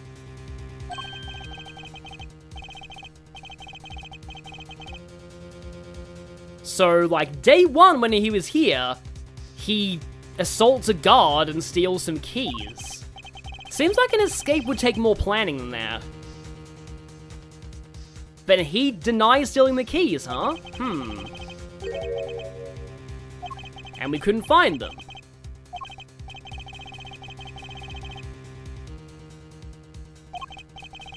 But it was Mike Meekin, so it was okay, yeah.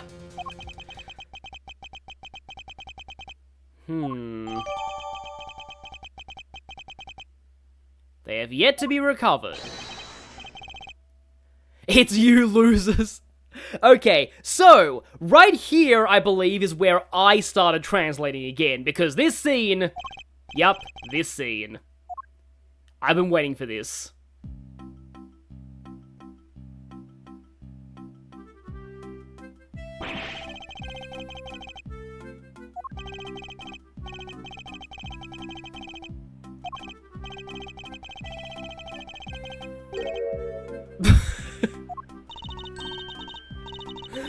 A fart versus farce? Yeah, again, this right here. This is why he's such a nightmare to translate, people. He gets words wrong. Do you have any idea how tough that is to find words that sound the same and all there? Anyway.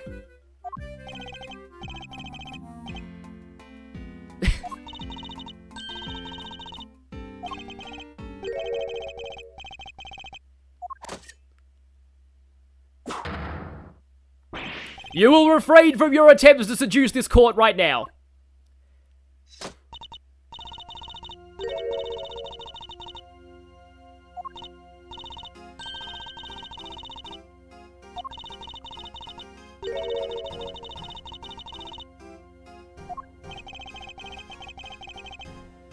Yeah, so in Japan, defense lawyers are not looked on very highly, but kind of for different reasons than America.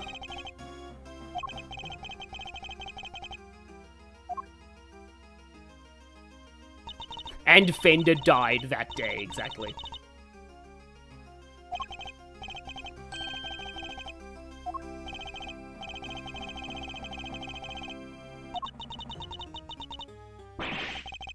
Oh,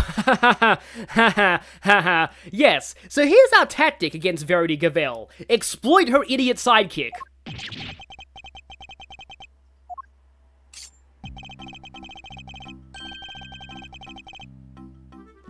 Yep, here we go, another name pun.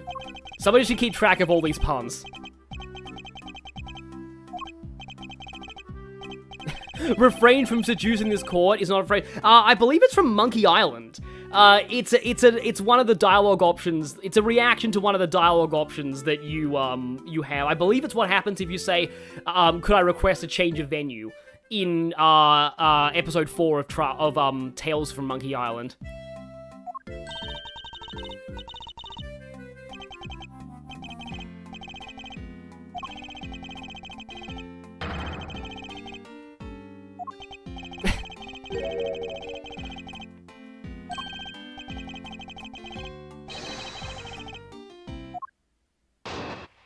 And here we go.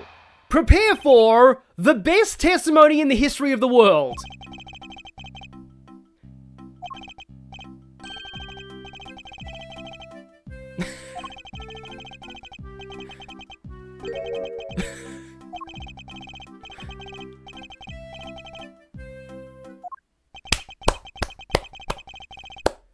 I think the only thing that comes close to that testimony is the Dissin of Phoenix Wright from Dual Destinies, and that one Larry one in Spirit of Justice.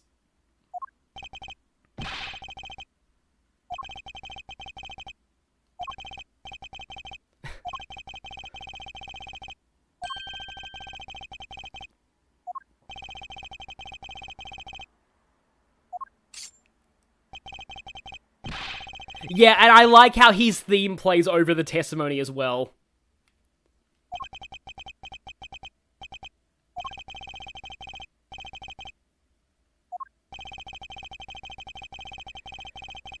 Yeah, Gavel is the real opponent here. She's just using this guy as like a dumb human shield, basically. Hold it! I forgot his theme is still playing over it. You do know who it was who arrested. I mean, I wouldn't put it past this guy to not know.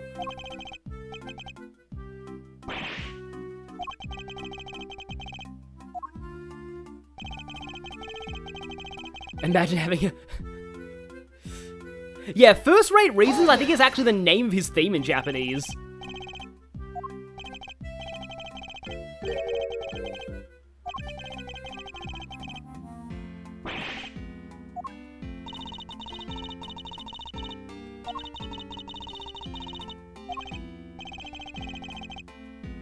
Ah, she put him back on track, damn it. I found evidence! Evidence of him all over that thing! I want to kind of press the others first. Hold it! I love this guy. Yeah, Phoenix is a jerk face. That was the one I'm referring to. That was the Lowry testimony. Why did he take a second to remember who he arrested? Because Eustace winner. That's the only answer.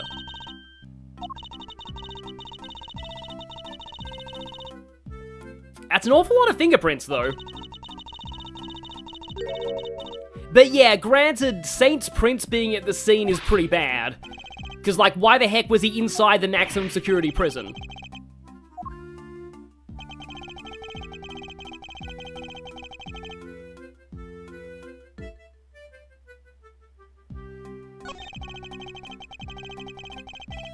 Hold it!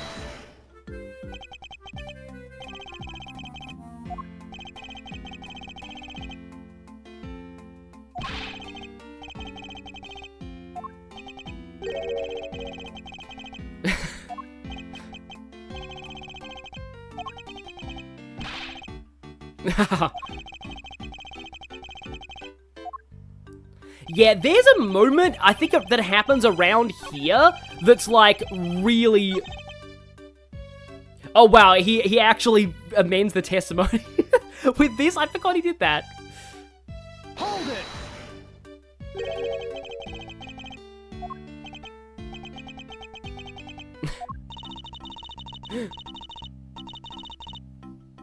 Yeah, even the youngster in Brock's gym knows that.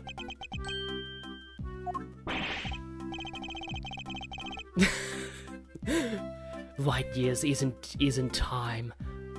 My entire life has been a lie.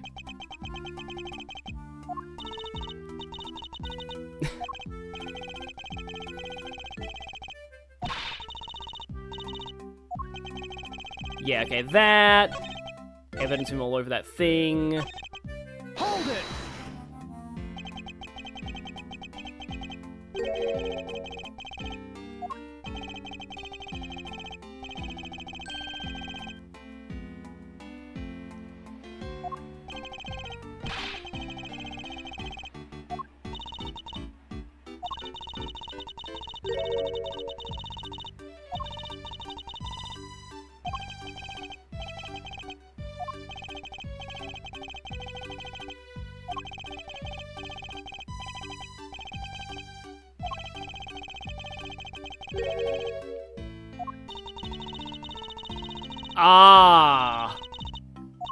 Right, yeah, I think I know where this is going.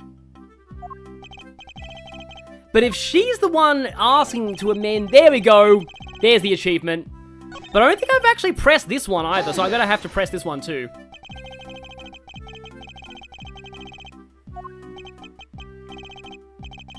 The onus is like the burden of proof is on you. He can't have a blue screen moment, his name's not a palindrome.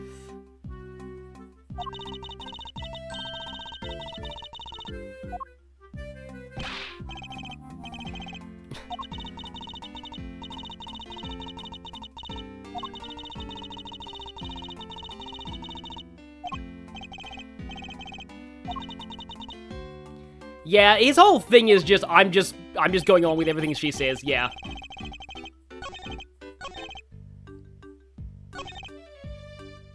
So only those were arrow plays. I think I know what the point is with this. Because it was brought to him at request of Saint, so of course Saint's prints are on this. Objection!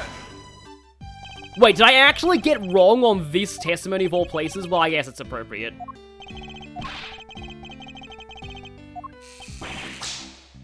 Overruled.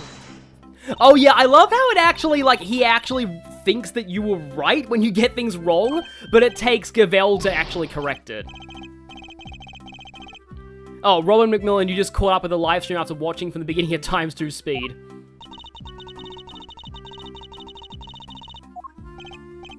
I can't believe I actually got a penalty on this testimony. But I guess it makes sense, yeah.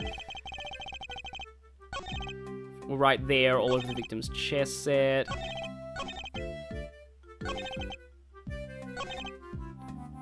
there were,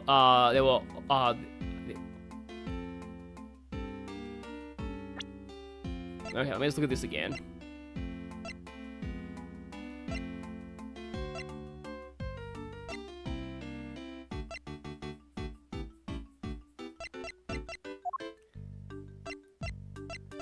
I think it is the chessboard.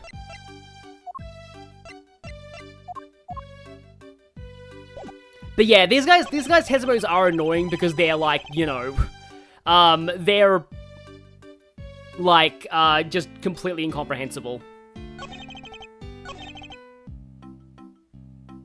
Do you have to present it here then? Objection! Okay, there we go.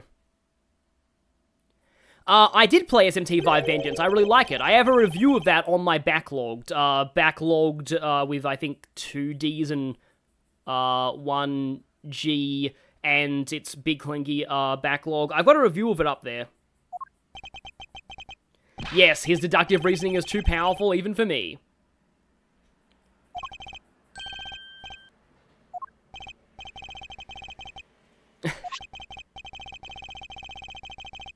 Yeah, I was right about, like, what it was. I was just wrong about where to present it.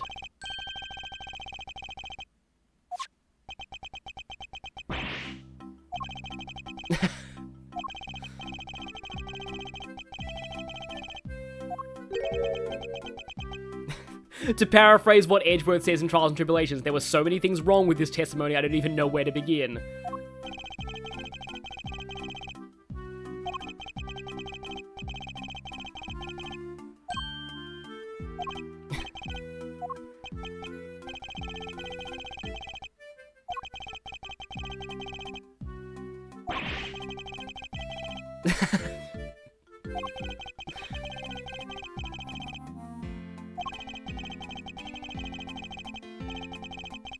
Yeah, won the race, another name pun.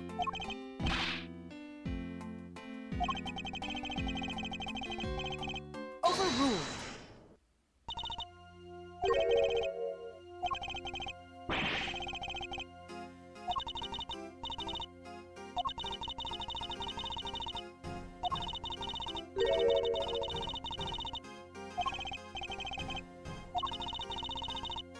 Yeah, this is just like prosecutors withholding vital evidence from you until you get through the first testimony. Wait, used as meta deduction concerning the murder weapon? Oh boy, I have to hear this. Objection!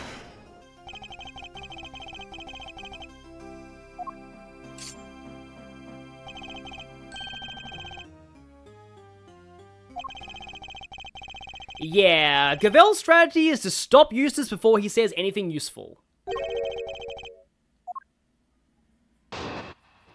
And now, round 2. The whereabouts of the murder weapon, the trail song that you never knew about.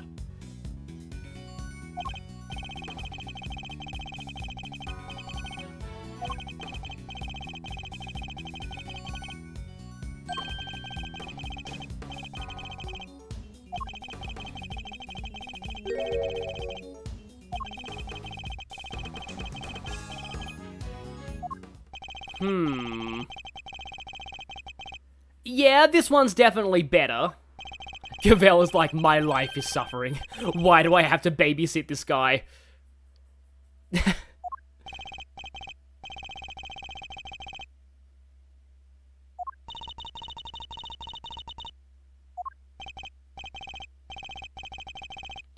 Yeah, so this right here is a classic example of, you're not allowed to do something until you're told that you can do it. Because theoretically, we could have discovered this before, but the game won't let you.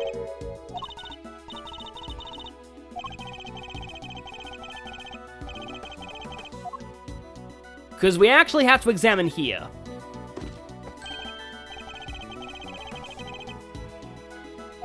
There is a secret compartment in the chess set.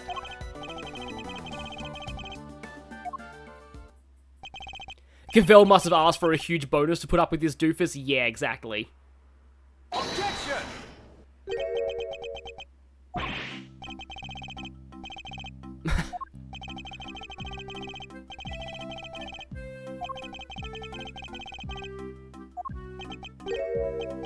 Oh yeah, I remember this. Edgeworth just breaks this testimony without really even needing to cross-examine anything.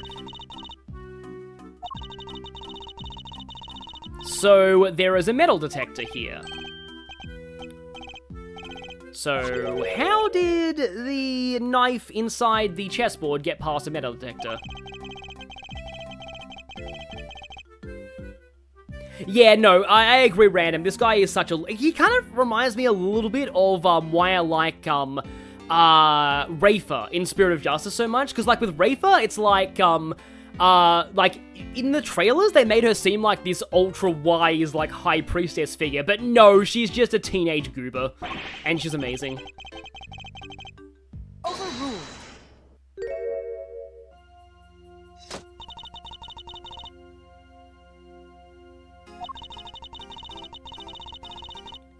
Okay.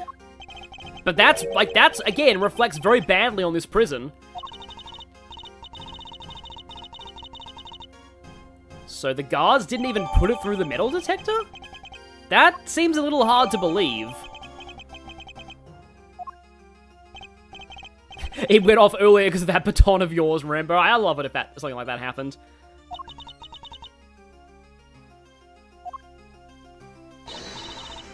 Yeah, like Rafer is great because, like, they realize that she's just a kid, and, like, they write her that way. It's really good.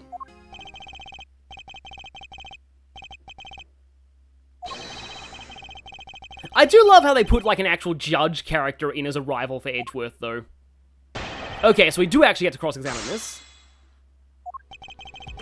Love my videos, and, yeah, thank you, Lord of Destruction. Yeah, I'm doing pretty well. Hold it! The chessboard was thrown over the metal detector.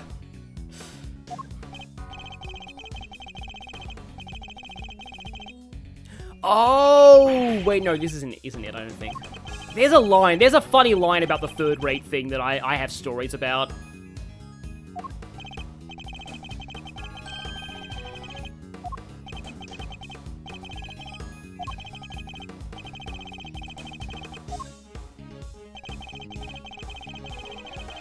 I mean, yeah, the prison being complete garbage would be appropriate for Ace Attorney. Yeah, what about the Fixer? Couldn't the Fixer have got someone something? Yeah, there are those scissors.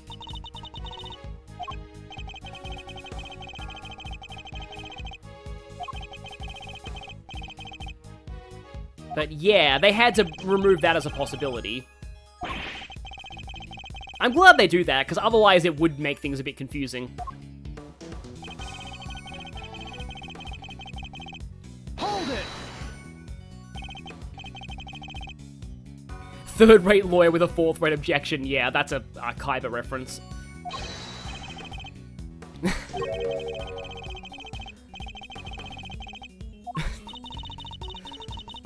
This guy is amazing.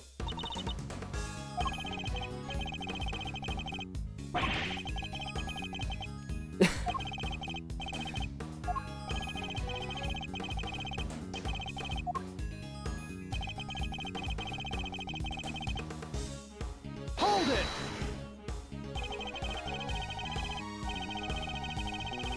Yeah, we've never found a murder weapon yet.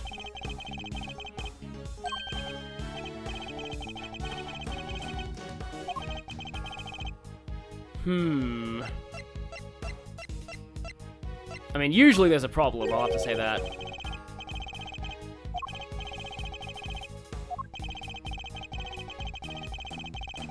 What evidence suggests the murder weapon isn't hidden somewhere in the prison?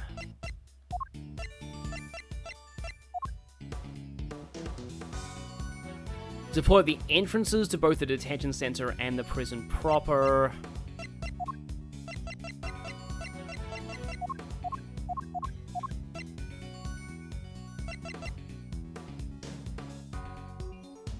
Prisoners are not allowed to move about freely, maybe. Take that! Or no. Overruled. This is obviously not my first playthrough because I've done the I was working on the fan translation. There's a problem with everything this guy says.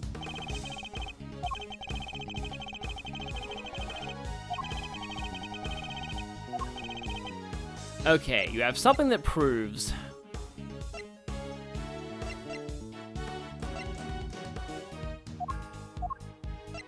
It's probably the metal detector? Oh, wait. Oh, it's their own thing. It's their own search, of course. Take that! Of course, he can't, he forgot his own search.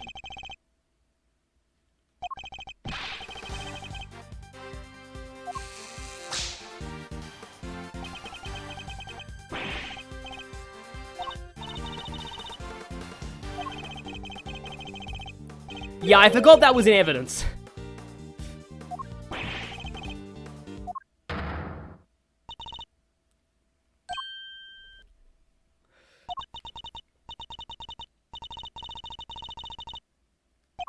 He's doing his best, okay? That's how you sum up this guy. Oh, yes! This, okay!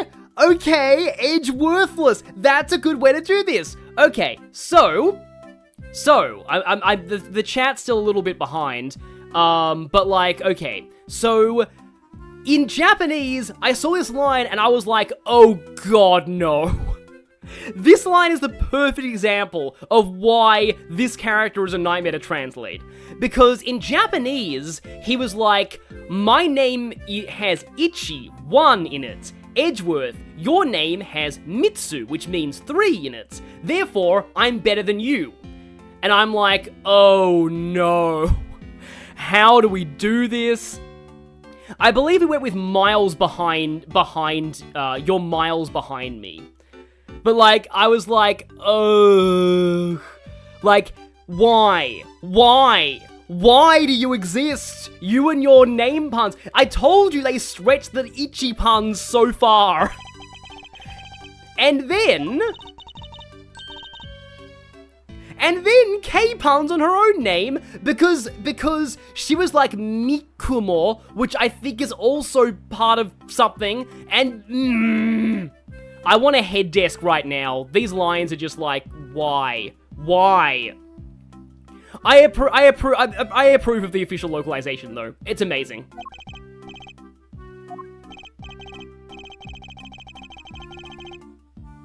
It's like, the moment that I saw that line, I was like, oh.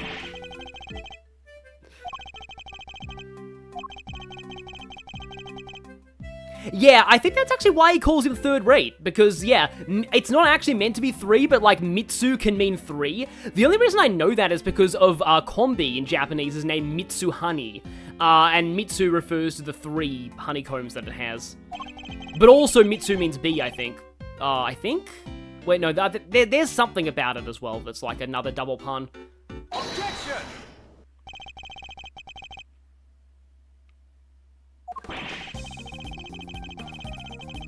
Here we go. This is the thing. The culprit couldn't have taken it out of the prison because, again, what you mentioned in your own testimony, the metal detectors.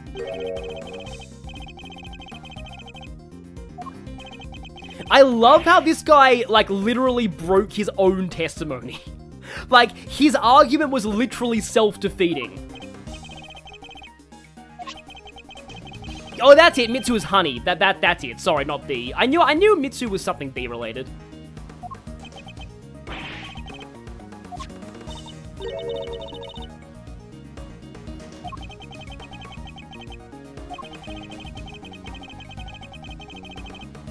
The literal self-defeating argument is great, though.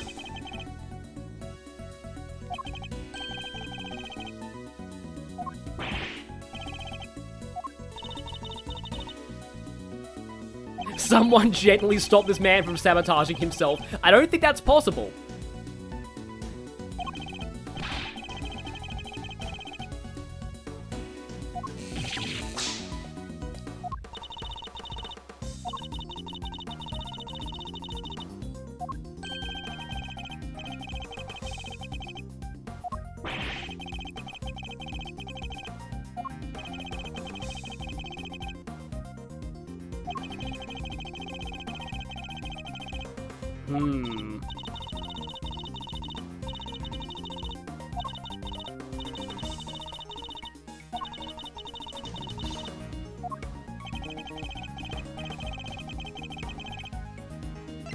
I forget if it's the dog or if it's the recording. Oh, Saw It claims to have seen this dog biting the victim's throat, so it's probably the dog. Take that! Granted, Saw It is not reliable. Oh, I think it's probably either. I think it's either the dog or the recording.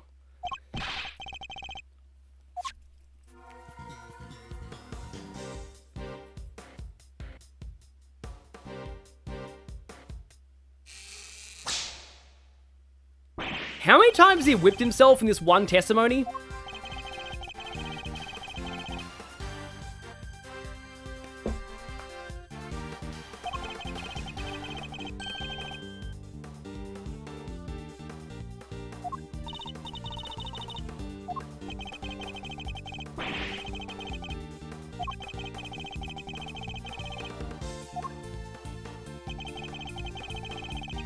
But how did the dog get through, though? Because the guards in the cell didn't see the dog. Not the cell, the guards in the hallway didn't see the dog.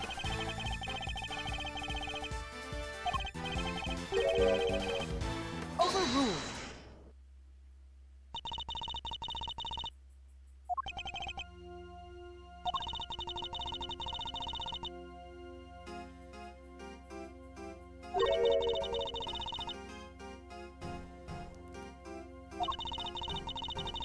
Yeah, that's the thing, like, Winner is a character who is just so pathetic, they wrap around to being likable.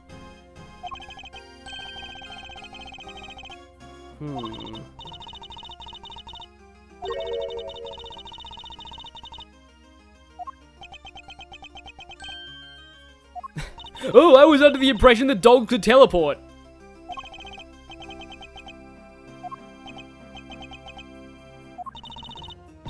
Wonder Boy. Overruled. Okay, let me actually just check. I want to see how old he is. 17. Yeah, I thought so. I thought he was pretty young.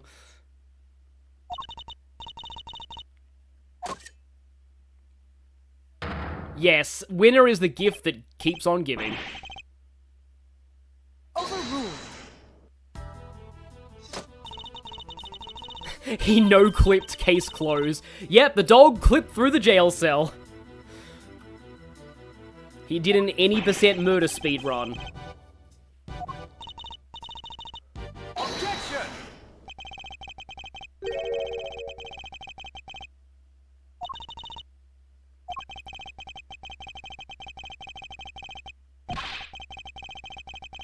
So essentially, neither of our theories are fully provable at this point. So we're basically at a stalemate.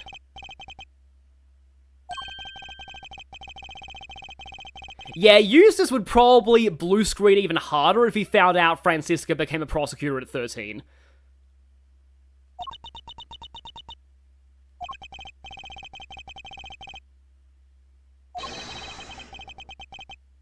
Overruled.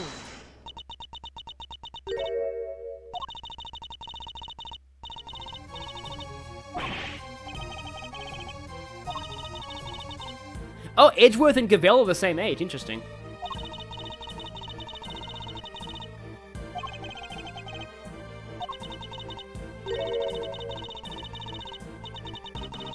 Ah, well, he did say he was just a blue-collar worker. But he's a circus performer.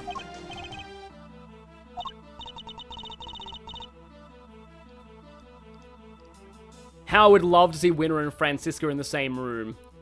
Perhaps you've heard of the Very Big Circus. At this point, 1 million Ace Attorney fans cried out in terror and were suddenly silenced. Wait, no, Edgeworth wasn't prosecuting that. No, he wasn't there for that. That was Francisca, wasn't it?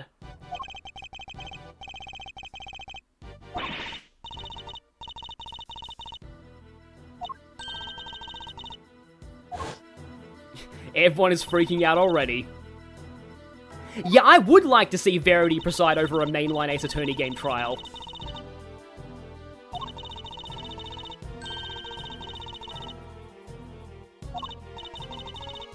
Yeah, Kay's also 17. Kay's pretty young too.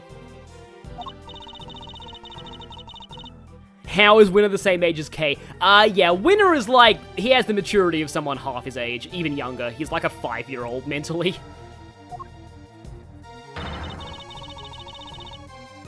Oh yeah, that was, Edgeworth did figure out Turnabout Big Top off screen, didn't he? Yeah. The dog T-posed past the metal detector with the item. The glitching prevented the detector from triggering. Yeah, I mean, Edgeworth, you're not one to talk. You pulled the same thing on Phoenix so many times.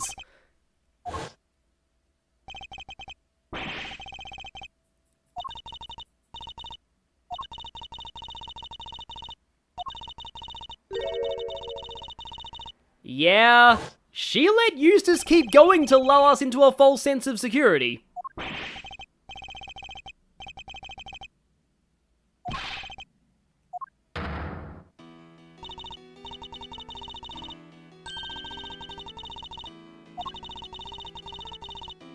You were more freaked out when the extraterrestrial rights returned in the first case, Random? Yeah, I guess. Edgeworth knew that case was so bad, he decided to off-screen it, yeah. I don't actually think Big Top is that bad, but still, it's low on my list. I think Serenade is way worse than Big Top.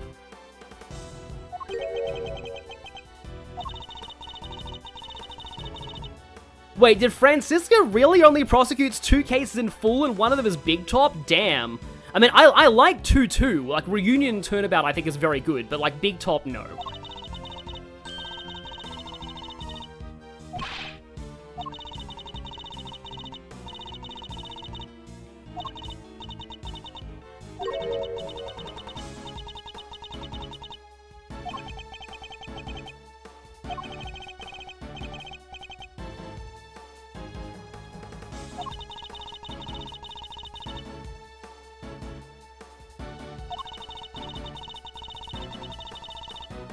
Yeah, this is interesting. Yeah, I mean, granted, Edgeworth sucks at doing this, so it's hard for him, but also she has a point. We easily could have got him to tell us his occupation, but we never really pressed that hard.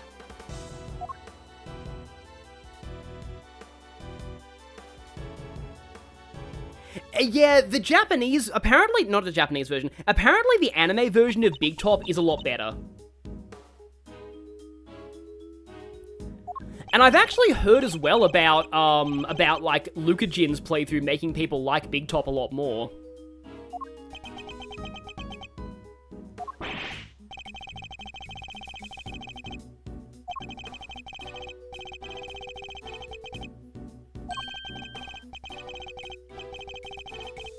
And a wise She-Hulk once said the defense will rest her fist upon your face in Marvel vs. Capcom 3.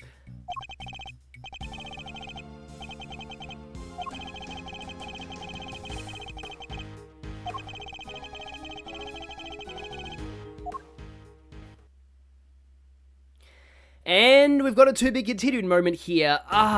This is actually kind of annoying. Like, okay, so I think this is about the halfway point of the case, and logically speaking, I should stop the stream here, because that kind of makes the most sense, I feel. But also, I really want to keep playing more, but I do know that if I get into another investigation segment, it might just flow into something else that will be even harder to stop at, so I don't know what to do here. I'm just like, seriously, I want to keep going, but also I'm just like, I kind of, this is a neat place to stop. So, yeah, maybe it is better we stop now. I'll just check the, there's 2 more parts for the end, yeah. So, yeah, this is definitely a good place to end it, I feel, yeah. So, okay then, yeah, it looks like, yeah, people are, yeah, it's a natural starting point, good. The chat all agrees. So, yeah, we are, yeah, I'll be ending now then. Sorry that it's, a little bit, like, earlier than I usually stop streams, but, like, if I go any longer, I'm gonna just, I'm gonna get into another point that I can't easily stop. So, that's also a good point to end it, because we had the Eustace winner thing. So, we saw his first testimony, and it was amazing, and I actually got a penalty on his testimony. But yeah, this has been fun, and so now the next stream might be earlier than a week, because I am going away. It's actually my birthday this time next week, so I'm going away for the weekend. So I might be doing the next stream this Wednesday, potentially. I know that it's a bit awkward to have it on a weekday, but, like, I do really want to get another stream. I don't want to go a week without streaming this, so next stream, I think, will be earlier, but it should be up on the channel, like, you'll see the scheduling. But yeah, with that, I will leave you, and until next time, stay winning.